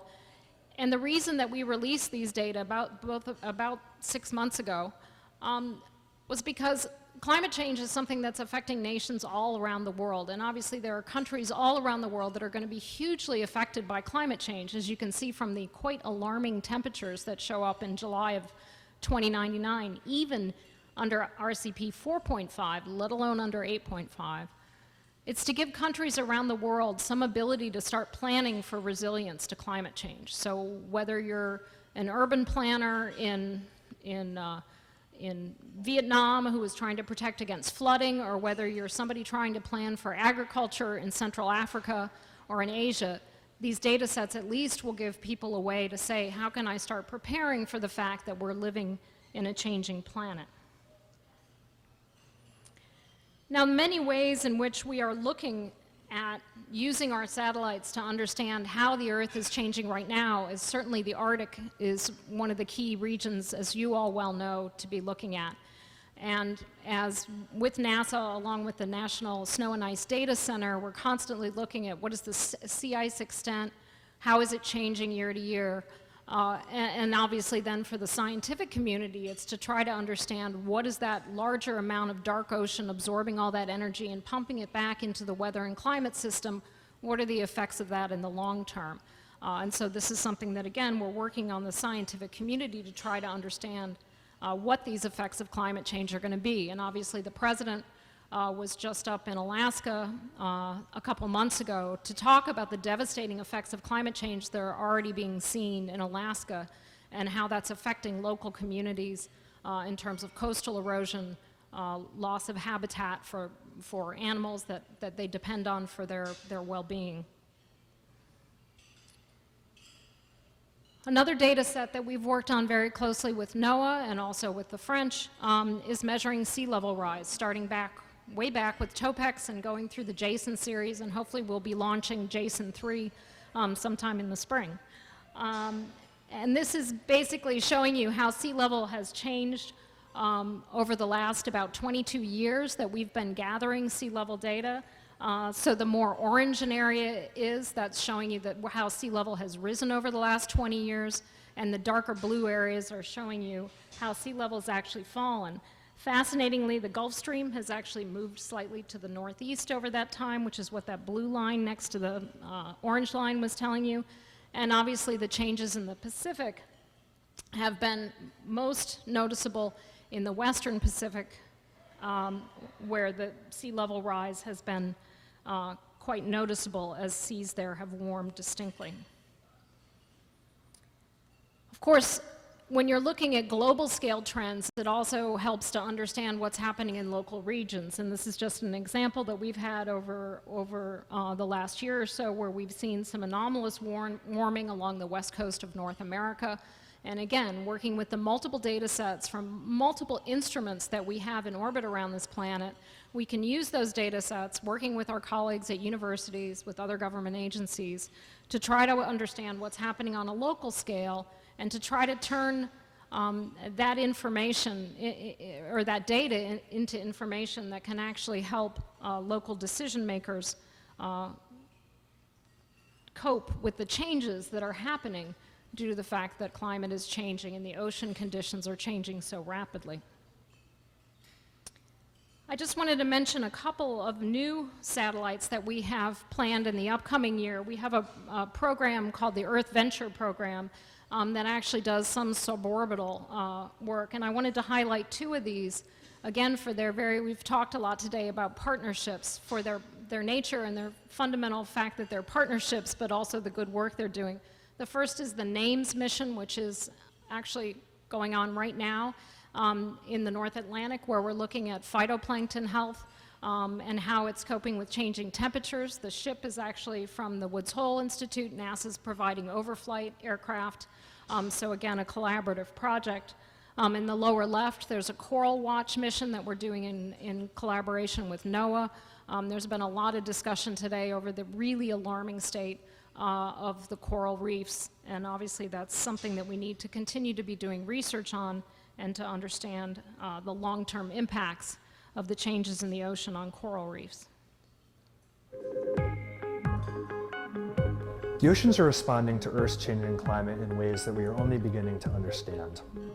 Given that phytoplankton are responsible for over half of the oxygen that we breathe and form the base of the marine food chain, it is critical to understand how they are responding to these climate forces as well. NASA has been using satellite, aircraft, and ships to study the biology of our oceans for over 3 decades. This combined data set provides an unprecedented opportunity to study oceanic climate change on the scale of decades. So that's just some of the new work that we've been doing on this planet to try to understand, and it's why we have so many satellites, and why it's why our partnerships with other government agencies and international partnerships, which again was not discussed much today, are so critical in trying to understand how the global oceans are changing on an hourly, on a daily, on a monthly basis, and then obviously how they play into longer-term climate change. So these longer-term trends that we're able to follow by having the continuity of data sets that we've been able to have is critically important. Now I want to turn, because it's late, and I didn't want to just talk about depressing subjects like climate change, so I thought it would be fun to finish this talk by moving beyond our planet out into the solar system and out into the universe, because indeed our planet is not the only planet that has oceans on it, as Mary Wojtek mentioned earlier today. And I'm going to start in the most unlikely places, which is we have Saturn with its lovely ring system. And Saturn might be the last place that you would think of to go to its satellites to look for oceans. But this is the north polar region of Titan. Titan is the largest satellite of Saturn. It's slightly, just not all that much smaller than Mars. Titan is the only satellite in the solar system that has a substantial atmosphere, and its atmosphere is actually dominantly nitrogen. Titan is the only place in the solar system that there is an active basically hydrologic cycle. It rains, it forms rivers, the liquid forms rivers and seas on the surface, it evaporates back up into the atmosphere in a complete hydrologic cycle. But it's not actually a hydrologic cycle, it's a, we have come up for many names, none of which are easy to pronounce. It's a methanologic cycle, because the working fluid at 92 degrees Kelvin is not water. It is a combination of methane and ethane. Because again, you're way out in the solar system, 90 million miles from the Earth. Yet again, we have a cycle that's the only place we can go in the solar system to really get at how does this cycle work? How does it work with a different working fluid? How does it work at 92 degrees Kelvin and a different atmospheric pressure? The seas on Titan are dominantly at the North Polar region. There's a few seas near the South Pole. The largest sea that you see on there, which is this sea, and this is the topographic data around it. So you can see there are low hills that are on the order of a couple kilometers around this sea. This is called Ligeia. It's on the order of about 320 kilometers across, so maybe on the scale of about the Caspian Sea. So quite large. And we've actually, we think in the last year, as Titan has moved into a different season, we've actually been able to begin to see evidence of waves on the surface, because this is radar data, sorry I should have said that, radar images that can penetrate through Titan's cloud and haze to see the surface. So we've been analyzing the surface. It has started to roughen as we thought it might as the seasons progressed. So about 6 or 7 years ago, I got approached by a colleague from Lockheed Martin who said, you know, let's write NASA a proposal to land a floating probe on one of these seas, and we're going to try to do it in NASA's Discovery class mission category, which is $425 billion. And I said, you guys are crazy. This is impossible. Because JPL had done a study called the $1 billion box study, and they said you can't do anything at Titan for under $1 billion. So we got together and sat in a room with a small group of people and said, if you were going to send a probe to a sea on another planet, what is the most basic experiment package you would take with you? What would you need? And frankly, we went and looked at NOAA's buoys and said, you know, what do you outfit a buoy with? You want to know the temperature. You want to know the pressure. You'd love to know the methane humidity, not the water pressure or the vapor pressure of water. You would want to know the wind. You'd certainly want to know in more detail what the sea was made of, so we'd need a mass spectrometer, as good a one as we could afford. And we'd, of course, want a camera. We also, I was talking to someone earlier, we eventually actually put a microphone on so that we could listen to the sea. And we did this all for $425 million.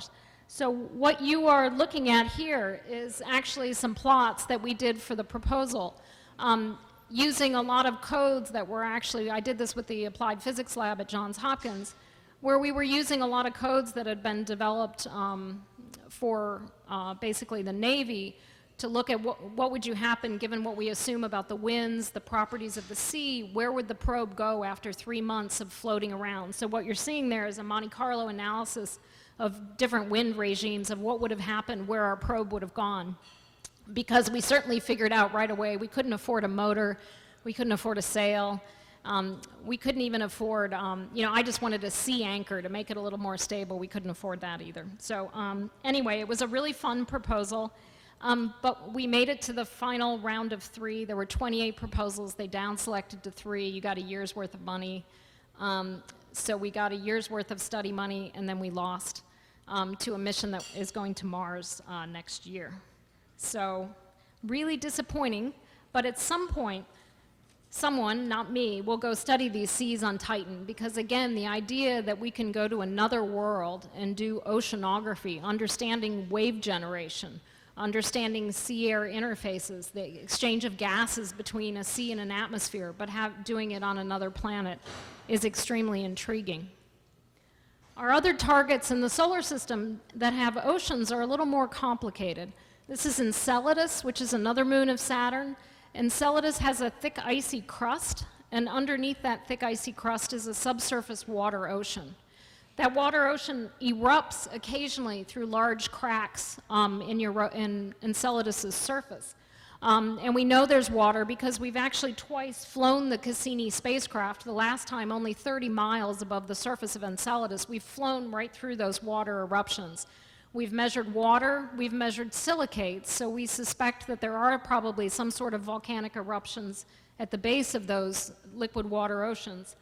And we've also measured complex organic molecules. Now, unfortunately, our mass spectrometer on Cassini isn't good enough to tell us what those molecules are. So we can't even say, could they be an amino acid? Our mass spec isn't good enough. All we know is there's complex organic molecules. How cool is that? So we'd like to go back eventually with a more capable spacecraft and try to understand what that ocean is and if there could be potentially life in that ocean. This is Europa, which is NASA's next target in the outer solar system. Europa, like Enceladus, has a thick icy crust, a subsurface liquid ocean. And we've wanted to go there for quite a long time. We finally have a mission to Europa that's planned for the mid-2020s. And about 2 years ago, someone using Hubble data saw water plumes, probably coming from some of these cracks that you're looking at near the south pole of Europa. So we know that Europa also has intermittent eruptions like those on Enceladus from its oceans, but so far we don't know how frequent they are, and so we're still worrying about the design of the Europa mission and how we should instrument it, because we're not sure if those eruption plumes are continuous or if they're very intermittent, and so we're working hard trying to define that mission. If you look beyond our missions to the solar system, and you start now thinking about looking beyond our solar system, for those of you in the back of the room, this is going to be really hard to see. This is obviously an image of a star field, and on this star field is a set of little boxes that you might see as a kind of blur on this image. Can you guys in the back even see the little boxes? Awesome. Those little boxes are the Kepler Space Telescope field of view. Kepler, looking in that region of the night sky, which if you went out, I think it's cleared outside. If you go out tonight and you put up your thumb, you're covering about the area of the night sky that Kepler has been looking at. In that area of the night sky, Kepler has discovered over 5,000 candidate planets. What that tells us is that just about every star you see in the night sky has a planetary system around it. And the amazing thing about Kepler is it's been able to have the resolution to detect planets the size of Earth up to about the size of, well, it can detect really large planets, but it's been particularly good at finding planets between the size of about Earth and Neptune. So what we call Earths and super-Earths. And a handful of those have been in what we determine is likely to be the habitable zone around the parent star of that planet. And we define that by saying liquid water could be present on the surface of that planet. Now, obviously, we have no knowledge that liquid water is there. It's just the right distance from the star that water could be there. In about a year, we're going to launch a new satellite called the Transiting Exoplanet Survey Satellite, or TESS. TESS will discover on the order of 1 habitable planet a month over its 3-year mission. We will then launch the James Webb Space Telescope, which will start looking at the atmospheres of these extrasolar planets. And obviously, we're going to focus on those planets in the habitable zones and start saying, can we find planets that have water vapor, CO2, methane in their atmospheres? Again, always aiming towards, can we find that watery world around another star that is another potential Earth? When we look at our own planet from the vantage point of space, and this is just an image that Scott Kelly, who's now up on the space station for 1 year, he's been up there for a little over 6 months. He took this image of Hurricane Joaquin not that long ago. When you look at the Earth from space, obviously it's amazing, as I showed in that earlier epic image, how much of this planet is water. We truly are the blue planet. And the fact, as you pull back, and you can see also, as you can see in this image, what a thin, thin layer that atmosphere is above the surface of this planet. It makes you appreciate what an incredibly fragile planet we live on, and again, how critical the oceans are to the long-term health and survival of not just this planet, but certainly those of us who live on it. So thank you very much, and I'm happy to take some questions.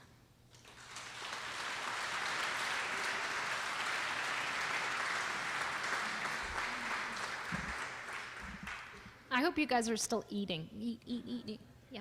What advice would you have to this group on augmenting our research? You know, I think we're entering in this really difficult time period right now in terms of somebody in NASA. When I first came to NASA about 2 years ago, first of all, I had to be explained like what fiscal year we're in now, what budget we're planning, which is the one we're looking at, which I couldn't keep all those FYs straight in my head. I've finally gotten past that. But during that briefing, he also sat down, somebody from our financial office, and went through kind of what the federal budget might look like over the next 20 years as entitlements keep growing. And it makes me relatively pessimistic about the fact there's going to be much new money available for any of the scientific agencies in the federal government. And I think that's a huge area of concern, not just for this group, but if you look at research and analysis dollars, how tight they've become across the federal government. We have more and more people applying to research programs. The dollars are flat at best. And I think it's a coming crisis for the country with the lack of investment and the lack of increasing investment in the whole area of research and analysis. So when it comes to federal agencies or people trying to look at cross-cutting things, whether it's the oceans, whether it's the Arctic, and I sit on the IARPIC panel too, I think it's critical to have a clear set of priorities that, you know, it's all the comments that have been being talked about today.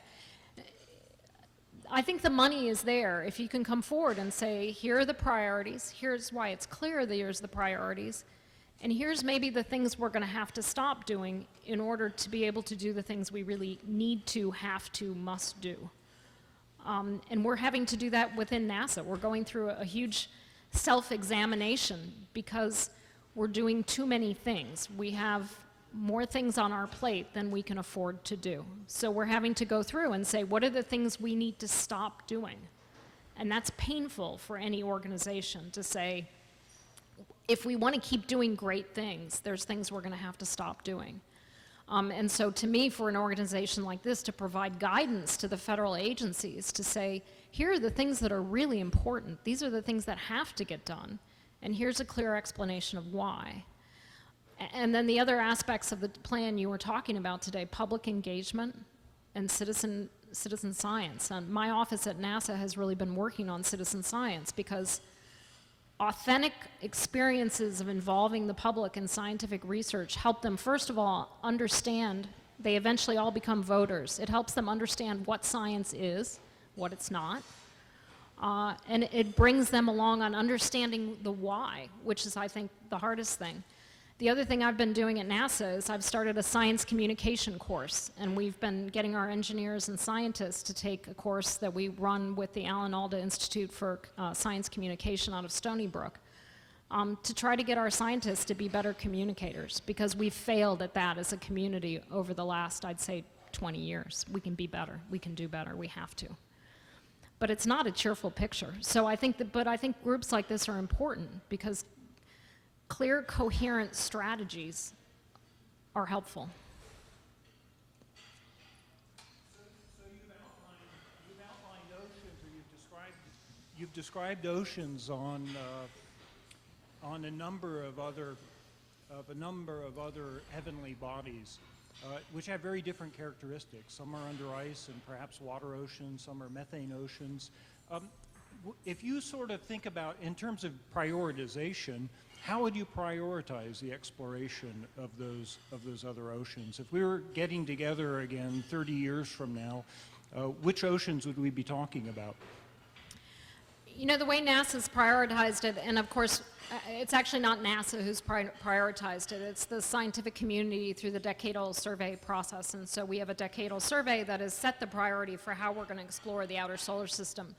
And NASA has adopted those priorities. So it's really the scientific community that sets our priorities. And the scientific community feels very strongly that Europa should be the top priority. And that's after Mars, which I didn't bring up because I should have. I mentioned it briefly in talking about how Mars lost its water oceans. But our priority at this point is to try to understand the link between water and life. As Mary Wojtek talked about earlier today, we think water is, most astrobiologists think water is critical. Liquid water is critical. It's a solvent, it's got unique properties. So we start out with Mars, where we know that water existed on the surface for probably on the order of about 1 billion years. It's an easy place to go explore, so Mars is not NASA's primary focus. So I think increasingly, 20 or 30 years from now, you'll be hearing evidence of, did we find that to be true or not? Europa's next, because again, liquid water. Then comes Enceladus. Titan is more the outlier, because to me, Titan pokes at the limits of life in our solar system. Right now, we have this very strong feeling based on what we know about the Earth, based on the fact that we know that amino acids exist in interstellar clouds, they're on comets, they've been delivered everywhere. So you have the building blocks of life here on Earth. So then we go look for conditions like those that existed on Earth when life evolved here. But if we're wrong, Titan's a great place to go. Okay, no water, it's cold, but it's liquid. Is anything alive? It pushes our assumptions, and that's why I love Titan. Bob. Let's make some assumptions. Assumption one is that there is life elsewhere in the solar system and probably pervasive throughout the universe. I think we oceanographers are more confident you're going to find life in outer space than maybe you are. So let's just take that as assumption. I would assume, the second assumption is, it's highly unlikely within our own solar system that it's highly intelligent and sophisticated life. And so let's pick a planet that could possibly be even more advanced than us, but at least as stupid as us, that's somewhere out there. As I've run the numbers, we're talking about, in some cases, millions of light years. What's the closest planet that could have intelligent life that we could reach in light years? And I'm assuming it's a substantial number. So my point is, I think we're stuck. And even if the universe is full of intelligent life, since we are working on the laws of physics that we know, that we cannot exceed the speed of light because we reach infinite mass and our heart fails, I don't think there's a chance in hell we're ever going to talk to another intelligent person off this planet. What do you say about that?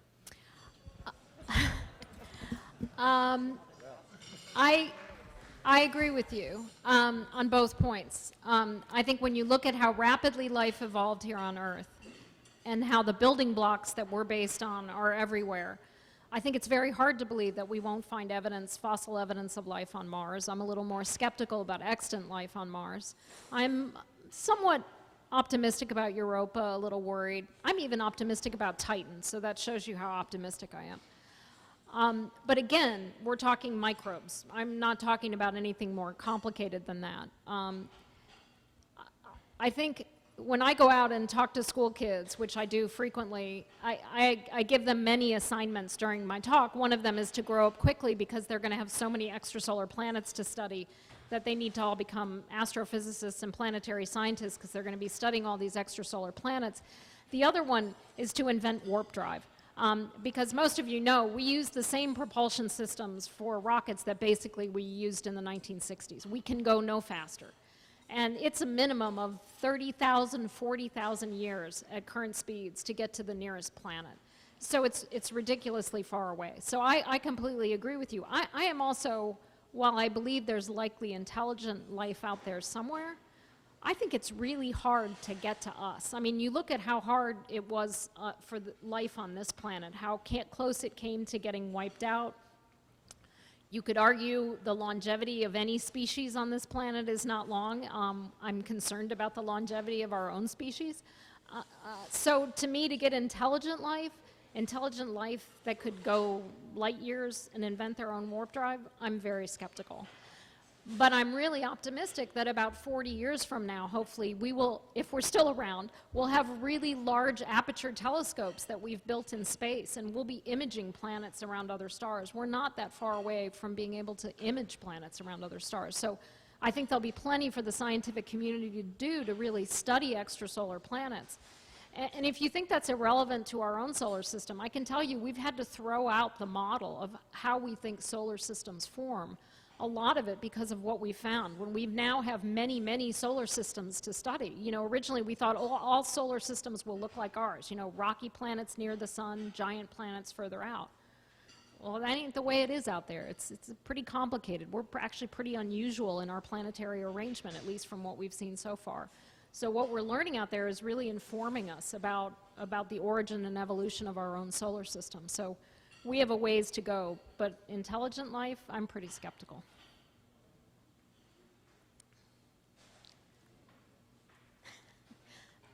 All right, thank you very much.